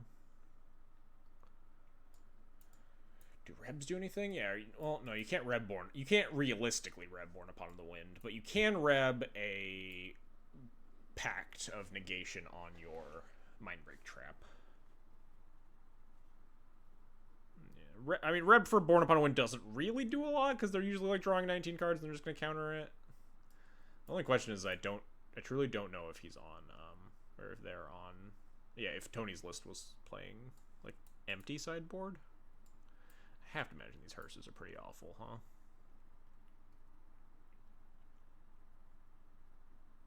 Also, although I guess also these Furies are pretty awful. So Cyrus play against Tony playing exactly that. Yeah, it looks like literal copy pasted Tony's like fucking Belcher Necro deck with the Chancellor and the Summoner's Pacts for more Elvish Spirit Guides, stuff like that. I think Brotherhood's End's probably just worth boarding in to maybe shatter some artifacts that get played out in a weirder Storm game where they try to play around a Chalice versus like having Fury or Hearse in my deck. I'm probably just gonna have like a Fury in here just because I don't have other cards to board in. We're really mulling for like Chalice Mindbreak Trap in this matchup. Although it's a little awkward that like I don't even know what the good number for Chalice is. Like you put it on 0 and then just die to single Dark Ritual, but I think it's 0 is better than 1. But like sometimes the just Dark Ritual being one of the best ways to get triple black gets you.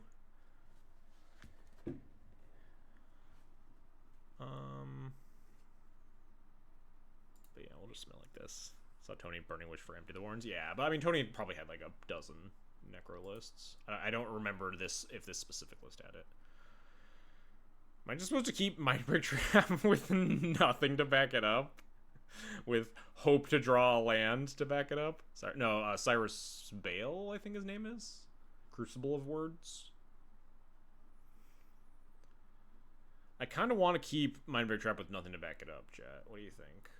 On the play, you're kind of allowed to mull again because we have Chalice. On the draw, I would probably keep this hand.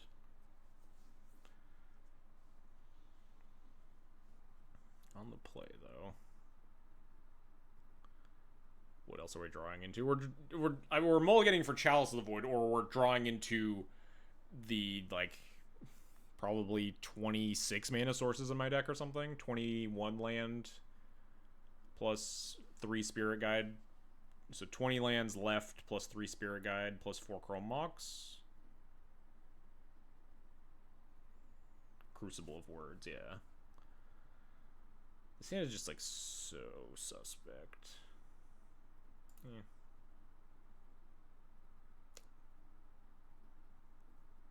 Mindbreak Trap's so good though. If we like stumble though, it's like so clear that we just have Mindbreak Trap and nothing else, and my opponent can just like play around it.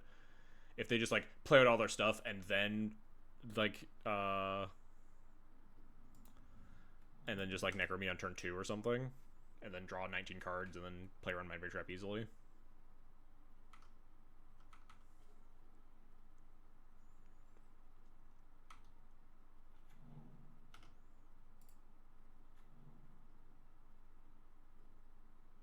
What the hell? Force of Figure. Okay, that makes sense.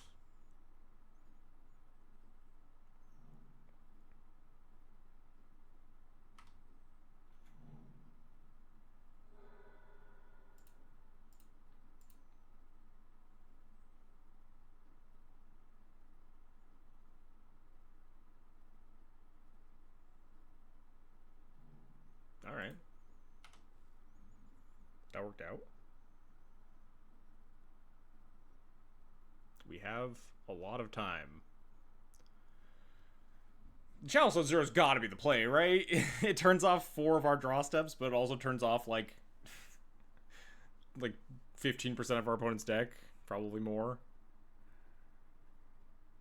I'm just gonna cast it. We're immediately gonna draw Chrome Mox. I'm gonna be really salty about it. We could technically put it on 1, but no, that pitches the Spirit Guide. That's really dumb. Like, I'm probably allowed to pass, like, to take a draw step. Like, my opponent almost certainly can't kill me from 3 cards and a green Chrome Mox. I mean, I guess not almost certainly. They could easily just have, like, Land Darker as second Necro, right?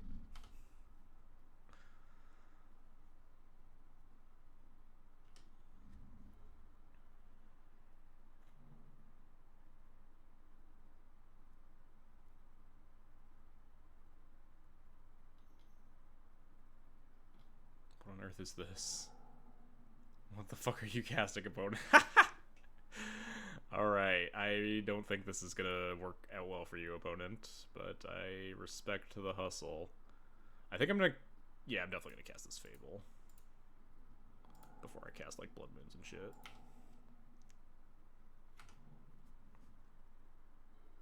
Or you showed up at my feet even though I blocked you? Why are you in my chat, Toast? Huh? You think about that?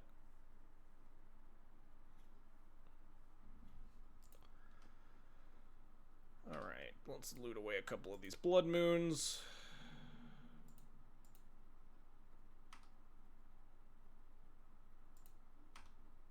I will cast my Magus of the Moon.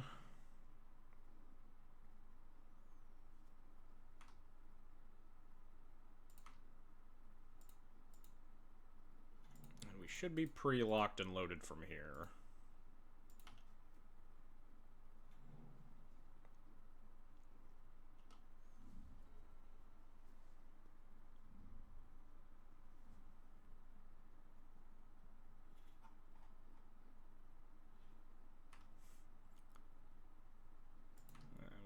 Mana source, but that's mostly fine.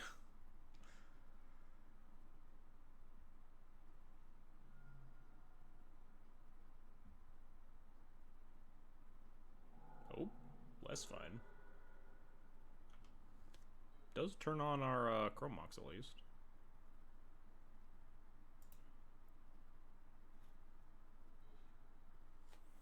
I guess it doesn't matter now, huh? I'm just gonna start throwing shit at them, I think. I just want to reduce their life total as much as I can every turn.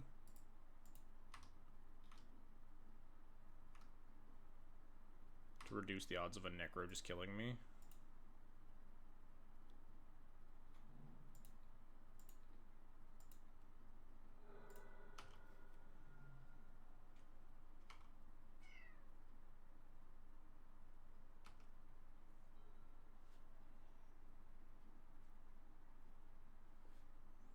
This is 8, and this is 4, putting them to 8, and then, yeah, that's probably the best thing I can do here. Yeah, alright. That'd be 7 plus 5. Yeah, I think that's lethal. 5 damage plus 5. No, that's only 10. Never mind. I would happily put them to 2, though. Just throw the rabble. Alright, we saw nothing. We basically only saw, like, Force of Vigor, which is not really a card that I am interested in trying to play around or have the ability to play around at all. What did I miss? We played a D&T League, and this is, like, round 4 of the Moon Stompy League. Yeah, I think I just hit resubmit, try to draw the Mindbreak Trap. We have not played against any Nadus at all today. Alright, Snapkeep. It's just... Alright. Can't ask for that much more against this deck, huh? I mean, I would take a Simian Spirit Guide so we could also have hold up Red Elemental Blast, but like... Could still lose, honestly. We could die to, like, I don't want to say it because I don't want to make it happen. If I say it, then I will speak it into existence and we will then die to it, but...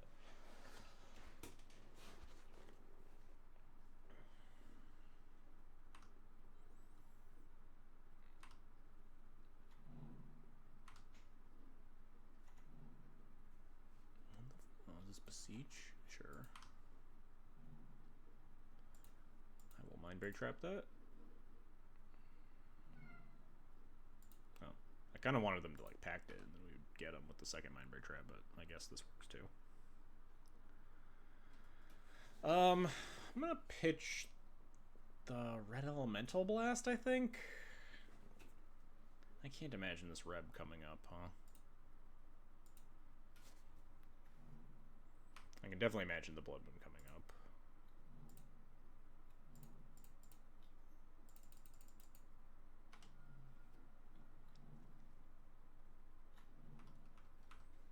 Might just loot away the moon, though. We'll see.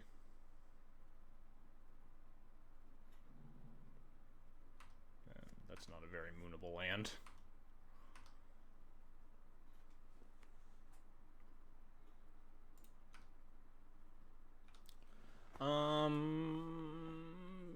Definitely discarding the moon. I think discarding the Fable and just casting the ring unless we find some better pressure. Ooh, Chalice is nice.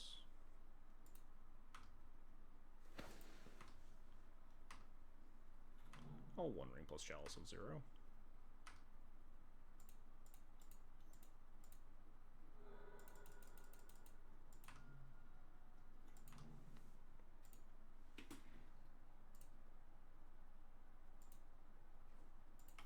enough, kitty. Get away from there. I guess I'm technically not supposed to F6, huh? Get down. Get. Shoot. Shoot. Alright, and we can Blood Moon this turn to take the potential of, like, black, black, black off the table.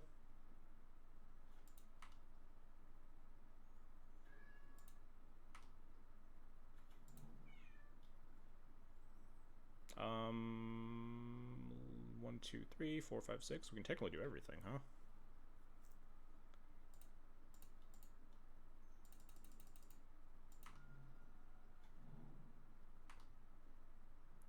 I should have played the Blood Moon first. Played the Blood Moon off this, and then I take 3 less damage. Oh. Also, I get a treasure, whatever. Also, lol, 3 less damage. I say that, but I also suddenly, like, don't want to take 3 damage.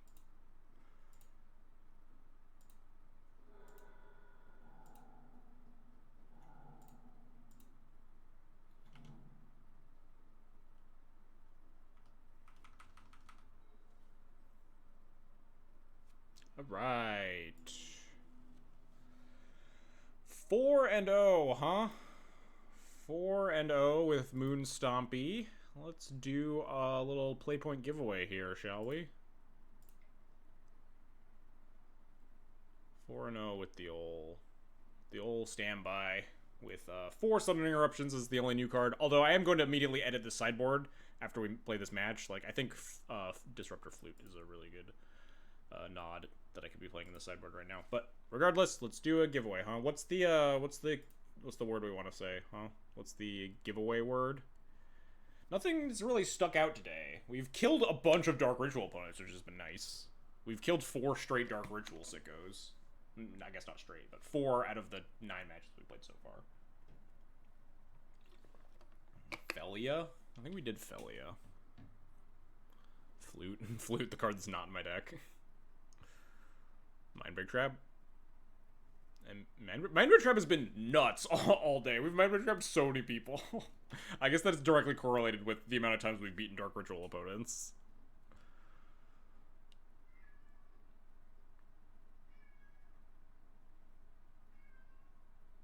Where's my little stream title? Somewhere? Yeah. MBT. Let's do type MBT in chat to enter play point giveaway. Why, kitty? Leave me alone. Your mom comes back tomorrow. You'll be less of a pain. Alright, exclamation point giveaway MBT. Wait, is it giveaway? Is that this? Is that what I'm supposed to do? I guess let's find out, huh? There we go. Giveaway has started. Giving away 120 play points to one viewer that enters. I guess we'll make this lowercase. Just I think it's not case sensitive. I'm like 90% sure it's not case sensitive. Everyone get your MBTs in chat. Shout out to Mindbreak Trap, the actual goat of today's stream, definitely. The only reason we've managed to beat a bunch of Dark Ritual sickos. I'm also going to run to the bathroom. I'm going to put a little timer on screen for 2 minutes. 2-minute timer for people to get in their MBTs. I'm going to go to the bathroom. Sorry, dog. You just got comfortable. Get off. I'll be right back.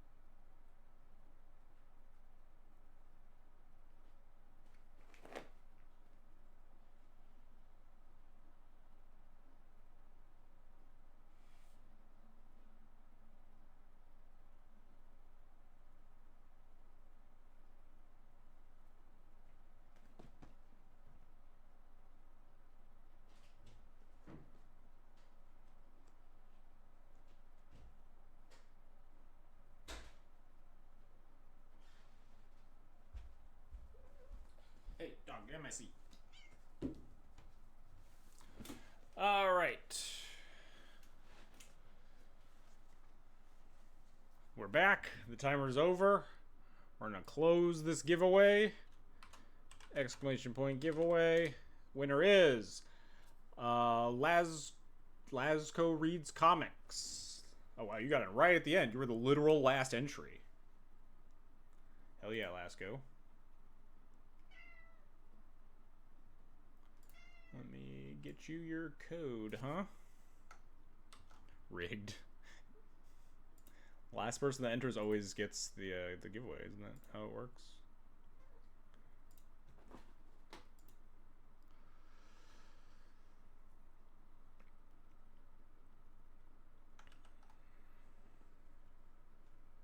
Alright, just make double checking. Alright, there's your code. Lasco. Do with it whatever you will. And as a reminder, give these away pretty much every stream. I have 5 to give away per month. What does it win? 120 play points. You get a code for 120 play points. So if you don't play Moto, you can give it to a friend who does. You can give it to your favorite streamer who does. You do whatever you want with it. You could never use it, and then you've deleted 120 play points from existence. If that's what you want to do. Purely up to you. Anyway, I get 5 of those a month. Usually give away 1 per stream, because I usually do about 5 streams a month. Don't use it, Flex. Yeah, exactly. Just hoard it. Have these play points, and they probably, like, the code dies at the end of the month or something. I'll probably go into my GF. Hell yeah. Games that are matchup, those my favorite traps are hard to beat. Yeah, good games, definitely. There's a reason that we're playing them. We played 4 out of 9 of our matches tonight have been against Dark Ritual opponents, and the Mindbreaker traps have been eaten good. Anyway, let's play our final match here. We got Dog here for good luck. Yeah, I just saw a tweet from Newton that said he got, like, murdered, like, 4 times on turn 2, like, through disruption. This, like, combo sickos are out in force in leagues, apparently. Did anyone Dark Ritual decks play Necrodominance? Yeah, half of our opponent. We played against 2 Doomsday decks and 2 Necrodominance decks today so far. We're 4-0 against Dark Ritual. Mindbreaker Trap in all of our sideboards. We have managed to kill the Necro decks. Yeah.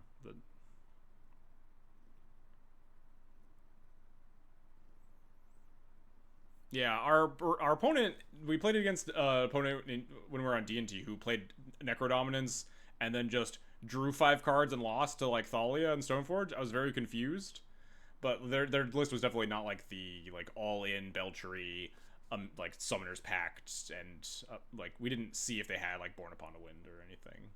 They had, like, Brainstorms and Ponders and stuff, and were built slower, where we definitely could have died depending on how they built their deck. And then, you know, 5 Brain, our opponent, who's in chat now, who was definitely on, like, the Tony Scapone looking million Spirit Guides version. Hey, Comrade Crab King, thanks for the 6-month resub. Appreciated. You played against 3 all-impact Necro and 1 Ruby Storm? Wow, sounds like hell out there. I think I'm going to keep this. It's a little ballsy because we don't have a 3rd mana source to cast our real spells. But Turn 1 Hearse is so good against... I guess it's less good versus the meta right now because the meta is so in flux. But we played against a decent chunk of, like, just regular-ass scam lists, too, so... Maybe we'll Hearse them. We could just play against, like, you know, Delver or something. Question is, am I going to play this 2nd Hearse and bolt myself? Probably not. I think I'm just going to play Tapland. What are we playing against? I guess this could be just, like, literally anything, and just it's impossible to really know. If we miss on land, we can just cast the Hearse next turn. If we don't miss on land, then we can assess, like, what our best play is based on we gain a little bit of info on our opponent here.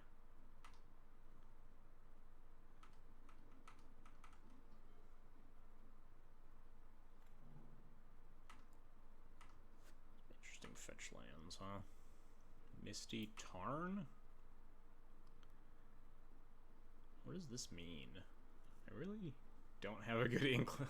I do not have a good read on what the opponent's doing over there.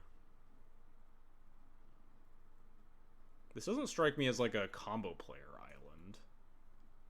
Like, it's not just like immediately show and tell vibes. But like, Delver wouldn't just go land, go, land, go on 7. Scam, I don't think, because they have basic swamp, I don't think they play like that many different. Also, Scam would probably have cast a spell by now. This could just be like Scam, just have Bowmasters here. Could be just some weird off the wall deck.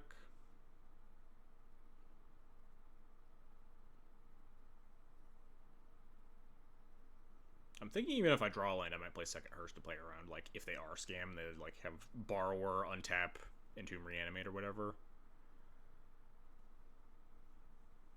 Blood Moon could also potentially play around that, but not if they also have like Daze. Well, we didn't draw the land, so I know what I'm doing this turn.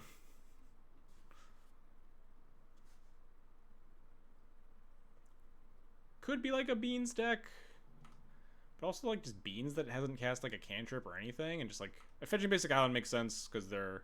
Oh, it could be like Cascade, yeah. In which case we're just like super fucked. Okay, not Cascade.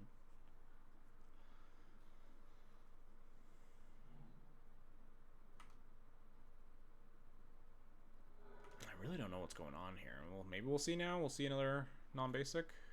Volk. Could just be Delver with a really weird hand? I'm not getting Sneak vibes from my opponent's basic island, but, like, could theoretically be Sneak and Show, and we're just gonna die. Okay, yeah, Sneak and Show, we're gonna die. Oh, it's much less scary, Sneak and Show. I will accept this. If we just draw a land, we can just broadside that. Unless it just like blind flips. This thing always blind flips in the Grizzlebrand though. Okay. Sometimes lucky. This doesn't give me Sneak and Show player island vibes. I'll have to ask Adam though. Adam Wasmo is like the undisputed champion of assessing vibes of basic lands. What kind of card is that? It's like an old like Sneak and Show like sideboard juke card. It's like, I guess it's not that old. It's more new. The older one is the Looter, whatever the thing was called, from Conspiracy. This one's a little bit newer, but it's not really that good. But I mean,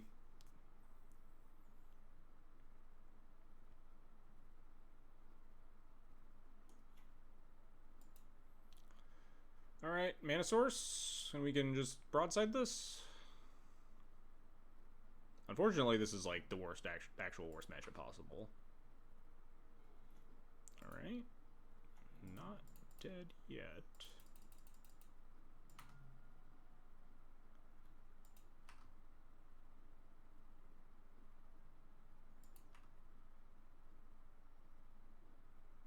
Didn't even realize that that also triggered on my turn, but I guess it doesn't really matter, huh?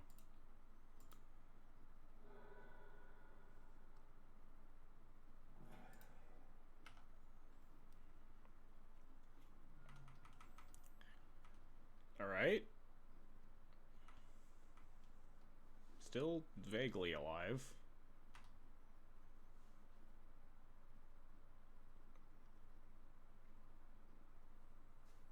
We have how much damage lined up next turn? 5, 6, 7, 8. Plus potential 5. We might just die here.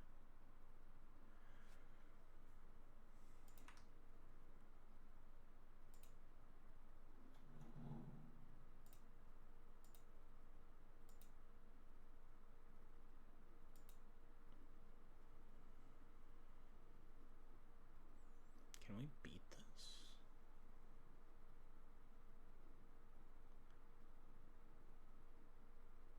I don't think so.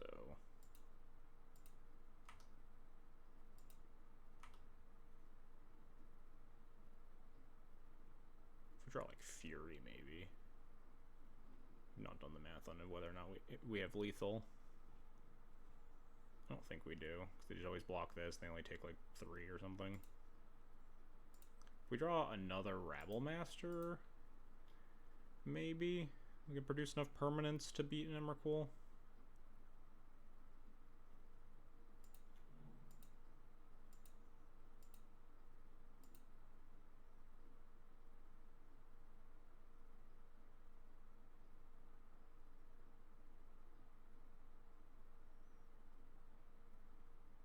If we attack all, they block here. We throw it, they take 6, 7, 8, go to 8. This thing, if I kept it around, would only go up to 7 damage. I think if we draw Rabble Master, we might be alive. I've not done the math on it. We're in your end step, you're tapped out, opponent. Please let me just take my turn. I am begging you. Another Bomberman is in 1-up? Maybe. Didn't do the math on that, but... I mean, I'm just gonna cast whatever the best spell is that I draw, right? Opponent, I am absolutely begging you to let me take a turn. Thank you. Alright, that's another permanent we can put into play, which isn't, like, terrible. But it's probably not good enough. Alright, let's see here. So, if I just attack Bombardier's token, the token just dies. I can keep the token alive with Hearse and just not attack with anything besides Bombardiers. Blood Moon puts me to 16, but puts another permanent in play. Chalice, I can just put on 0 to sack to the Emrakul. Unfortunately, we'll have 1, 2, 3, 4, 5, 6, 1, 2, 3, 4, 5, 6, 7, 8, 9 permanents in play. So if I sack everything besides Bomba, Rabble, Token, I only attack for 1, 2, 3, 4, 5, 6, 7, 8, 9. Oh no, that is lethal. 9 plus 3 here. Or plus 5 here is 14. Assuming they have literal nothing, right? Let me double check my math here. If I sack nothing on my Bombardiers, attack with, go to combat, crew the Hearse with the Rabble and the Goblin Shaman, or the Goblin token so that they don't have to attack into the Emrakul. Just the Bombardier attacks, that goes to 14. I have 1, 2, 3, 4 creatures, 5, 6, 7 permanents, 8, 9 permanents. I'm at 16 life. 9 permanents, I sack 1, 2, 3, 4, 5, 6. I keep Goblin token, Rabble, Bombardiers. Then go to combat next turn. They're at 14. I have 1, 2, 3, 4, 5, 6, 7, 8, 9 damage off attacks. Putting them to 5, sack Rabble for lethal. Assuming they have literal nothing. So yeah, that's the play.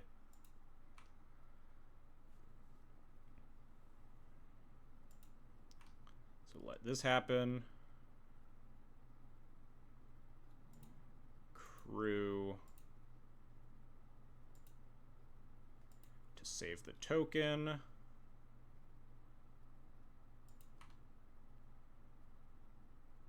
We could also draw Fury next turn, that is also true.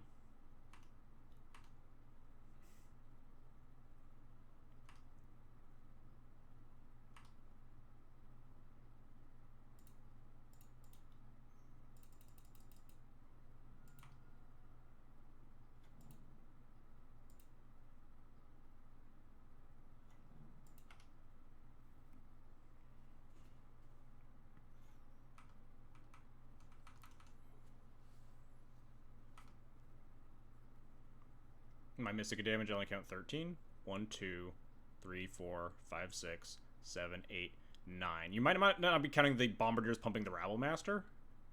1, 2, 3, 4, 5, 6, 7, 8, 9 damage. Plus 5 throwing the Rabble Master.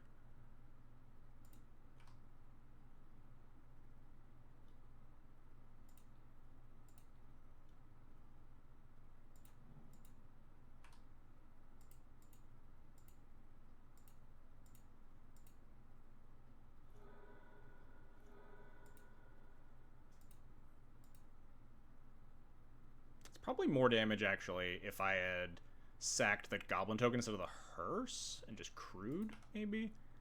But I don't think that matters. I think this is not a game that's going to be won by having a little bit more damage. I think it's going to be a game won by my opponent having literal nothing to stop me from winning.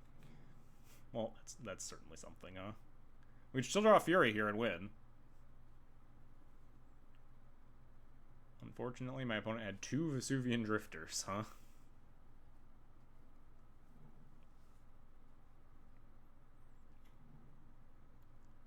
Fury? That's not a Fury. Do I win if I have a 7/7 unlicensors? No, they just always block.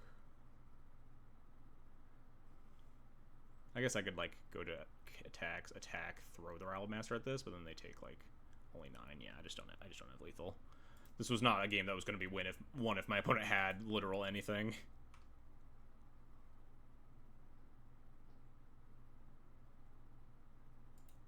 We specifically talked about we are dead to my opponent having a stiff brew. What the fuck is going on here, chat? They just have a Null Drifter in their deck, I guess? Opponent's playing some whack-ass shit. Maybe they just click through blocks, huh?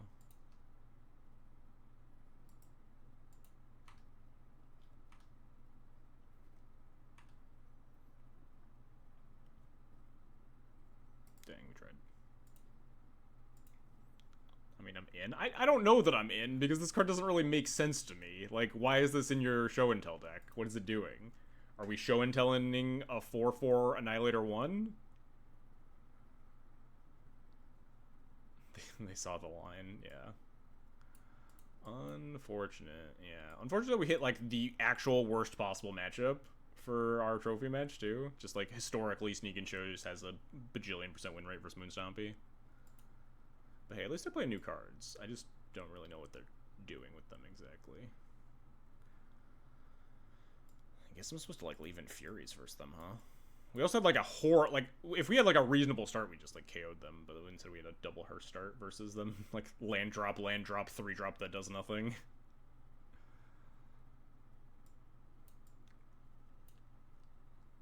Yeah, I would definitely enjoy having a Disruptor Flute here a lot, honestly. Dead Gone bounces the 2/4.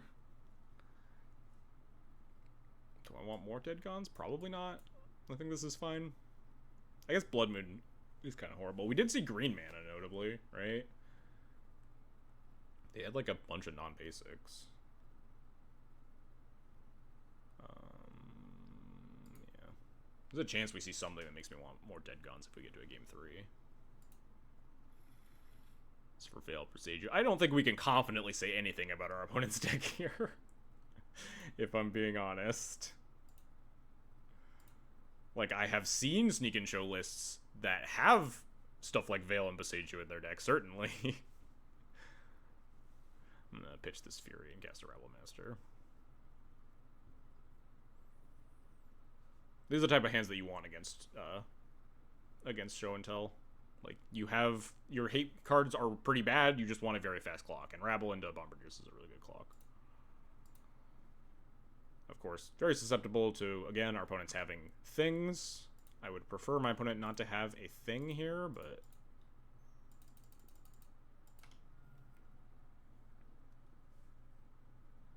Dang, they had a thing. Unlucky.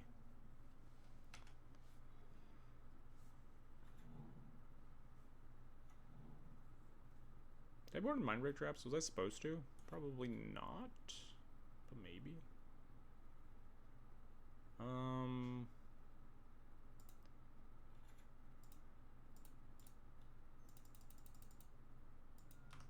not gonna throw my Chrome Mox here. I also think we're gonna die, but that's whatever. It's kind of beside the point. I think my opponent has found the combo of Force of Will plus Show and Tell plus Big Creature, and we are going to eat shit. Maybe they'll just cast Vesuvian Drifter. Or is that what the card's called?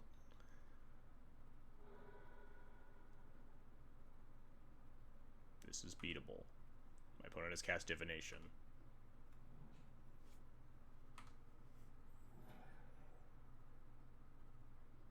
Vesuvan, sure.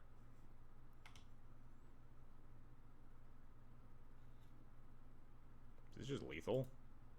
This has gotta be lethal, right? If they all resolve, obviously.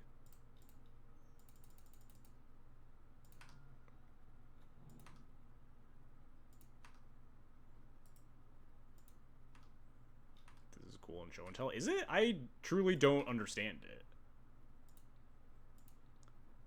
I'm gonna be honest. I fully don't understand what the Null Drifter is doing in their deck.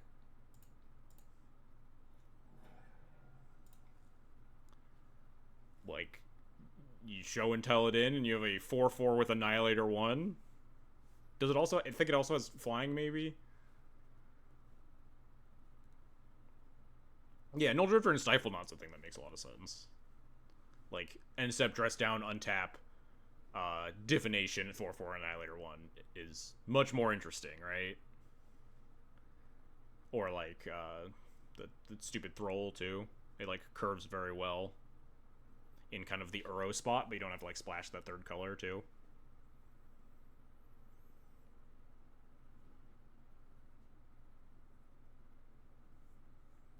I'm gonna feel really silly when I try to reb the Null Drifter. I think most times they put Null Drifter on the stack, I'm gonna be like, thank God they cast this instead of any other possible 3-mana spell. That's what I don't get. I just like, what are we doing something like tricky with it that I'm missing here? Do they also have dress downs in their deck? It's not even like that exciting with Vesuvan Drifter. It's okay, I get you'd think it's +2 attack, and again, Annihilator 1, not the most powerful line of text in the world. I'm so perplexed.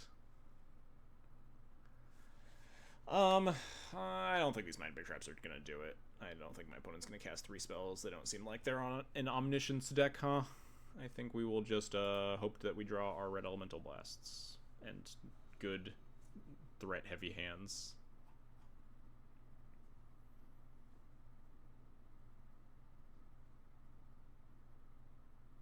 It's also Divination, noted legacy staple.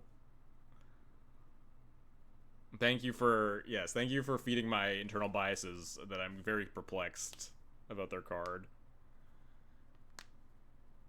If you want Swarm to make bodies, I think no. I think you can sometimes outpace an Emrakul attack well enough that you can kill on the crackback, like in the games where that matters. It's also like you never get to make more than like 2 tokens with it if you're lucky. It's like they have a couple of fetch lands or something.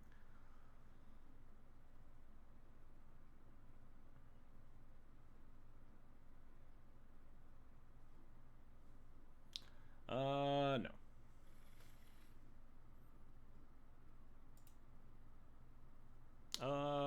Yes. Figure out if I want to lead with Chalice or Fable.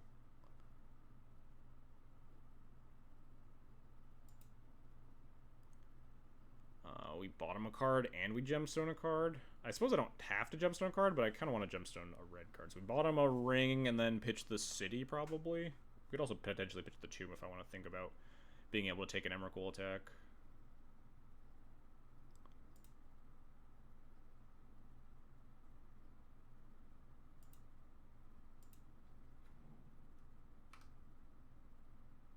I think I pitched the city here. Maybe not. Maybe I pitch the tomb and we just go like Chalice, Fable, loot away the ring. I guess we could just pitch the 1 ring, right? And just lean on Chalice, Fable, loot into more action. The 1 ring's not exactly like what I want to be casting in this matchup anyway. So maybe I'd rather leave myself the option of being able to cast more spells and just pitch all the... But like this is good if they have like Force of Will and I need an extra action spell. Then I only have 3 lands. I'm on the draw. Thinking a lot about this game where I'm just gonna fucking die, huh? I think I'm gonna pitch the City of Traders. I don't think, beating Emrakul attack is really in the cards. This is not a hand that races very well. Our opponent has shown us that they have a lot of, like, weird muddling cards that don't exactly kill us. So, like, the 1 ring could potentially be a little bit better.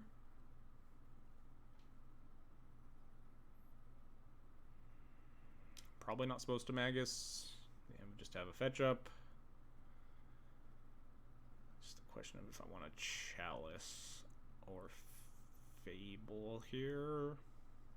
I think I want a Fable, honestly, and try to draw a red Elemental Blast. I'm pretty sure I'm just going to get turn 2 to die, but I think I'd rather loot into action than try to turn off cantrips that they would cast here.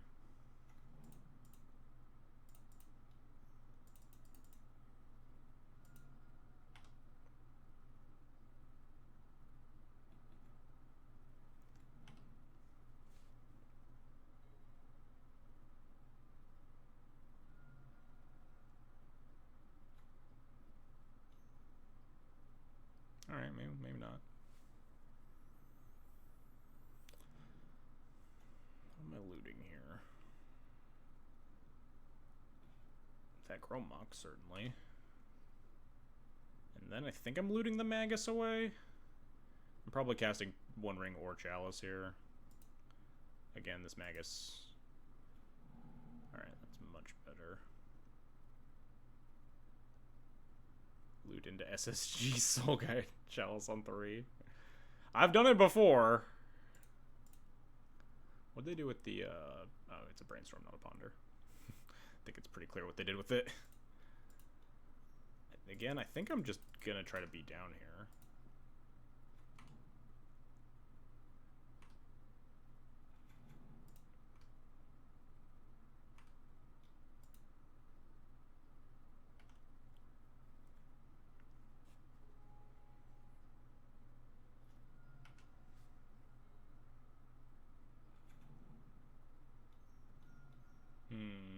These cards are pretty good. It's pretty good that I'm not dead.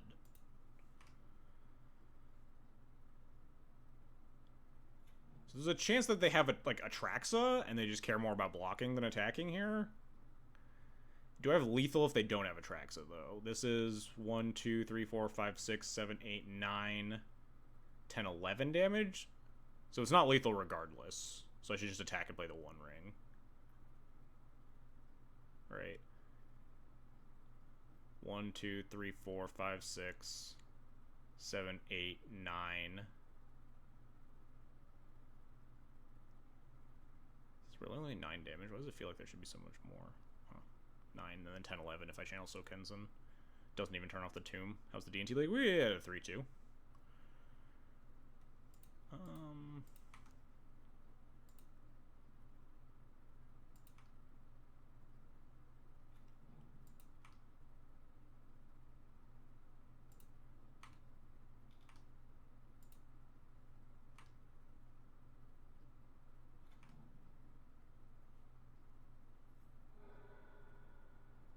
Maybe I was supposed to cast the One Ring pre-combat? Play around, like, them finding just Force of Will here, right? No, they didn't find Force of Will, that's nice. They did find more Atraxas, though. That's pretty bad for me, huh?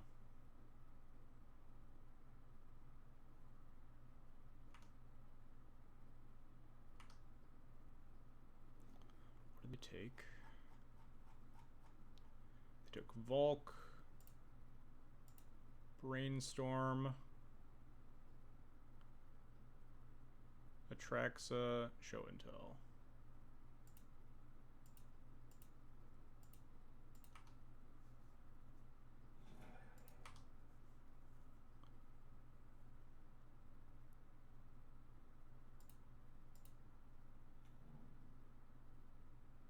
I think I'm gonna cast the Chalice as well, so I might as well do it like this, so I don't take 2 damage. Maybe I am not casting the Chalice because I want to find Pyroblast, though. Do I even want to find Pyroblast? They're gonna Show and Tell in an Atraxa, and I'm just gonna die anyway.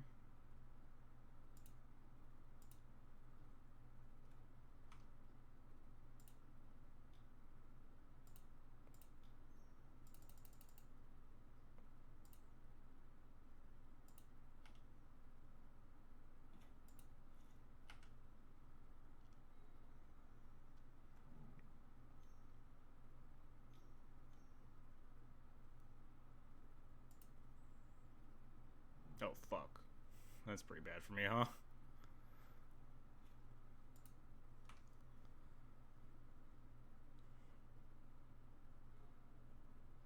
Well, there's our Pyroblast.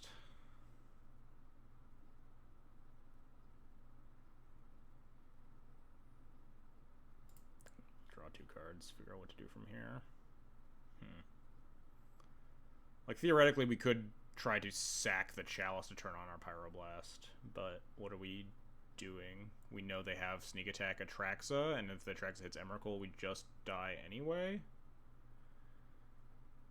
So I would rather keep the Chalice to potentially turn off, like, Brainstorm if they somehow miss on Emrakul.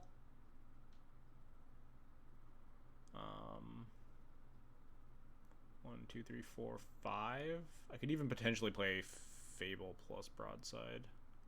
But I think none of my decisions here are realistically going to matter, and we're just going to die.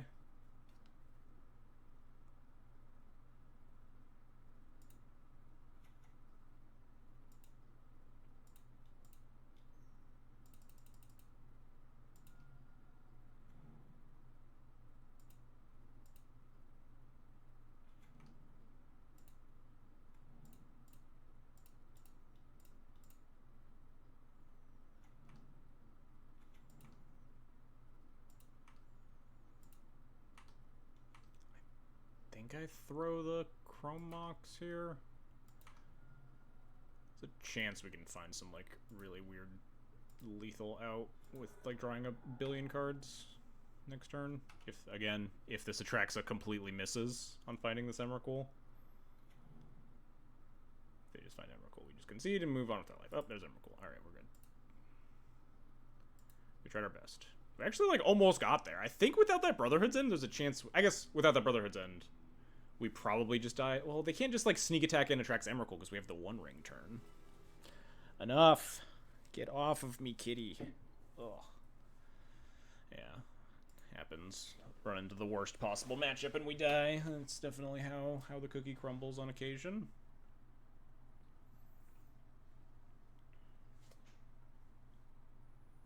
But the deck just felt very good. We lost to, like, the unwinnable matchup. And then we beat the crap out of a bunch of very reasonable decks, right? I guess we beat Bug Beans, which is, like, a not really reasonable deck anymore. But we beat Bug Scam, we beat Doomsday, we beat Necro. Lost to Null Drifter Show and Tell, so that's that. It's only 9:45, so I probably won't finish this league, but I did want to try 60 card. That I was going to steal from JWVH, who I mentioned up at the top of the stream. We're going to have to build this deck really quick. Let me make sure I don't have Discord open so where you guys can see it. I did not. Okay.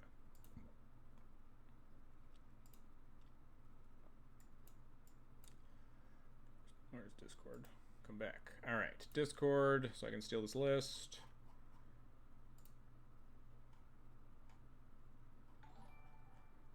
Scroll up a bunch. Hey, Mr. Vaz, thanks for the follow. Appreciate it.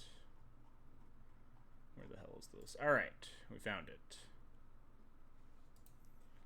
So we're just gonna put this in card for card, because all I have is this image to go off of.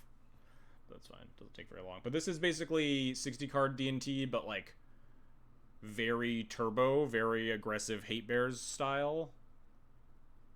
Like, cut Aether Vial for Lotus Petals.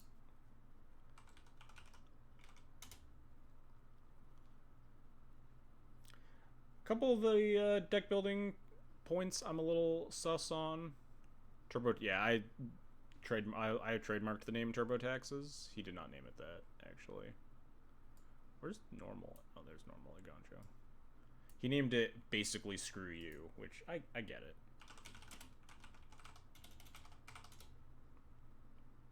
Any fun decks you'll see? I think we'll see in the Pauper tourney. I have no idea. I am the farthest from a Pauper player a person could possibly be. I don't know anything that's going on in the Pauper format right now. I will be playing on Saturday, and I will be flailing mostly blindly. It's like it's 2 basic planes. Jesus Christ.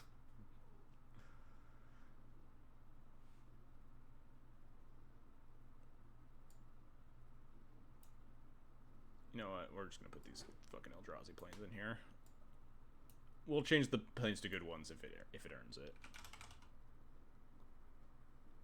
Land. Brewing, Basking, Brood Scale with Statistically. Yeah, I've heard that this is a new combo, right? I was 100% locked in to just play Cranial Ram and just like, oh, it's going to be week 1 with the most broken card in the format. We will simply play that and kill people, and then they pre-banned it. Very understandably, but unfortunate for my plans, which was play the tier 0 deck. Dog, why do you keep coming back here?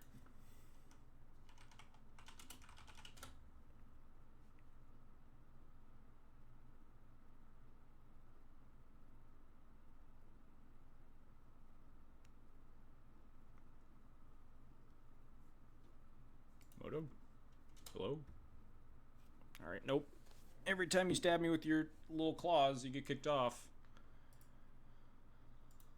Oh, there are actually only 3 Lotus Petals. Fair enough. Lotus Petal is much worse than Chrome Mox in this deck.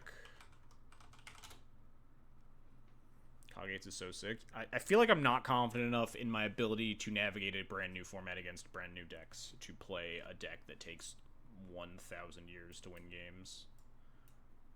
Or so I'm told that's how Kagate works.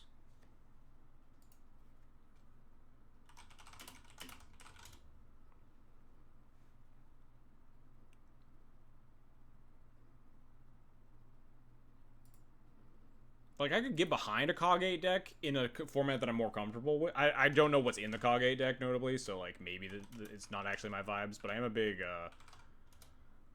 Squadron Hawk enthusiast. But I don't know any of the surrounding cards. So it may be bad vibes. I'll probably end up playing, like, just, like, Grixis Affinity or something. Squadron Hawks and blue cards? That doesn't sound very fun.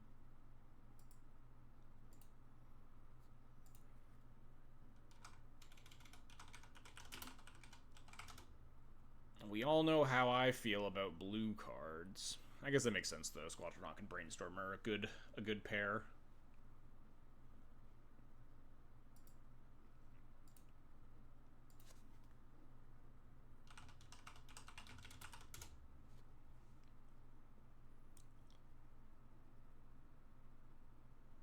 I suspect that this deck will not perform the best. But, I mean, with all the combo decks running around in leagues right now, maybe it's secretly busted, huh?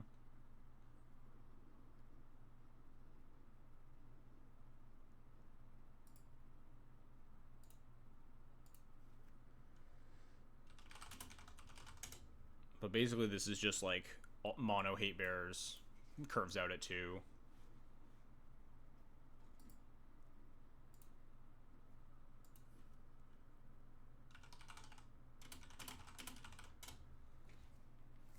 Hope to God you never play against control. Or if you play against control, you just stone rain them like 400 times.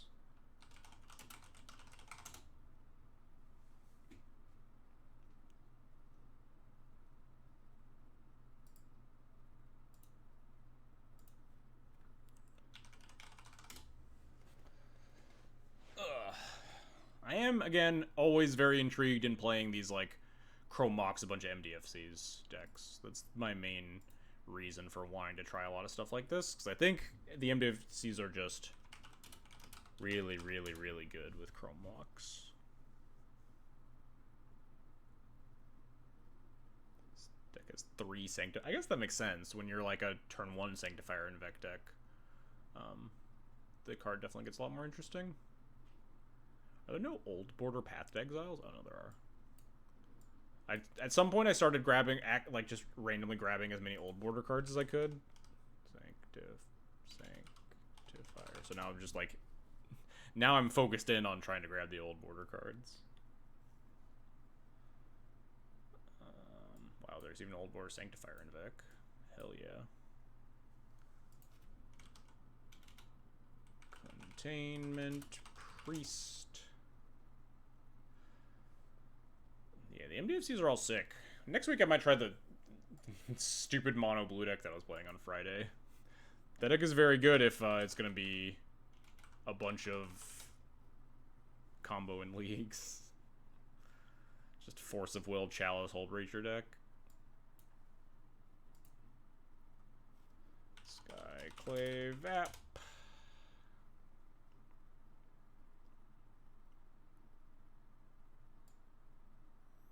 No old border Skyclave apparitions. Put him on Bird Up Mono Blue Omni with Chromox, MGFC, and Vexing Bauble. It's interesting, yeah. I feel like Vexing Bauble is...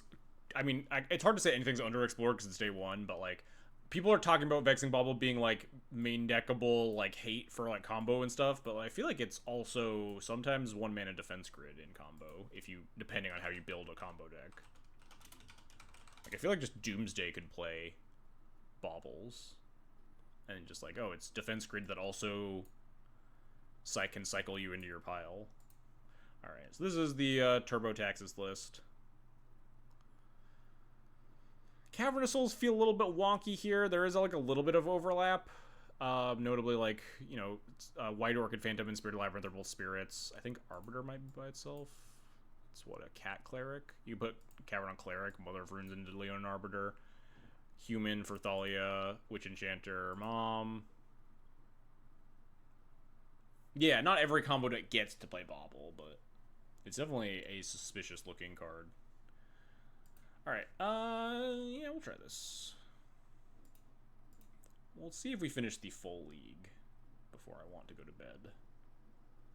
Maybe we just get trounced 0-3 decks unplayable and I drop and move on with my life.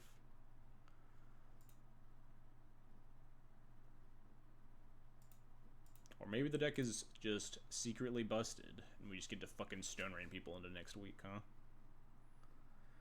This is very similar looking to my 60-card D&D list, except you just cut the Aether Vials for Lotus Petals, and you're just very all in on casting your 2 drops on turn 1. Maximum Zen is our opponent.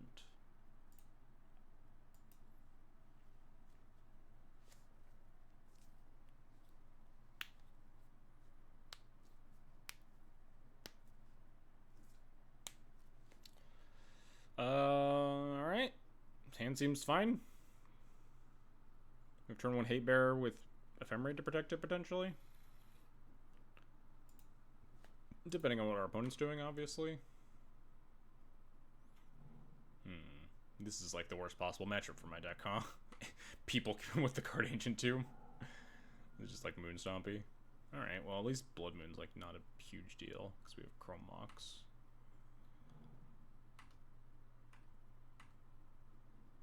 But a lot of our cards are pretty textless in this matchup, which is a pretty big issue. That card's not textless, huh? So Leon Arbiter actually textless. This deck never searches its library unless you like force it with a guy. Could potentially want Witch Enchanter to blow up some of their stuff, so I think I'm going to pitch Arbiter, just cast Spirit, just potentially turn off a Fable or something.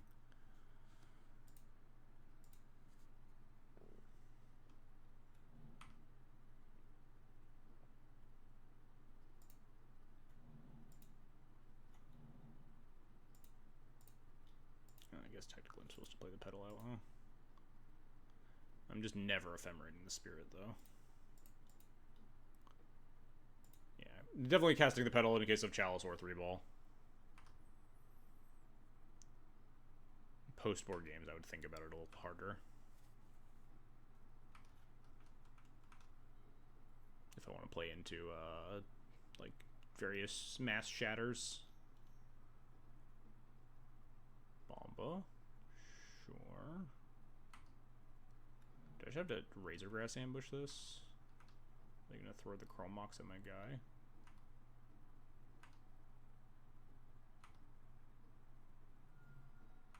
They don't. Okay. I think I'm not going to play this Mom or this Witch Enchanter and just try to Razor Grass this thing. should take off this beginning of combat stop. I hate it. I only put it on when I need to crew unlicensed hearse. Oh, do I still have the Mindbreak Trap thing up? Damn it, chat. Why do you guys never tell me when I leave the title up? Because I always leave the title up. Sorry, Mr. Asiago.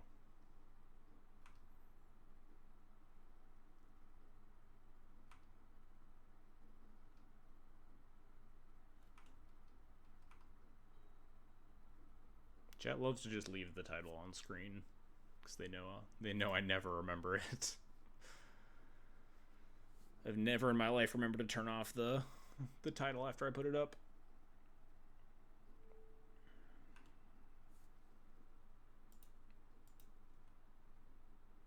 I cannot believe it. No play points for me. Maybe next time. Maybe next time, huh? Dead. Maybe now they chuck the Chrome Mox of the Spirit? Or maybe they just don't care about the Spirit? I wouldn't save it with the Ephemerate.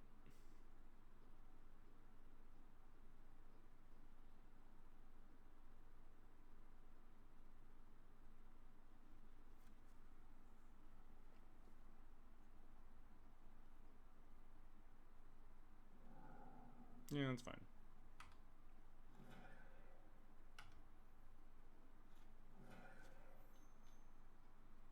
Sure.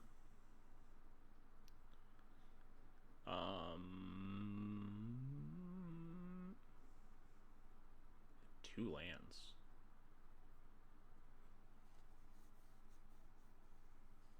This is a better enchanter target than this Blood Moon, certainly.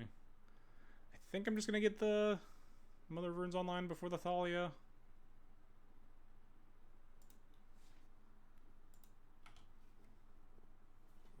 At some point Thalia to prevent Fable. I feel like they maybe there's a chance they fucked up and didn't pre-combat. It didn't expect to need to activate the Bombardiers. But I feel like I would have just not sacked and just cast the Fable.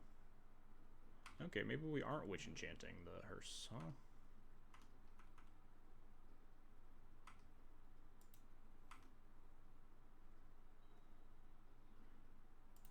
Alright.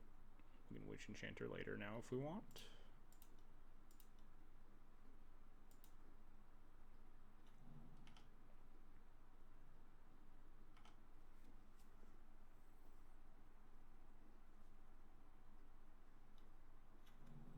Alright, they're putting all their eggs in the one hearse basket, which is nice for my witch enchanter at least. Deal. I guess I can always, like, ephemerate and maybe blow up both hearses.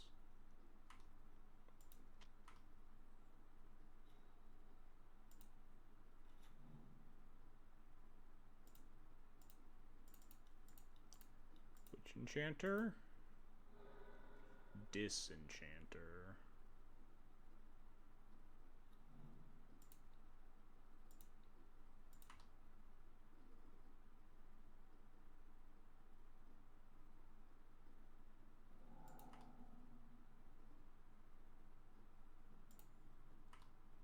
Hiya!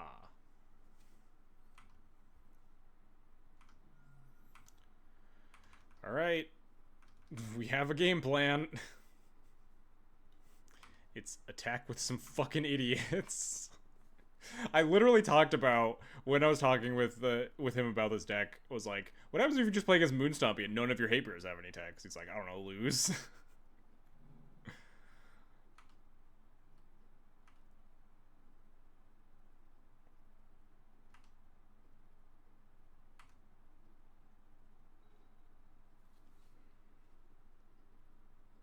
Frog opinion is needed. Do you like the OG or extended art better? I'm gonna...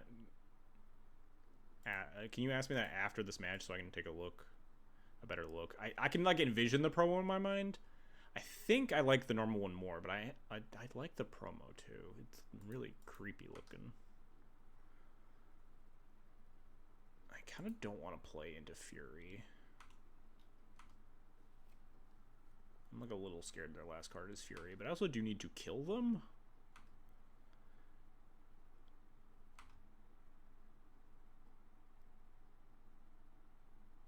You're making me watch a whole match of DNT to hear the answer. Yeah, this is a TurboTaxes. Very different archetype. I think I'm kind of okay with playing into Fury, actually, because we, like, Ephemerate saved one thing, Mom saved another thing. Hardcast Fury, obviously, still very bad for me, but not as bad as it could be, and I just need to kill my opponent. I have nothing. I have a bunch of trash lying around. More hearses.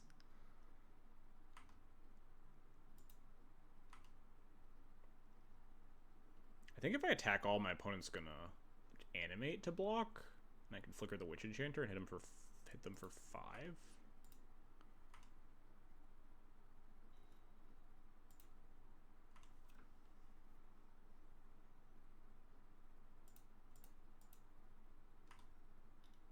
If they just block here, I think I just Ephemerate. Yes, this is what I expected. And then I think I just Ephemerate and kill this, rather than letting them try to block. They'll just block it, but it won't matter.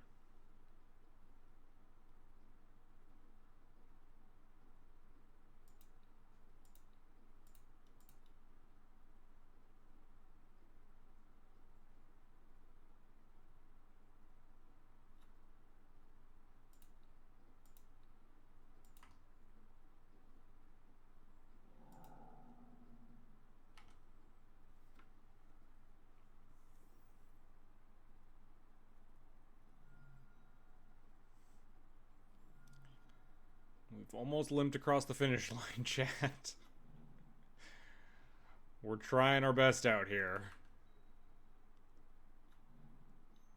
And there's Hardcast Fury. Oh. That's so much better than Hardcast Fury, holy shit. Better for us. Oh my god, that's so much better for us than the Hardcast Fury. Jesus. Whew. I was so scared we were just gonna immediately Hardcast Furied.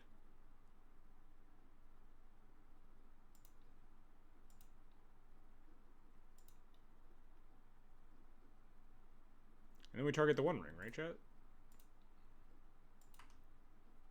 Maybe I should target the Blood Moon, honestly. Look at their mana base. I kind of want to kill their blockers, though.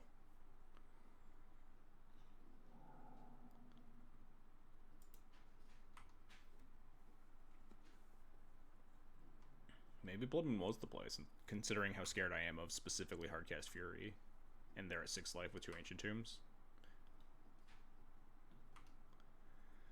Yeah, I think it might have actually been the play, huh?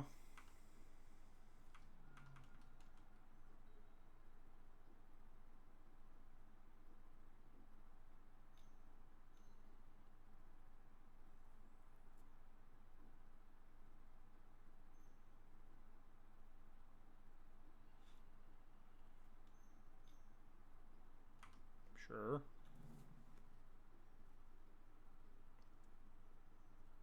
Doesn't really do a whole lot here.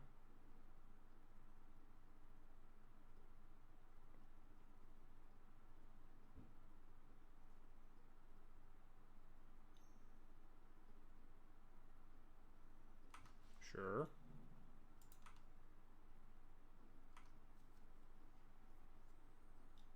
Yeah, you have no cards in hand. I just literally get to eat this with first strike.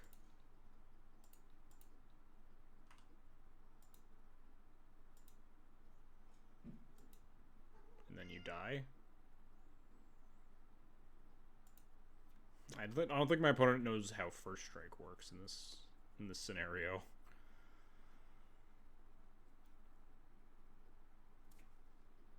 No thank you. I would like to not let you draw 2 cards.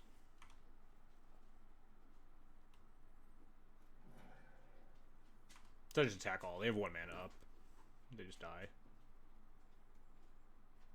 I guess I could also let them die to the One Ring and just attack with things and leave Mom back. But I'm just going to attack all. Let's plow kill them even more. 1, 2, 3, 4, 5, 6, 7. Means I can leave the Mom back, right?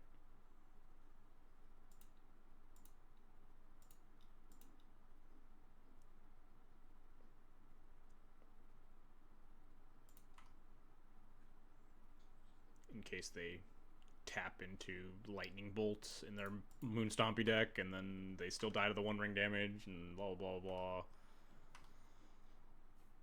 Yeah, alright. We got there. We got game 1. Eked that one out. Just barely. I guess we have a lot of decent sideboard cards. I think I want Sanctifier Invect just because it has pro red, and we have truly so many cards that have no text in this matchup.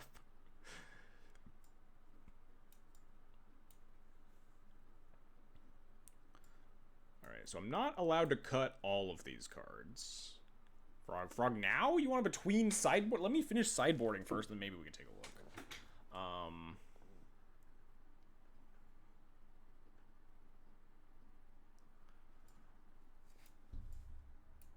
I think I just cut the Phantoms. They're okay at blocking, but we're just boarding in Sanctifier Invec, which is probably just mostly better Phantom. And then we, like, shave 1 Thalia. Just call it a day. This is, like, so hard for us to finish games.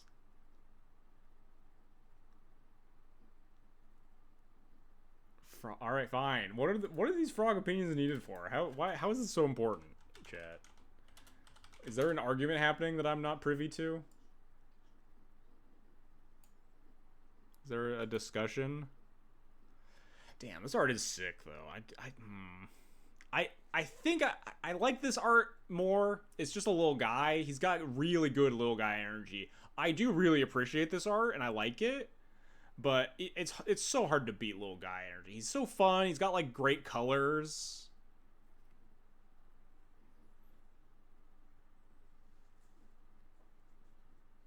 I would go with the original art instead of promo. The colors are good. The little guy energy is good. It's so good when you get to tap him and attack and he turns right side up.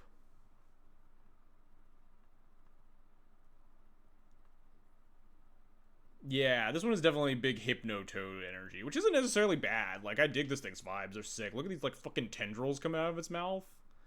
This thing's fucking crazy. These fucking weird-ass whatever's going on in his head.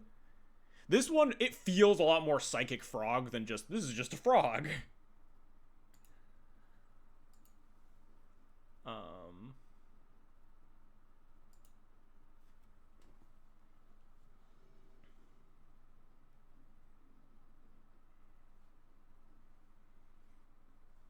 It's not gonna... We played against Monkeys Can't Cry, who had Frog Doomsday.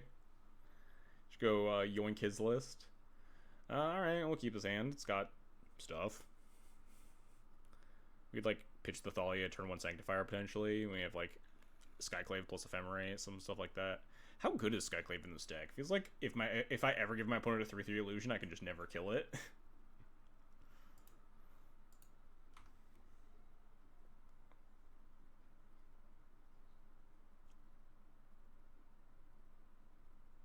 Yeah, I have no strong opinions between, like, old border, new border. But I think the original art is just very fun. It's very fun to turn sideways, because if you're turning your frog sideways, you're probably, like ahead, and you're winning, you're excited, because you're drawing cards with the frog, and he just looks really silly. He looks right side up when you tap him.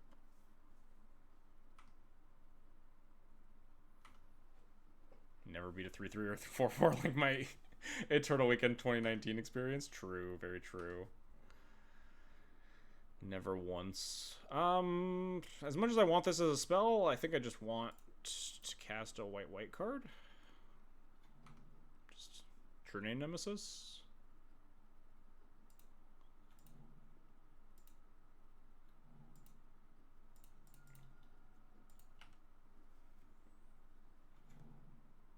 This is just True Name Nemesis in this matchup.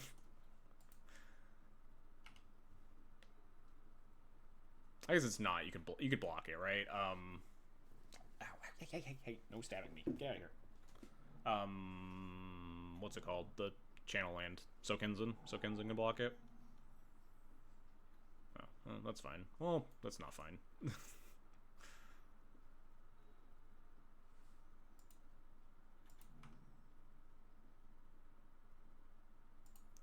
Well, beat down times. I can potentially use Ephemerate as a combat trick if If you, like, I probably wouldn't even, though, against, like, a Goblin Rabble Master. Just not worth cashing the Ephemerate when I can draw Solitude. Or my opponent just has nothing. Oh, Witch Enchanter the Blood Moon! Get our Skyclave back online, chat. We're doing it. Hey, Harain, thanks for the gifted sub. To Samantha Murphy, appreciated. Now you are a D&T sub. Look at all the Thalia emotes you have now.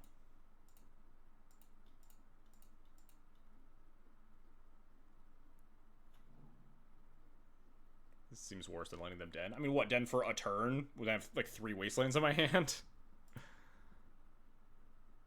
They didn't cast anything, which is, like, kind of bizarre. Like, what are the 3 cards that are in their hand? Removal spells, maybe? I think I'm gonna blow up their moon, though.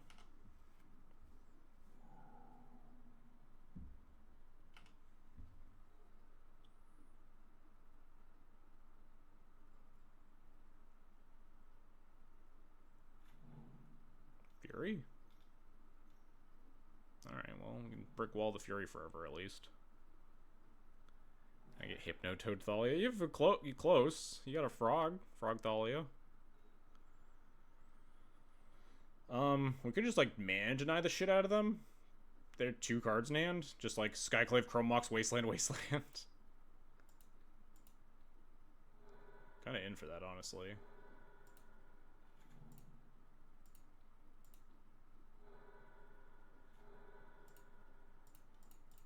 Skyclaving a 0 is a fun way to get around never being able to beat an illusion. We're just not allowed to race this ever. Thing attacks for 6, we attack for 2. We'll figure out a way to beat this Fury eventually.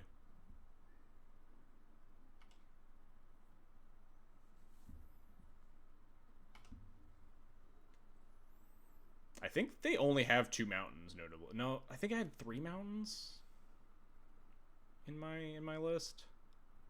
Yeah, this is just my One Ring listed probably with the like the Den in the Cavern and the main deck One Ring. This is probably me and Max's top 8 list. I truly don't remember, but I'm pretty sure I had 3. Oh shit, this is almost good. We just need a land or a white card. If only we had a 4/5 flyer. I guess not a land because I want to wasteland this tomb, huh? Just draw any white card in our game. I could just Solitude this and start attacking.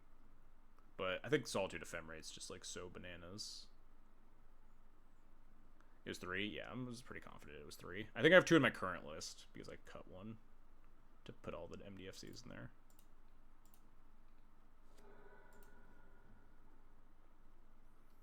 I think I am favored waiting.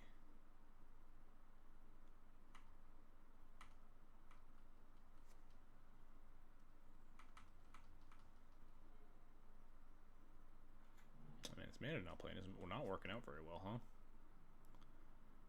Do you have the God account? Yes.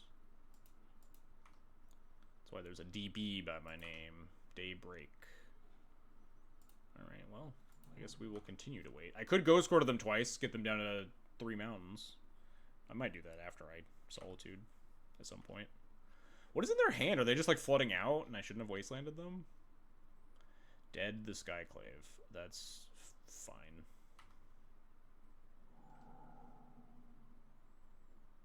Not worth saving.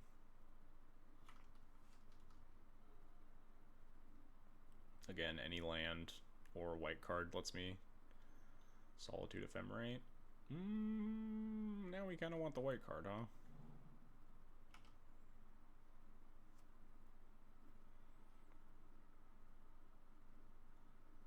Ooh, white card. They should do this immediately? They have 1 card in hand? Yeah, I just kind of need to do it immediately, huh? I guess I could, like, Witch Enchanter. Thoughts on quartering ourselves? I mean, I guess maybe I should have, huh? Wasn't really thinking about that, but almost certainly better. Kind of like almost don't want a Solitude Ephemerate, but I just need to. I need to get this Fury off the table, and like casting the Witch Enchanter is just so slow. I guess if I just cast the Witch Enchanter, I just get a 2/2, and then I have like Solitude, Hardcast Solitude, hold up Ephemerate back on the table. I like. Maybe this is insane. It still is very weird to me that this isn't a May. I wonder why they chose that.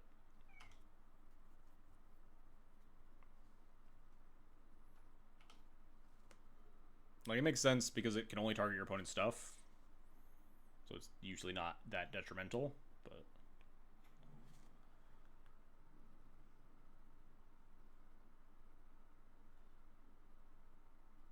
Now am I supposed to... I guess now I Solitude Ephemerate, right? I would kind of like this mom, but now we actually get value here. They could notably have Dead Gone as the last card in hand, but it also could just be a land. And if it's a Dead Gone, it's not the end of the world. We still kill this Fury, which is the card that matters.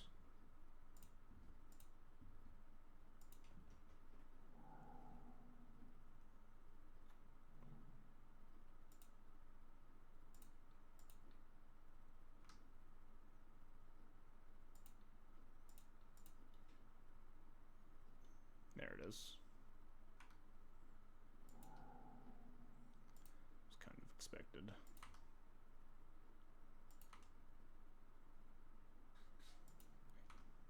You do it on their turn to try to bait them and play another creature. I guess if they top deck specifically Rabble Master. Hey, get down.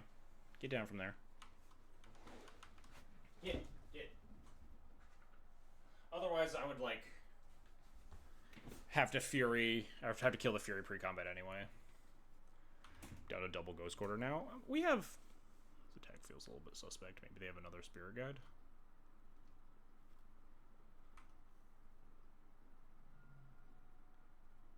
Oh, you just Ghost Quarter both the mountains. Interesting. Leave them with the city. I can kind of get behind that, huh?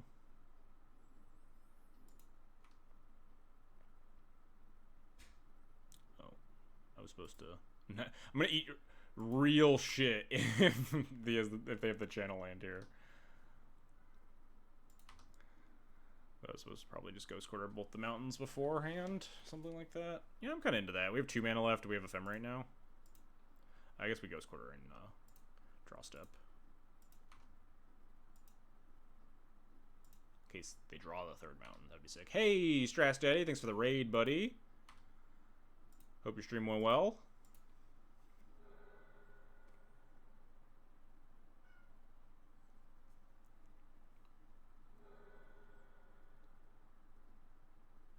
Shout out to Strass Daddy, fellow Legacy streamer. 4 mountains? That's cheating. Illegal. They need to copy my list card for card. This is Hardcast Fury. I just don't even save the Witch Enchanter, right? I just let it die. We're just completely fine still.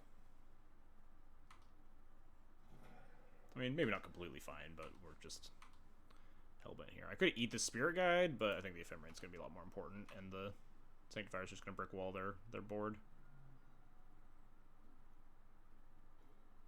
Ooh, that's not very good with my Ephemerate, huh? Could be good if they find, like, Fable or something. I was also operating under the 3 mountain idea. I'm kind of surprised to see 5 mountains. That is a lot of mountains.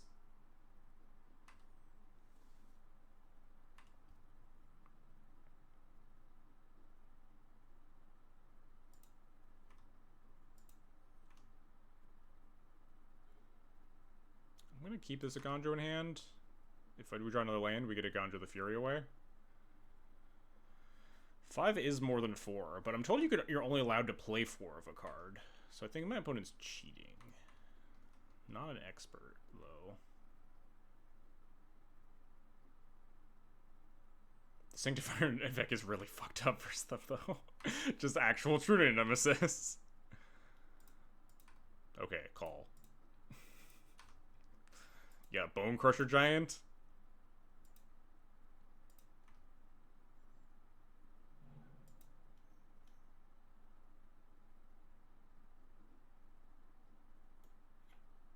Oh, they're just blowing on the Chrome Mox, sure.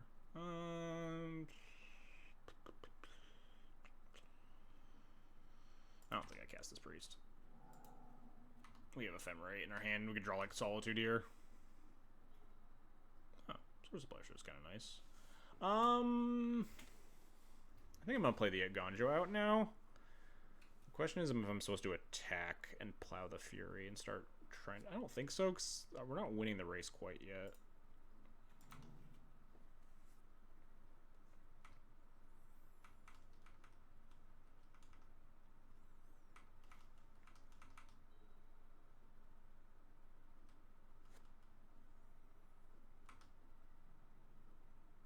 Oh, sick. This was the perfect time for them to make this attack.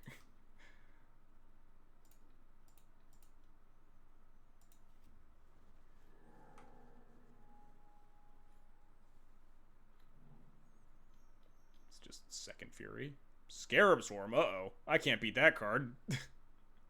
That's so many guys. This is my list, just with 5 mountains. What did they cut? Wow, we're giga dead. We're so dead to the Scarab Swarm. It's actually unbeatable. What did they cut for the mountains? I'm so perplexed. 5 is so many more mountains than I play. And they have Den, they have Gemstone Caverns. What on earth did they cut for 5 basic mountains? I think our deck has like actual 0 answers for the Scarab Swarm.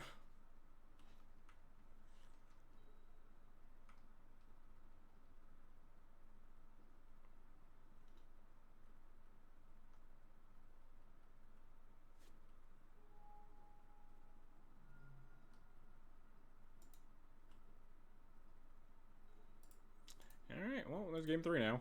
-2 Bomber Gear +2 Mountain. That's what's feeling like. Jeez. Very confused by that. I think we just run it back, though. All our bad cards are bad, all our good cards are good.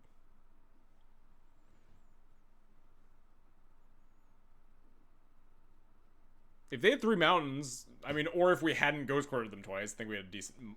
we're probably still dead that game. We just don't have the clock to kill them before they find the Scarab Swarm in that world. But yeah, if they just had 3 mountains in their deck, would have worked out a lot better for us. Certainly. This game's fine. We have, like, Mom into Sanctifier. I'm gonna go Cavern Human, Mom, Petal.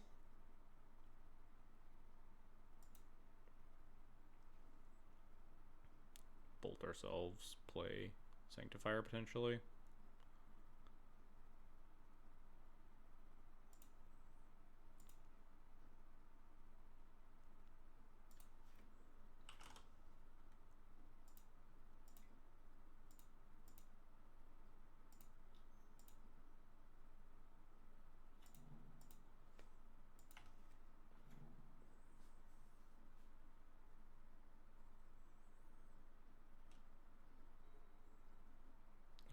I mean, if we get Moons turn 1, we're not, like, it's not the end of the world. We have a White Source and a Witch Enchanter. Find us, like, another land. Dead, sure. Dead, no land drop? Interesting choice, opponent. Interesting keep over there. I think I'm going to cast Sanctifier so I can Witch Enchanter them next turn.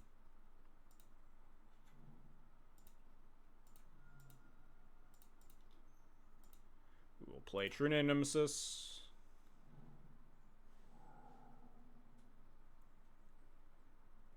Yeah.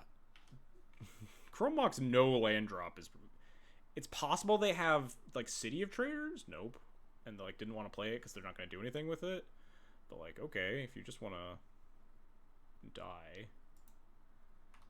Have you considered Esper D&T for the Frog? You can Recruiter of the Guard for the Frog. So that's pretty tempting. The Skyclave is good. Is it better than just disenchanting them? Witch enchanting them? I have to use the Petal either way, right? So I might as well just Witch Enchanter them. Oh, hang on. Gotta play around Force of Will.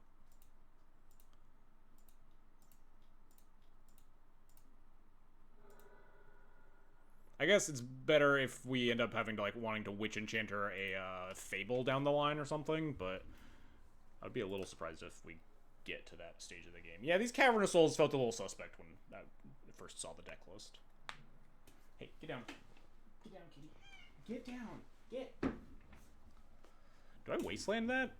I feel like I do. I just Wasteland that and play a second turn in Nemesis.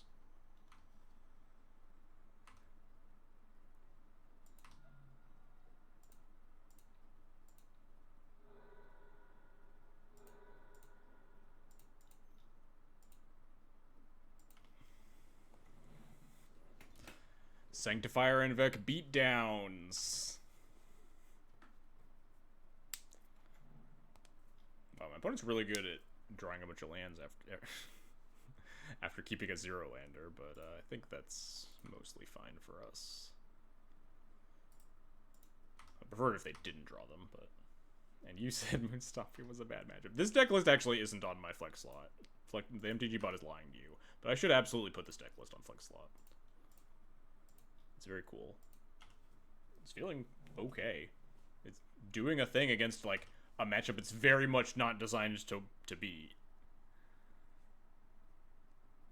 Yeah, I kind of figured a Fury was coming, but we get to keep our 2 true names. They're at 8 life.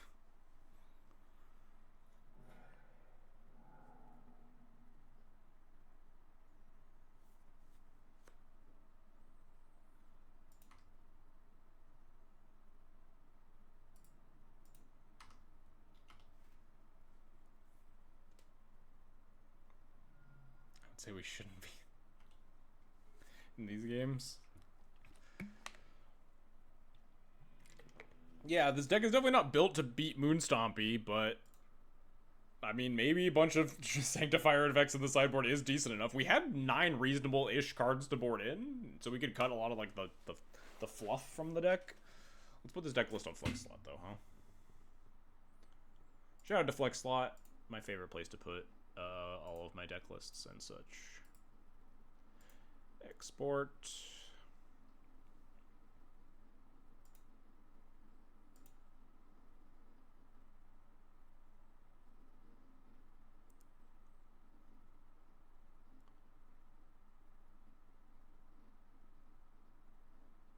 Yeah, it probably takes me all of, 30 seconds to make this deck list. Oh wait, oops, I hit the wrong button. Create new deck. Import from file. Choose file. Turbo taxes.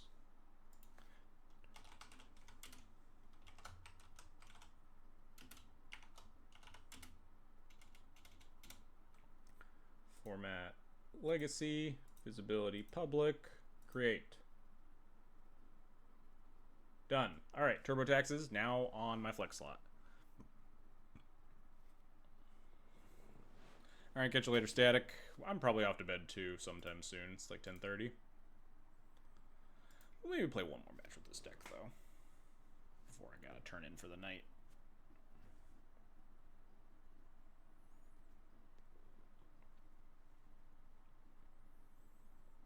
A surprisingly good maiden voyage for the deck, all things considered. I'll have to report back that I beat Moonstompy after telling him that the matchup was unwinnable. We just cast 2 Sanctifier and Vex and beat my opponent. I mean, my opponent also kept a 0-lander, which was very confusing to me. They just kept 7, I'm pretty sure. I didn't check. Maybe it was a 6, but, like, I can't imagine Chromox Dead Gone is locking in a hand. Very happy to see Yori on this D&T given my companion hatred. Fair enough. I respect it.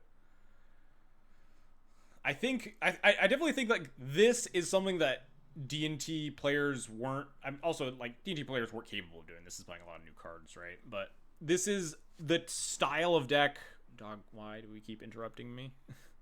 This is the style of deck that I think 60-card D&T is supposed to look like, because if you try to play, like, a regular D&T list from 2016 or whatever, you're just going to be playing bad Yori on D&T. But this deck is just leaning so hard into, like, the opposite end of the spectrum as Yori on D&T is, with a bunch of fast mana and hate bears and trying to lock your opponent out and not trying to play these long games. So, like, if 60-card D&T exists, it probably does look something like this. The deck building strikes me as very coherent, if nothing else. Undercity Sewers. I'm gonna slam this Thalia, I guess. and hope they're a combo deck and not scam. What am I pitching?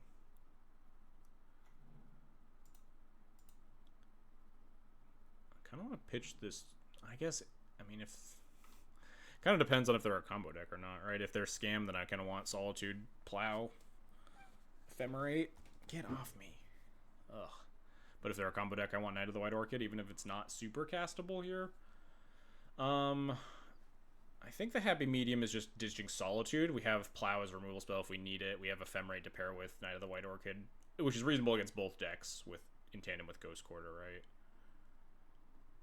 It also prevents us from getting, like, griefed and our Solitude reanimated. And then we get our Hate Bear killed by a Solitude, whatnot. Force pitch Thorible, so it is just Doomsday. Alright, we have some Stone Rains, hopefully. How many basic lands does Doomsday play? Between 0 and 2, generally speaking.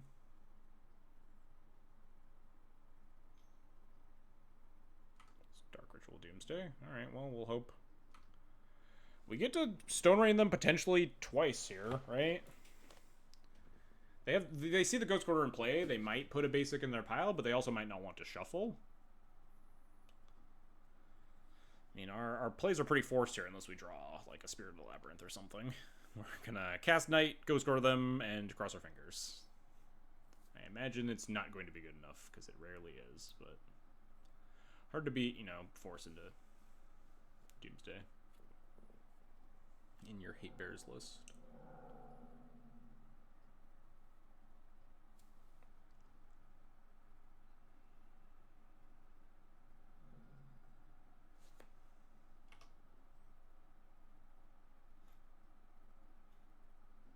Disenchanter's not very good. We could potentially keep our Petal around, which might be nice. We might be able to, like, hold up Plow here. Potentially, like, Ephemerate stuff. Keep the... Yeah, I think I'll do it.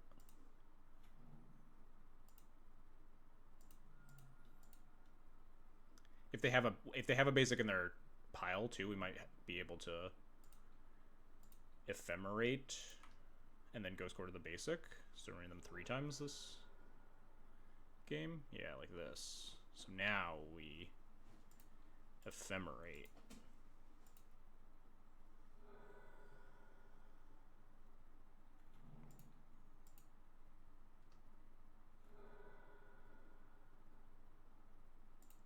And now we Ghost Quarter.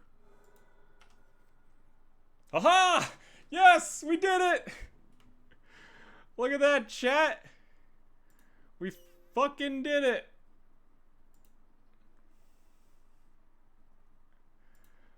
We Stone Rained our opponent 3 times! Yes! Yes! Matchup solved. Oh, that feels so good.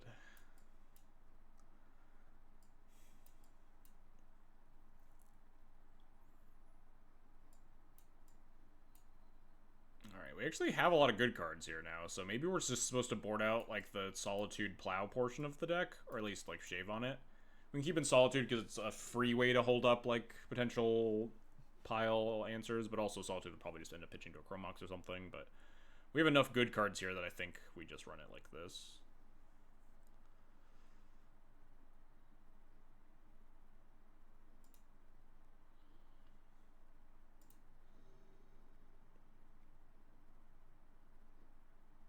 I'll keep this. It's Uncounterable Spirit into Uncounterable Spirit. It's about as good as you can get versus Doomsday, huh?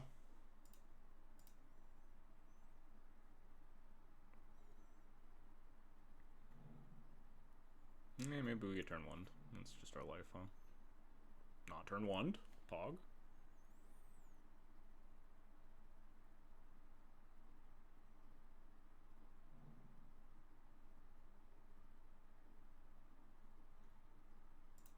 I will not be using that Chromox.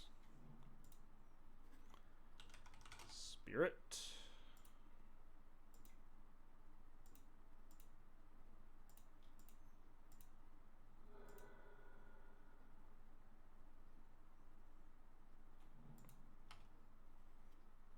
think there's a reason for me to play out our pedal here.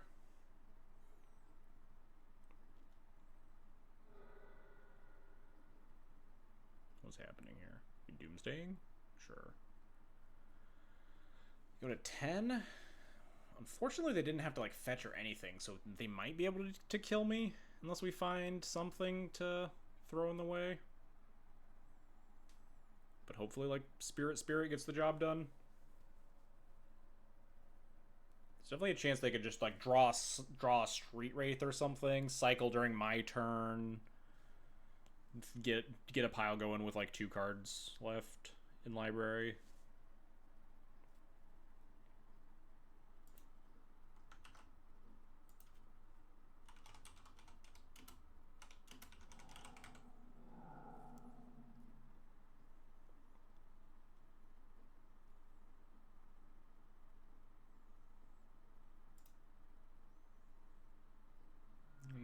Sideboard plans. Does that do anything? There could be some potential fetch land shenanigans. Arbiter is counterable, but they would need Force of Will to do it. Alright, let's figure out what they got here. Force of Will, Force of Will, Force of Will. They do have a Force of Will in hand, it looks like.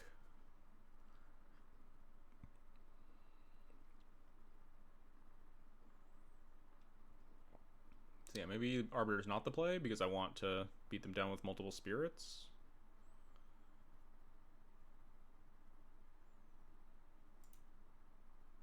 I think I like this plan a little bit more.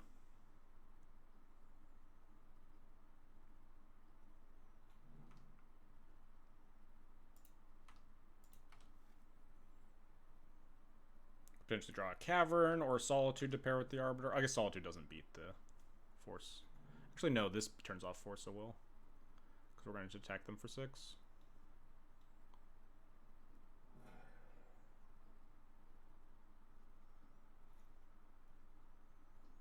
Interesting.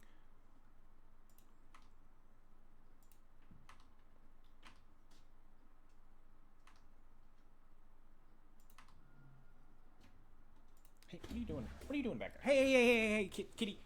Quit that. Quit that. Get out of here. Just trying to climb up the back of the desk. Unplug a wire or something. Hey, Caleb. Thanks for the huge raid. Welcome, welcome. Welcome, Caleb viewers. We're playing some Legacy here. We're playing some 60-card D&T. We just beat Doomsday. We did it this time. Caleb, are you proud of me? We beat Doomsday this time, so losing. We 2-0'd Doomsday. We even had this sick game where we stone rained them 3 times in game 1. Thank you.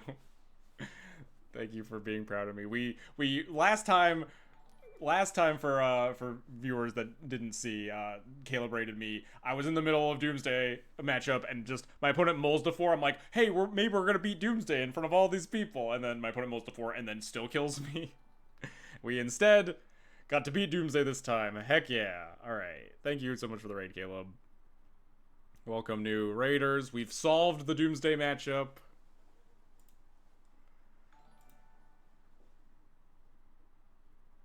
This deck list, along with all my other deck lists, is currently on Flex Slot. If you want to check it out down there, the link's below. We're calling it Turbo Taxes because it is literally, it's D&T with Chromox and Lotus Petals, supported by the MDFCs, and just a bunch of 2-drops to cast instead of the Yorion grindy stuff. How's White Orchid Phantom been? It's been pretty medium for me in regular D&T. We played a league with Yorion D&T with it, and it was kind of clunky. This deck is definitely more focused in on trying to make White Orchid Phantom good, whereas like the card doesn't generically slot into a D&T, like a Yorion D&T list as currently built, I think. But we are currently 2-0, and we're gonna keep on keeping on.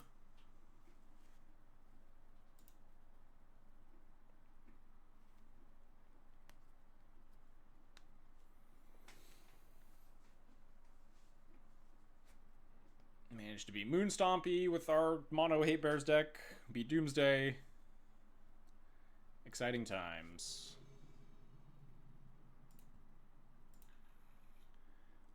Keep. Seems good. Turn 1 Thalia. Kitty, not right now. Stream Decker is still mono Stompy. Yeah, I don't always update Stream Decker, especially when I'm playing like multiple decks in a day. All of my lists will be on Flex Slot though. I don't always update Stream Decker. What do I want to pitch here? Do I want to pitch backup Thalia or do I want to pitch one of my lands? We'll have 3 mana. We don't really know what we're up against. I think pitching backup Thalia is fine.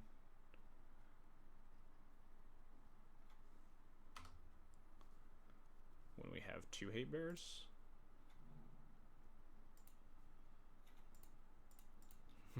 Gosh, FlexLaw, what's that? Sounds like a cool and useful website. Yeah, FlexLaw is... Oh, no, we're getting Force Willed? I don't like that. It's a great deck building website run by a very cool guy named George Jabor. Good friend of mine. It's a great place to catalog all your decks. And I have a bunch of sideboard guides on it for Twitch subs. Although most of those probably aren't the most relevant right now in the new MH3 meta. We will be building MH3 sideboard guides as the meta advances. All right. DRCs. We're against Delver. Razorgrass Ambush actually pretty reasonable here. I think I'm going to take 3 to play around Daze. Might be a little loose.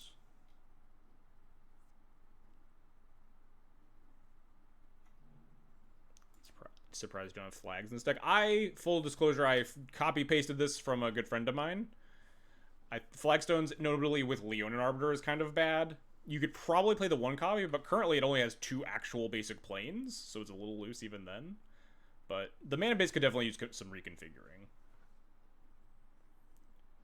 Oh man, Lightning Bolt. That's not very nice.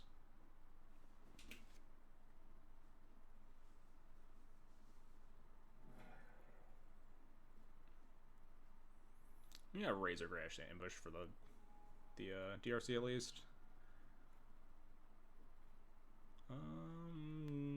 No huge reason to play with the pedal right now. I guess no huge reason not to though. Yeah, this deck could definitely, like, the deck is currently on like 4 Cavern of Souls, which is maybe a little bit loose with the creature types. You could maybe fit in. I would. In a different mana base, you'd definitely play like 1 Flagstones to just target with your own Knight sometimes.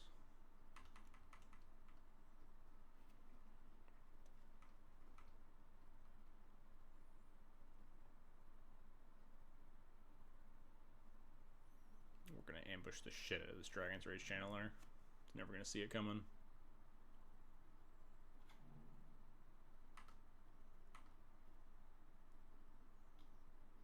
Surprise. Flagstones need basic planes. Well, I mean, we also don't have any non-basic planes.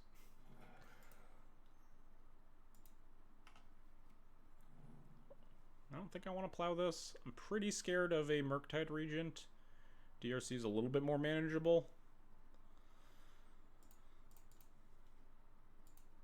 A little late to the party, Leonin Arbiter. I guess my opponent's only fetched once. But yeah, this is kind of the downside of putting Leonin Arbiter in your deck in 2024 is sometimes your opponent has some lands that tap for mana and your card's kind of textless.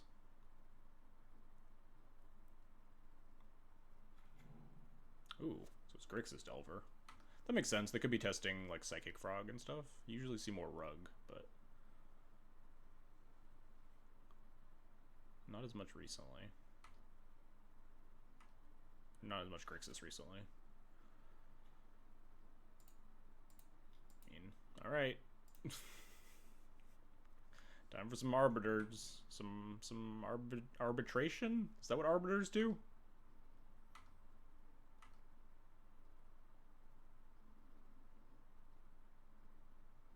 Bowmaster?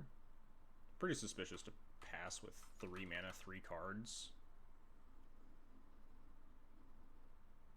Yeah, Arbiter makes Flagstones a little tough. Like, I definitely wouldn't play multiples. For that reason. Is Molten Collapse one of the Arbiters? That's kind of fine.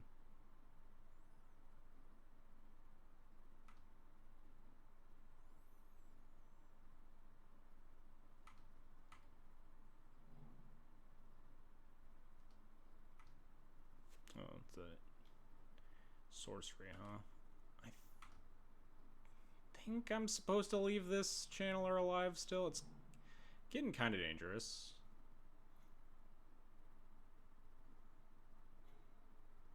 We're not in a great spot to try to, like, race it. And if they had Murktide, they likely would have cast it. Not this turn, but... there's a chance I'm just supposed to be taking this DRC off the table.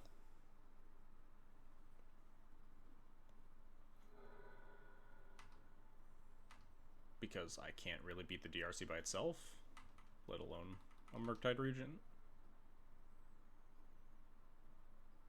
And just, like, letting them surveil a bunch.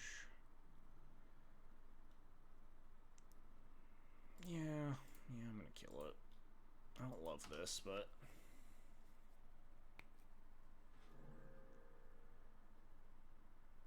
instant Murktide? Yeah. Of course. The worst of both worlds. Oh no, they're just fetching. Nice. That's much better for me than Murktide Regent.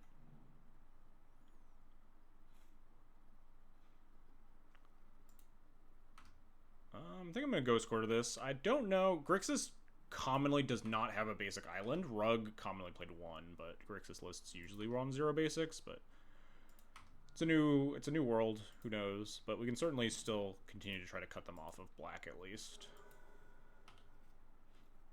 Yep, no basic. Oh, we have Arbiter. That's true. That's how that card works. I can read my own cards, I promise, chat. I haven't played Ghost Quarter Leona Arbiter in years. I used to do this in Modern in, like, 2017.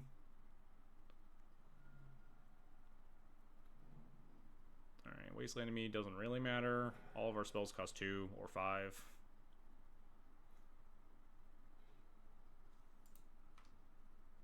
It's Ephemerate. Gonna get them when they attack, when they don't flip the Delver again and then attack.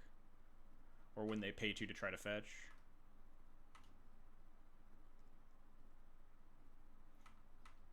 Alright, no flip. Dang. Flip off Lightning Bolt. It's kind of the worst of every world. Do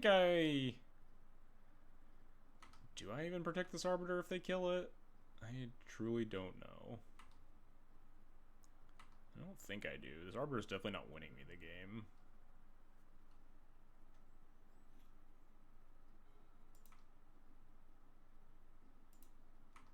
I will protect the Spirit of the Labyrinth, or at least try to. I imagine the Ephemerate's probably going to get dazed. We haven't really given them an opportunity to daze this whole game, I think.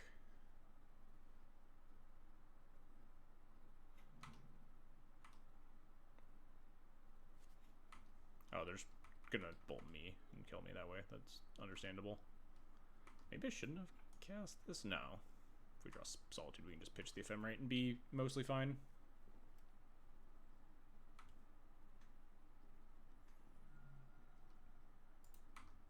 Solitude?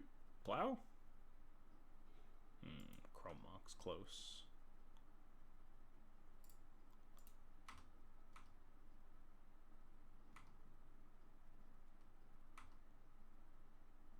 If I'd plowed the DRC the turn that I decide, like, I hemmed and hawed on plowing it, and if I plowed it that turn, I should have plowed it the turn prior.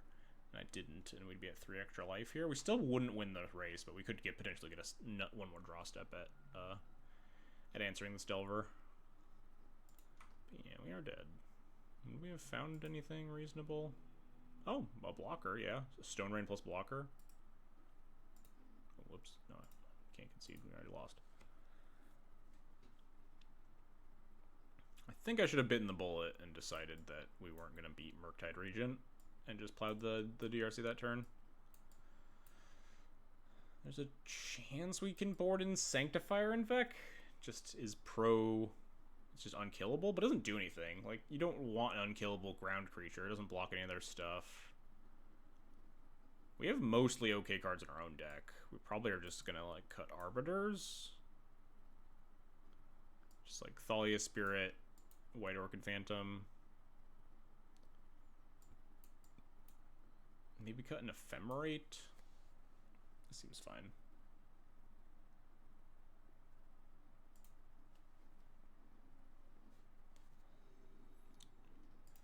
love to play first? Mother of Runes, removal spells, seems fine. Hey, derpers, thanks for the follow. DRP3, what? I give up. I yield. Nailed it? Nice. Got it in one. Easy.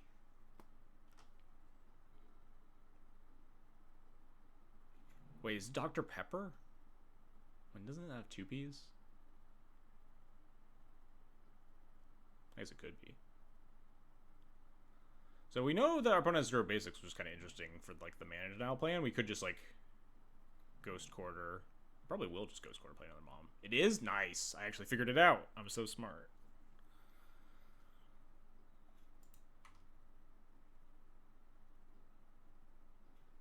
We don't know that. I mean, they didn't find a oh, right. They didn't find a basic because we had a Leonin Arbiter. True. But also, what the hell am I doing this turn? I'm pretty confident that Grixis, like, very frequently plays 0 basics, and I don't think Psychic Frog is an incentive to play a basic island in this deck, because it taxes your mana more. It wants you to play more duels. It's enough that I will cast my Mother of Runes first to play around days a little bit better. But I do think I am going to go square this.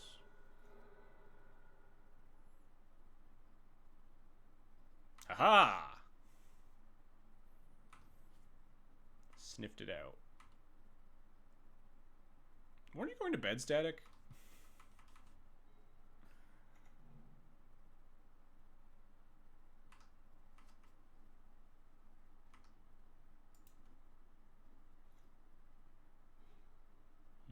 A lot of Solitudes. I mean, we just have a bunch of removal spells.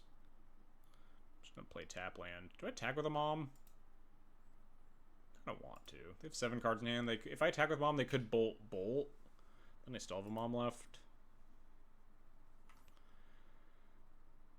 I think we go battle mom here. We're not like attacking into Orcish Bowmaster here. Maybe this is like a tiny bit aggressive. But I do need to kill my opponent and currently have no real ways of of making a clock. I'll probably stop attacking as soon as they hit like a second land drop like this. Just no longer allowed to attack with moms. Give him my cheeky 1 damage. Is this just Murktide? Just 4/4 Murktide? Makes sense. Oh. Sure. Can't really do anything about that, but I don't particularly care. I mean, on my I am a Chrome Mox Lotus Petal deck, so it could definitely blank some draws. This Chrome Mox is already pretty dead in our hand, though. I don't want to get dazed, but it's not getting any better for me, huh? Almost certainly getting dazed here. Yep. Now I think I will attack with 1. One of our spells was probably getting dazed at some point here. We have a bunch of 2-drops. We could like wait, try to find a land, but a chance they don't actually have daze. We haven't presented like a real thing for them to force of will either. Pretty happy just jamming. We gonna get mana denied? I guess. I feel reasonably ahead given the state of my hand, but we really don't have a clock. Man, this no rod suddenly getting me, huh? Would love to White Orchid Phantom my opponent's land.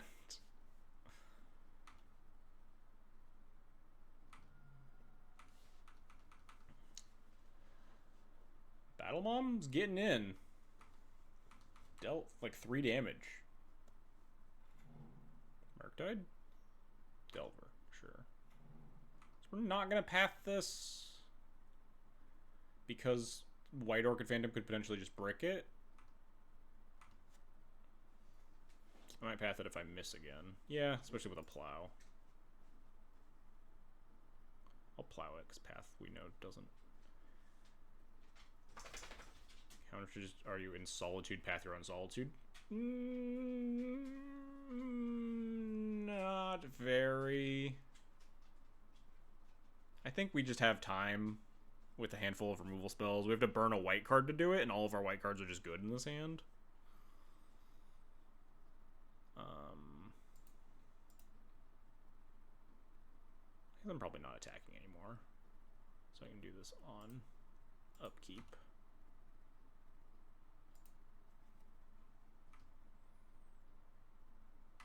Guess that lets them look at their top card, but I also don't really care about that. They can't, like, fetch the card away or anything anyway. This lets them hard cast a daze or something. Ooh, force. I will absolutely accept that. Our hand is nothing but more removal spells. And a Knight of the White Orchid that can block, or White Orchid Phantom that can block it. Flip off Brainstorm. Good card to find. I really want to find Cavern of Souls, huh? Would be a real sicko draw. We got some time. We got multiple removal spells to clear this Delver out if we don't find the land.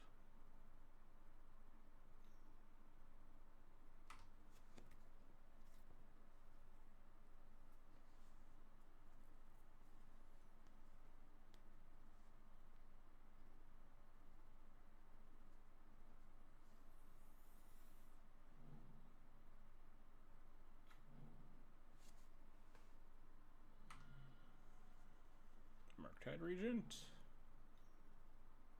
DRC, sure. It's a little bit more annoying because we can't block that one with White Orchid. We could kind of perpetually block it with Moms, with like Mom plus Flyer at some point here. Oh, we did it. We found the card. Spirit.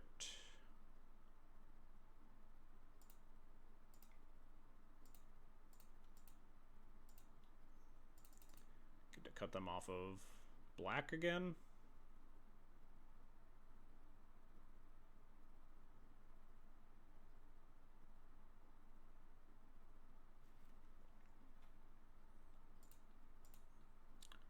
Bang. More Stone Rains. This deck is very gratifying when you're like doing your thing. You get to like Stone Rain people more. Just 4 Ghost Quarters, 4 Knight of the White Orchids, 4 Wastelands, Ephemerate for White Orchid.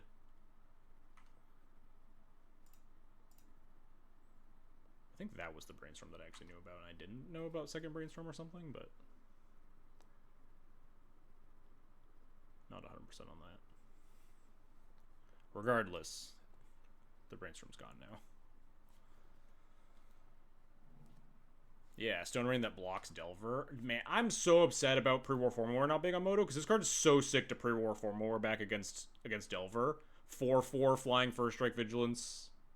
Like, just brick walls all of Delver's non-Murktide threats. This card is so sick with Pre-War Formal War.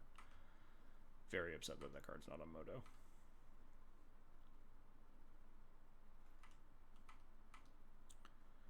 Question is, am I supposed to block here if they just send DRC? Do I like attack with White Orchid plus activate Mom? They only have 2 cards in hand, so I think the answer is yes.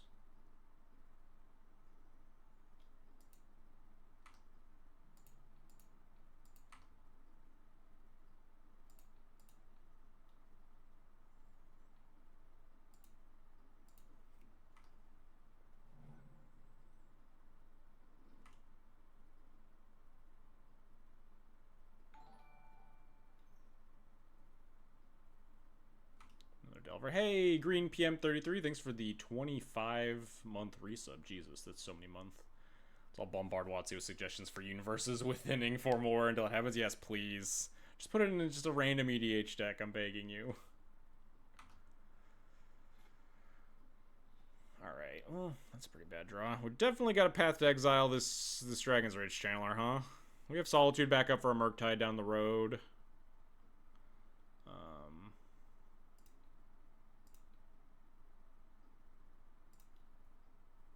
Right now, Mom and White Orchid Phantom will just have to hold down the fort.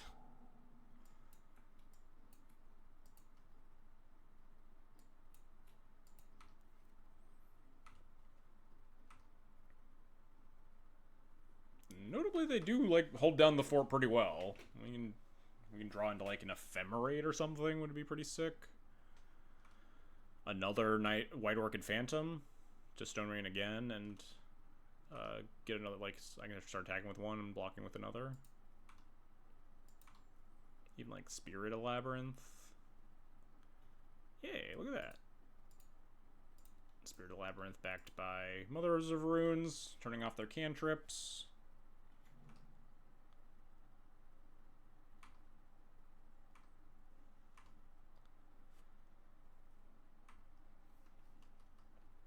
At some point we can try to race here. I wonder if it was this turn I was actually supposed to attack. Reveal Meltdown. Well, that's not very good for them here. That's good for me.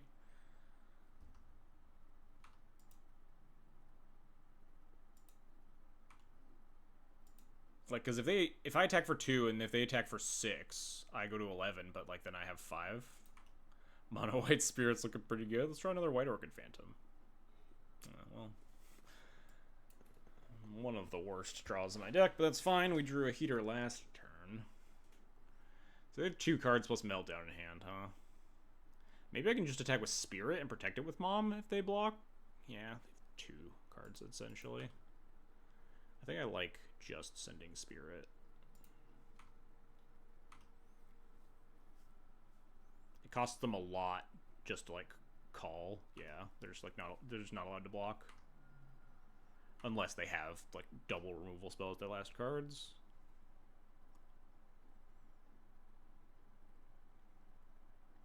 Because White Orchid doesn't, or like, blocking now doesn't require me to use a Mom, because it's not trying to just chump or bounce off a DRC. It just brick walls Delvers because they have 2 toughness, and White Orchid also just has First Strike.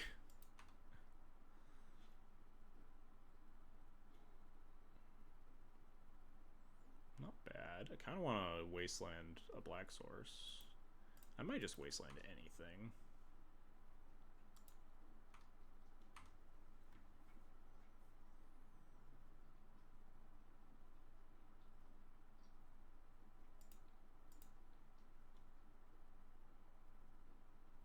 You also have Lightning Bolts.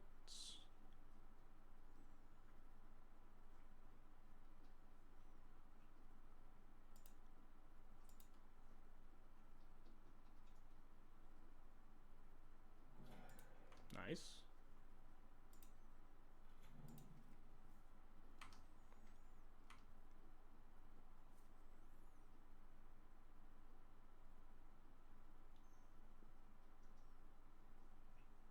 Lightning Bolt, tap the other Mom. They targeted the tapped one. I might just let it die. Is that insane? Just let the one Mom die rather than let them, like, take the Spirit out of play, potentially. Now that one Insect Elaboration is down, I can just start attacking with White Orchid next turn, and just the one Mom up is fine. I think I'm kind of fine with this exchange. They should have targeted the untapped one, I think. Because then I just have to activate.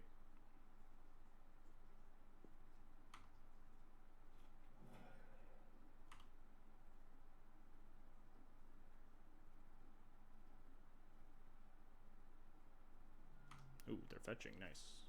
They just also have Bowmasters here. That's why they bolted.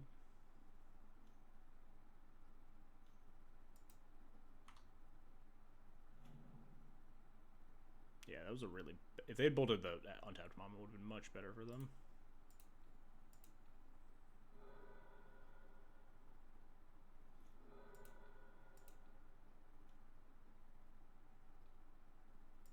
Pro Black means they don't get the token here.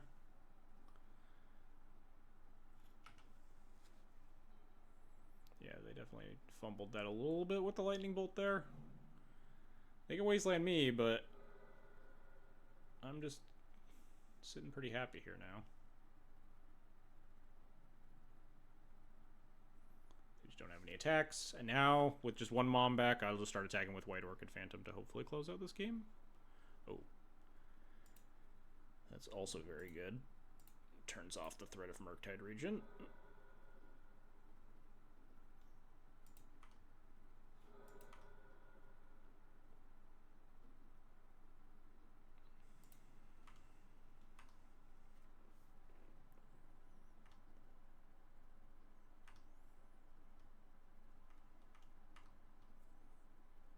Battlecruiser magic. This is certainly some kind of magic, huh?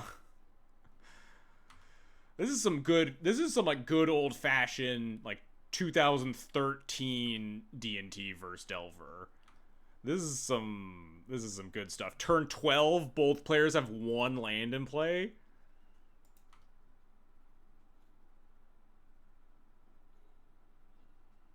I almost want to Solitude this Bowmaster and just crunch for 5.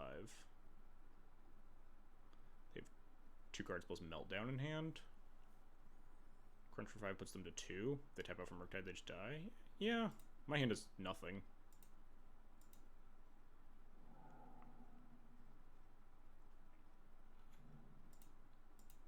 I guess this actually puts them to 3 because they're getting life, but yeah. What a game. What a game that was. Brain Surge had me bring back JTMS today in Modern. Oh dear. I'm sorry for your loss, I guess.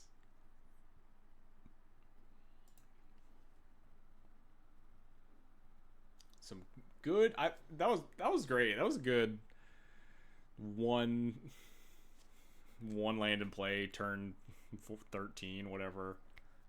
Delicious. 3 Spheres of Resistance, a Thorn and Amethyst, and 2 Rand Arbiters. Yeah, that's playing some magic right there. Alright, this is a little bit slow. We kind of want to draw a white card to, like, uncounterable Thalia, and then back it up with Hate. This also would be better on the play, but what can you do? Also, the uncounterable Thalia means that it's a very counterable Skyclave, which is kind of awkward, because Skyclave is definitely a card I would like to resolve.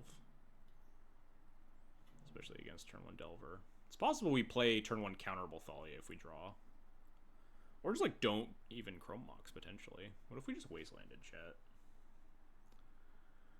What if we just, like, try to mana deny the opponent with Wasteland Ghost Quarter, and then eventually just Caverned out a Skyclave on this 1 threat, and hope that that's the plan? This hand isn't really conducive to a ton else. Kind of into that.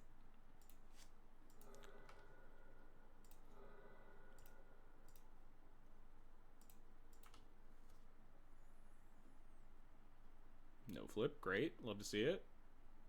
Excellent. Going straight to attacks. Also love to see it.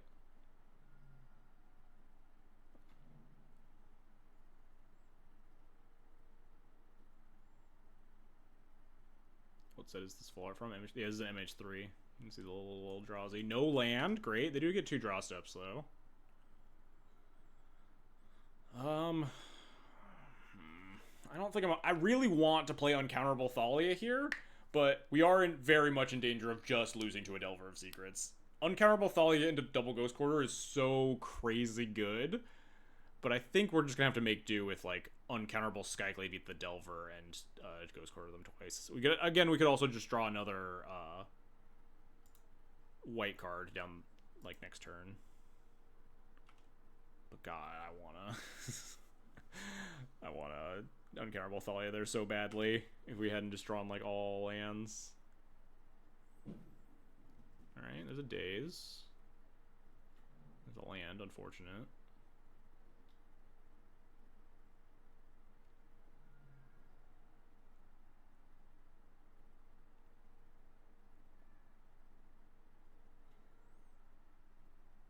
Alright, we're probably pitching this Mom, huh? I think with double Ghost Quarter, Thalia is pretty reasonable, and Mom is just not very reasonable.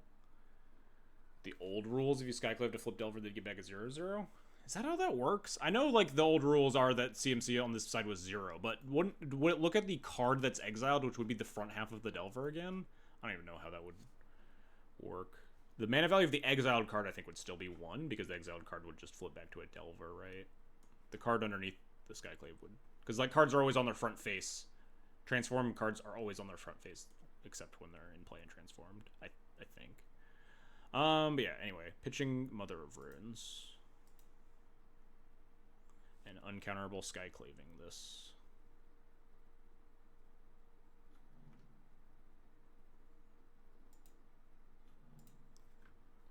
Spirit.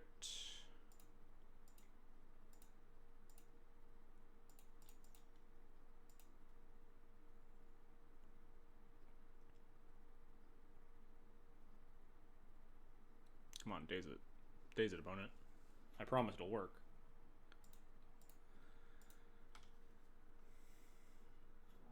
It's really unfortunate that we kind of want... I might have not wanted to lead on this basic planes, honestly. Because now it's really awkward. If we want to play Thalia, we really want to have lead with Caracas.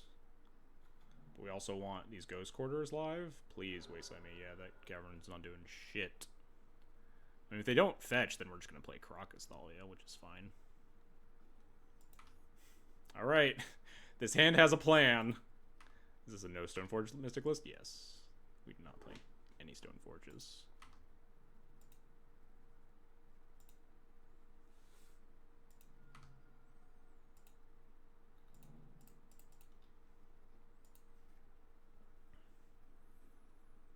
This hand certainly has a plan, and it is Stone Rain my opponent numerous times.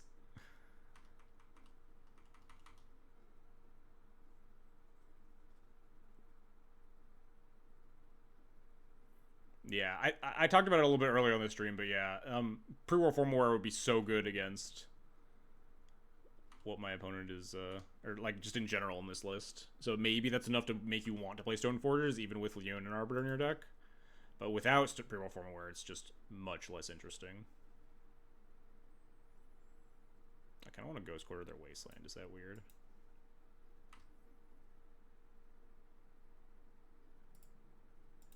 Like, Wasteland does help them cast their spells because of the Thalia attacks. They obviously get to Wasteland my Caracas afterwards, which is sad, but, you know.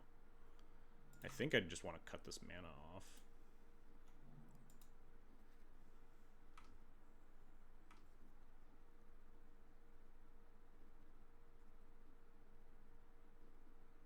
They might Wasteland my Ghost Quarter here. That'd be... Oh, they're just fetching? Deal. Oh, you're gonna... cast a... This is completely fine. You're just gonna target the Thalia. Thalia's gonna get Caracas. I'm gonna Ghost Quarter the thing. You're not gonna get a token.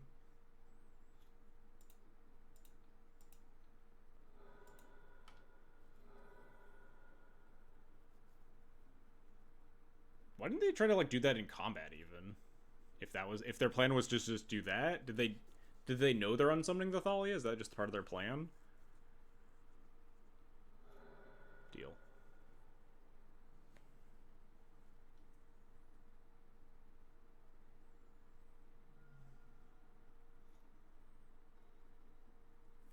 Dog, not right now. I should have read the cards. Alright, Thalia resolved, which means we just get to attack. Come on, get off me.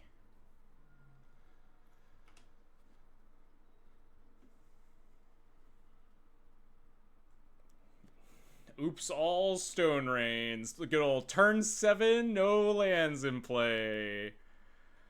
Oh man, this deck is making me feel things, chat. I don't know about you, but I miss this. This is some old school D&T shit. Have you ever kept Optimus Prime Legacy? No, I don't think any of the Transformers are actually Legacy playable. I think the there's a white one, Ratchet Field Medic, which is like you can think about it in like weird white artifact decks, but none of them are very real.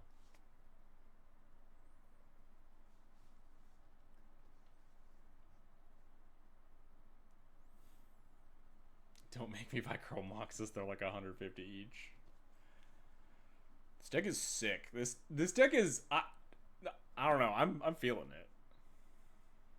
Yeah, the Transformers are Legacy legal. It's just whether they're Legacy playable is the main issue.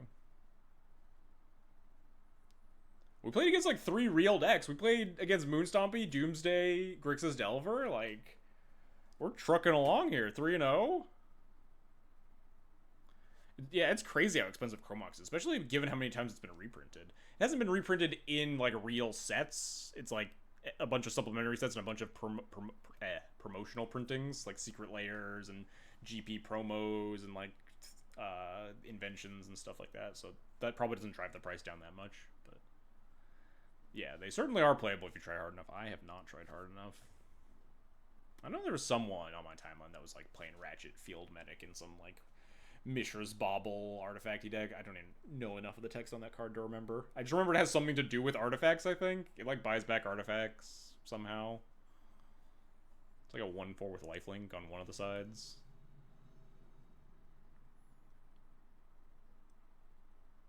Alright. We have potential uncounterable Leonin Arbiter or like Mom. Depends on what the opponent's doing. Human NPC is our opponent.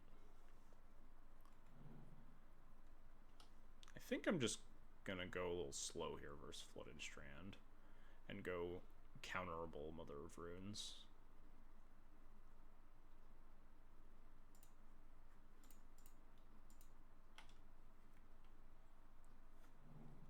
Wow, MTGBot doesn't even try to tell you the text on Ratchet. This is just too much. It just gives you the Scryfall link. Just look at it yourself. Cheering against Chromux for that reason. Mine are the ugliest set imaginable. I had like a mismatched set for Turbo Muxus. I have, which promos do I have now for Moonstompy?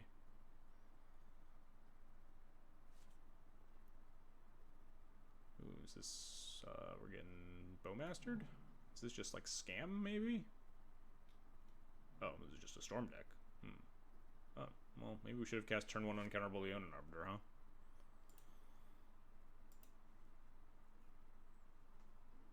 We made our bed. Now we must lie in it. This is the 6th Doomsday opponent, or I guess 6th Dark Ritual opponent, 3rd Doomsday opponent, 4th Doomsday opponent we played against today. We draw Spirit of the Labyrinth here would probably be the best draw to try to win.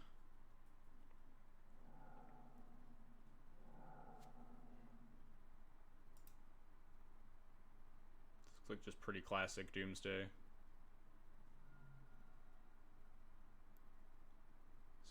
Spirit of the Labyrinth, right here, bang. I think I just Ghost Quarter and Leonin Arbiter them and pray.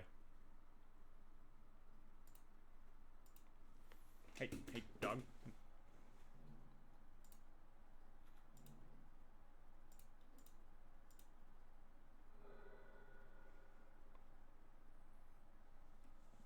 Get down from there.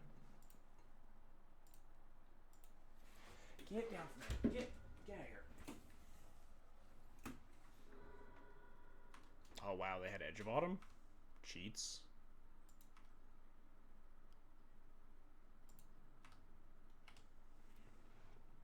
We are probably dead. Leonin Arbiter is not a real hate card here. They were already prepared to sacrifice a land, so they were ready to go down this mana source.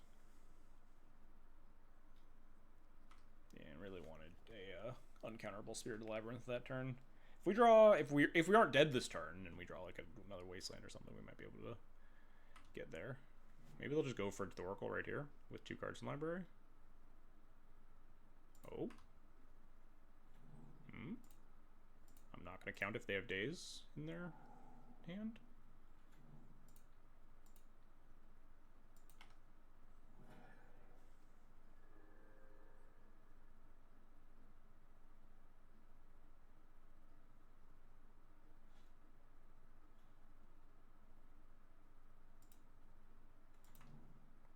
They haven't conceded yet, which makes me think that the bottom of their library is just like second Thassa's Oracle, and we're still dead, but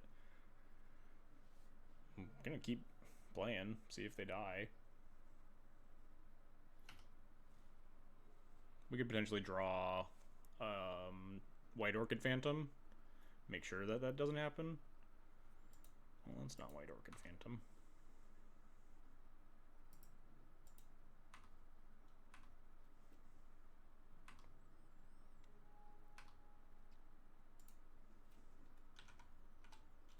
It doesn't matter. I'm just gonna put it on human. Make them not think about cards too heavily. But I think we're just dead to double Thoracle. Just seems like it's gonna happen. Yeah, unfortunate.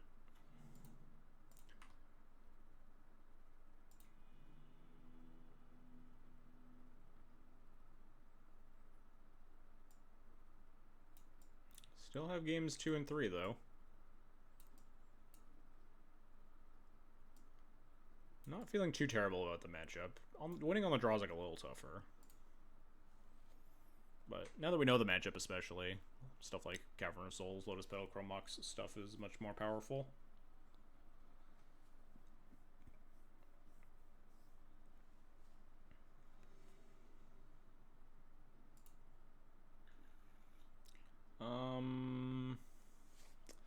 So Mindbreak Trap isn't super good versus Doomsday. This hand is does have like a bunch of reasonable cards though. Plus the Mindbreak Trap makes me kind of inclined to keep it rather than try to mulligan for specifically turn 1 Hate Bear.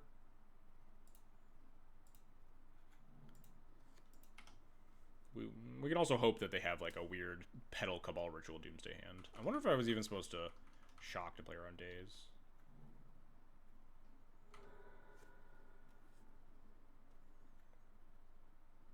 Okay, looks like we're probably not dying, huh?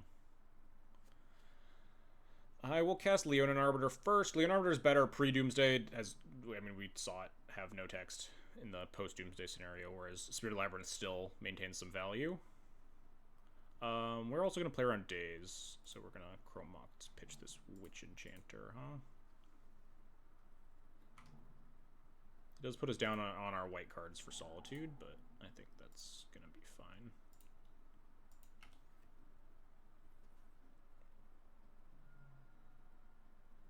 Let's Force of Will. Because, like, if we cast Spirit there, and then they untap, cast Doomsday, and we just have an Arbiter, then we just look like fools. Even though Spirit is a card I would rather play there. Oh, shoot. I was hoping they would, like, cantrip into it. Oh. Well. Still kind of terrible for me. They have to take the trap here, though. Wait, are they not Doomsdaying me? Oh, sure.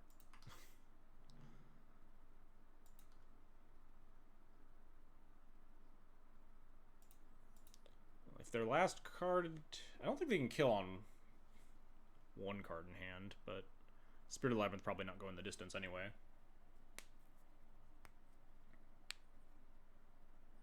Can't beat Force of Will, Thoughtseize, turn 2 Doomsday. We can't beat 6 Dark Ritual decks today. I'll settle for a 501 record against Dark Rit.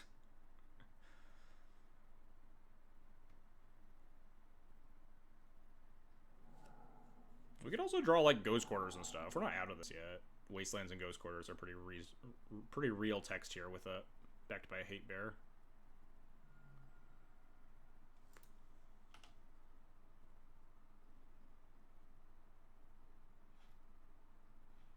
Like that one.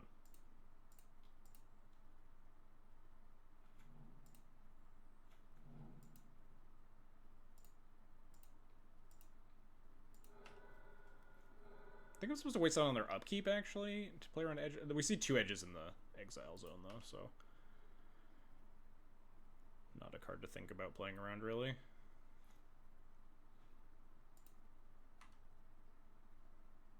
This could just be Consider into Kill You.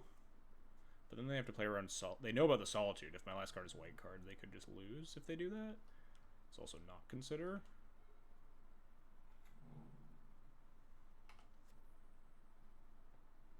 Are we still dead? It's a white card. That's good.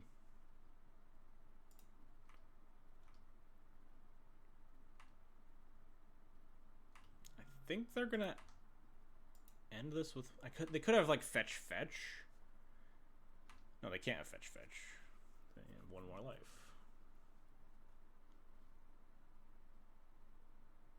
Oh, well, I guess that'll do it. just cast Fatal Push.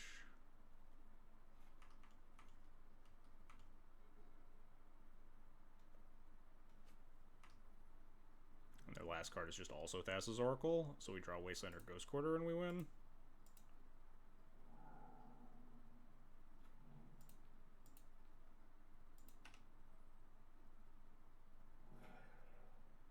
I was supposed to hold up Hardcast. Wait. Oh, I'm stupid. Could I have just held up Hardcast Oracle and won there? Shit, I didn't even think about that. Do they have a Daze? Oh, shoot. I think I just potentially threw the game there. If I had held up Hardcast Solitude. I should have counted for dazes. Looks like they just don't even have any dazes in the deck. Dang. But yeah, if I just had Hardcast Solitude, kill the Thoracle, and then have a 3-power creature to just kill them. Because I could have played my land and played Lotus Petal. Dang. With 0 dazes in their deck, they might just board them out on the draw. Oh well. Yeah, one more match. We'll just finish out this league.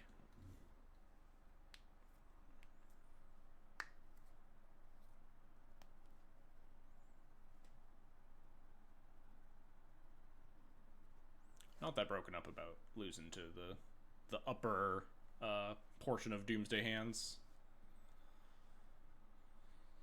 Force of Will plus Thoughtseize plus turn 2.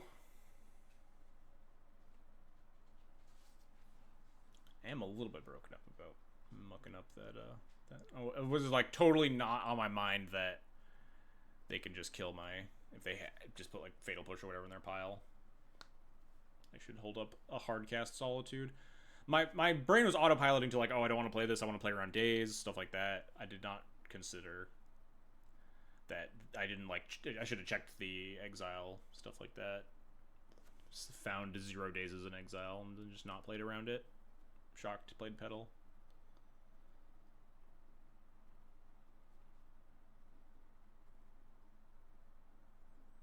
One more round in me today, though. And then it's off to bed. We're dropping frames like crazy. When did that happen? Chat, have we been dropping frames all day? Has anyone noticed anything? Suddenly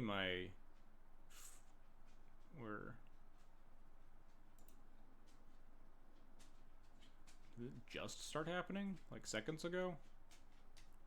I can't tell. Hopefully my computer can survive one more round. All of Twitch has been, as far as you can tell. Interesting. Okay, well, maybe it's not a me problem. Maybe it's a weird Twitch connectivity problem or something. Like, not a ton of frames. It's like less than 1% of frames for the stream.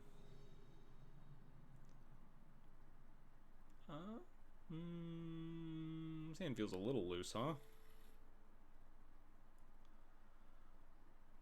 Almost no, like we have 1 permanent mana source. This is effectively like a one-lander. One-lander where we can cast like a turn 1 Arbiter. On the play, maybe, like you can get away with turn 1 Arbiter or something. But I think we can mulligan this. Alright. This hand has a plan. I think I'm bottom Solitude.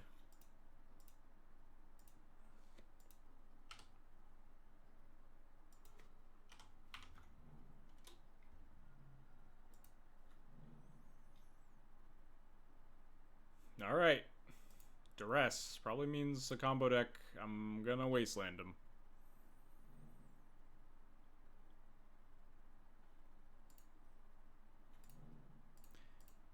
Getcha.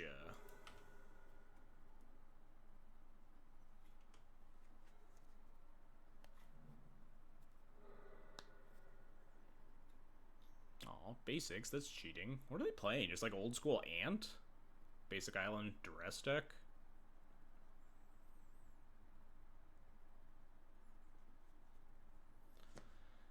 Kind of want to just find one of our several hate bears. That's not a hate bear. It's in fact a pretty bad card in this matchup.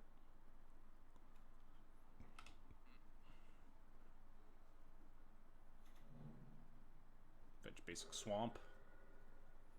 Yeah, this feels like pretty oh, this is just Doomsday with Duress? Okay. I don't commonly see Duress in Doomsday, but not out of the question, certainly.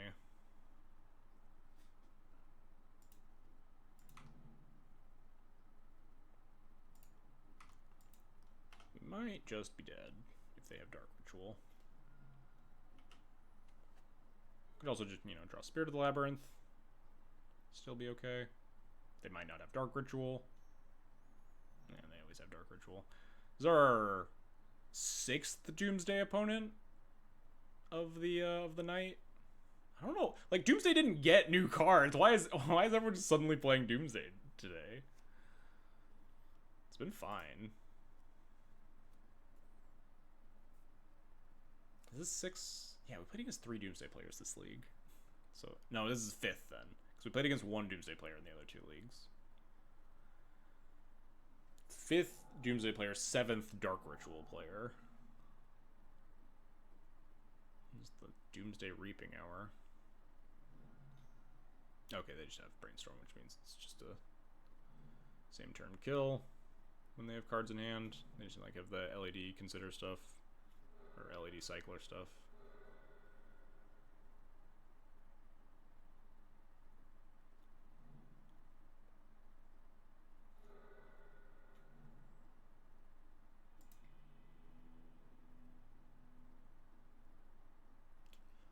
Alright, well, we're very experienced at boarding for this matchup.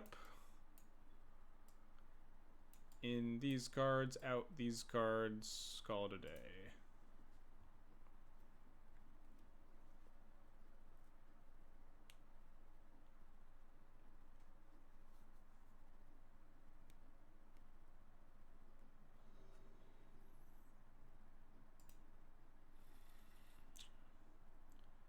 Oh, yeah.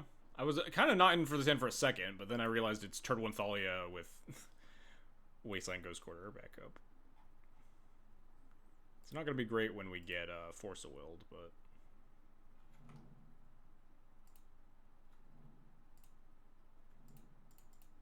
I guess I'm supposed to probably play Plains there. We know they have 2 basics, so they're incentivized to fetch out the first basic, and the second basic isn't that good still.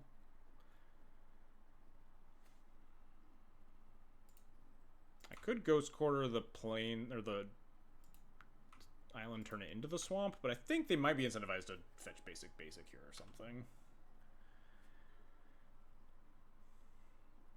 So concealing the Ghost Quarter info might be nice. Yeah, like this definitely feels...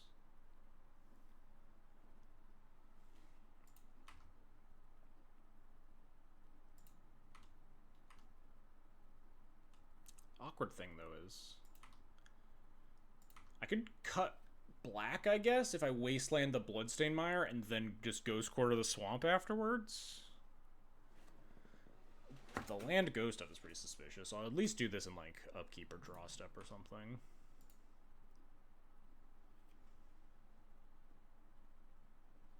I guess, no, if I Wasteland the Bloodstained Mire with the Ghost Quarter face up, they just fetch a non-basic, and then the Ghost Quarter doesn't get them, right?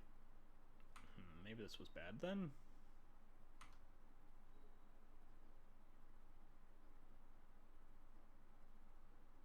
I think I might Solitude Ephemerate here, honestly. Just put a 3-power creature into play. Oh. Yeah, well, now we're definitely going to do it, huh?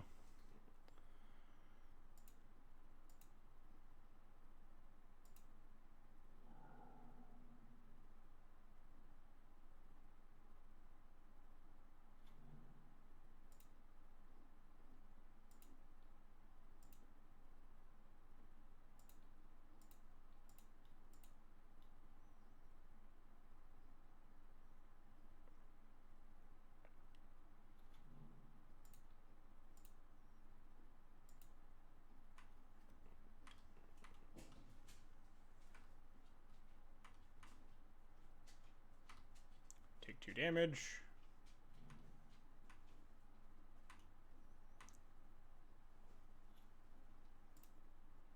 I will choose not to cast this. Oh, Spirit's a sick draw.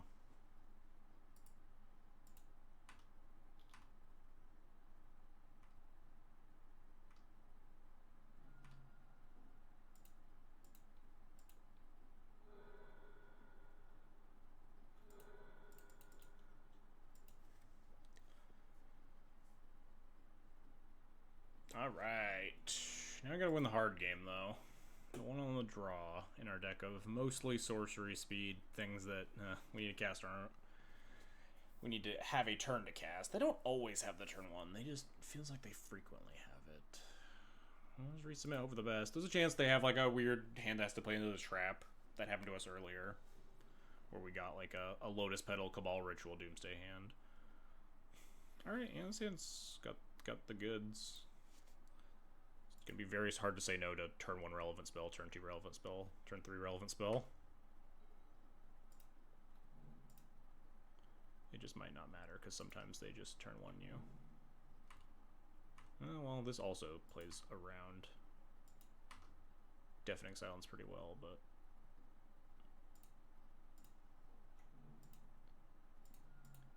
it perhaps doesn't play around triple uncounterable Spirited Labyrinth that well.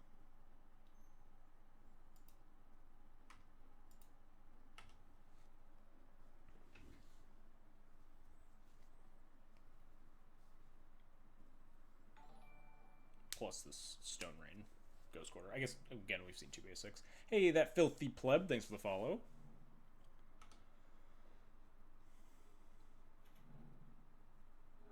Okay, Fetch is good because it shaves a turn off the clock of Spirit into Spirit here. And Spirit into Spirit might be able to beat Doomsday. Honestly.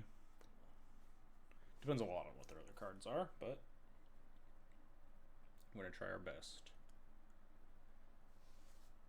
Spirit into Spirit Ghost Quarter, all of that, like, holding up Solitude as well. We definitely have a shot of still winning this game.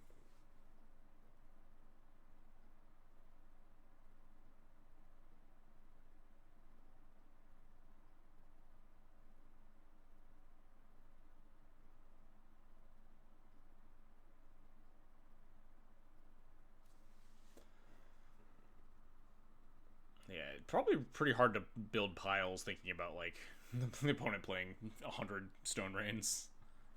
You maybe, but if you build, like, fetch, Thoracle, land pile or whatever, then you might lose to, like, Leonin Arbiter or something, potentially.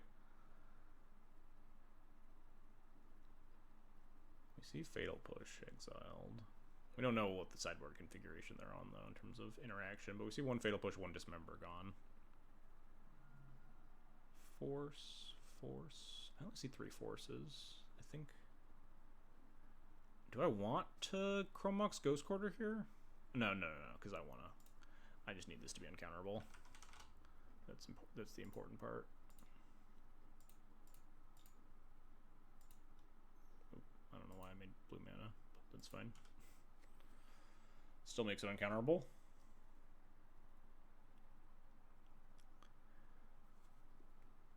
There's a chance that, like, with Spirit of the Labyrinth and the mixture, we can induce them to cast a non-creature spell into Thassa's Oracle with a non-empty library, and then we can get them with Solitude as well.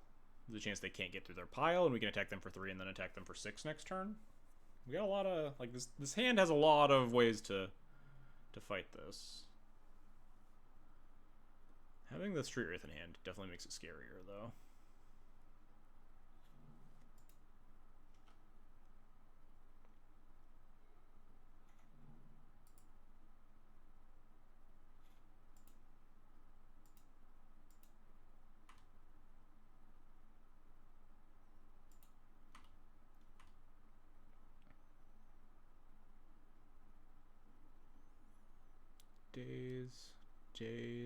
Days. Are there only 3 days?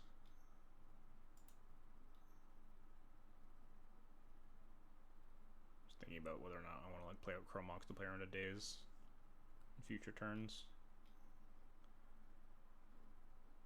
Oh, interesting. I could, like, Solitude my own Spirit to prevent this Surveil one. They're gonna, with the Surveil one, they're gonna mill to 2 cards, fetch to 1 card, draw to 0 cards, and then we lose. So I think I do actually want to Solitude my own Spirit here.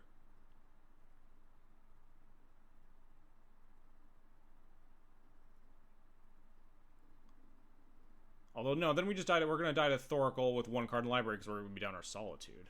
But we can't win, though, is the other issue, right?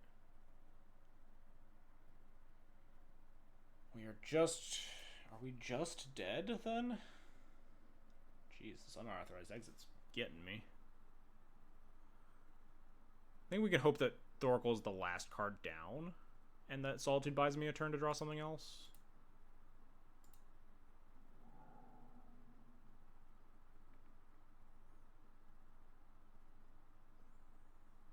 Drawn to like another wasteland.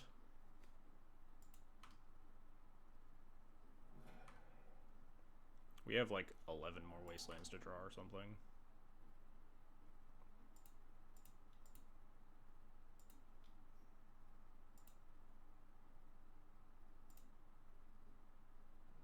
Oh jeez, okay, they should also hit Street Wraith.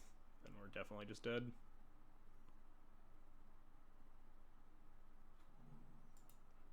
Surveil just didn't matter then. Unfortunate. We tried our best.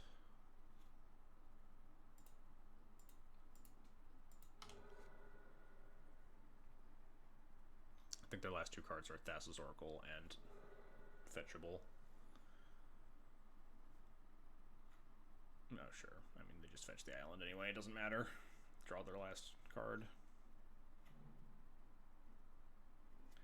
Unfortunate. We went 3-2 against Doomsdays, and that last game was like pretty tight. But them's the breaks, huh? Alright. It's a little bit late for me, so let's find someone to host real fast. So I can get y'all watching someone else.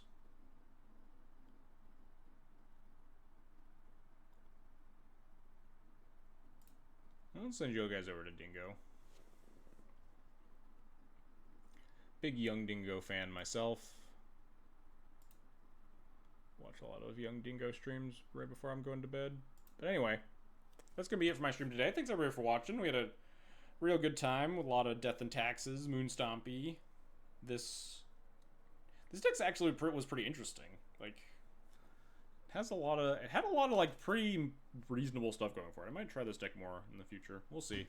A lot of stuff's going to change now that MH3 is out, so we'll see the meta develop over the week.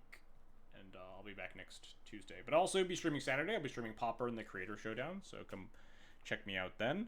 If you like the content, you can always follow me on Twitter, subscribe on YouTube, follow me on Twitch, that sort of stuff. Subscribers on Twitch also get access to all my sideboard guides. But thanks everybody for watching. Hope you had a good time. And I will send you guys all Dingo's way.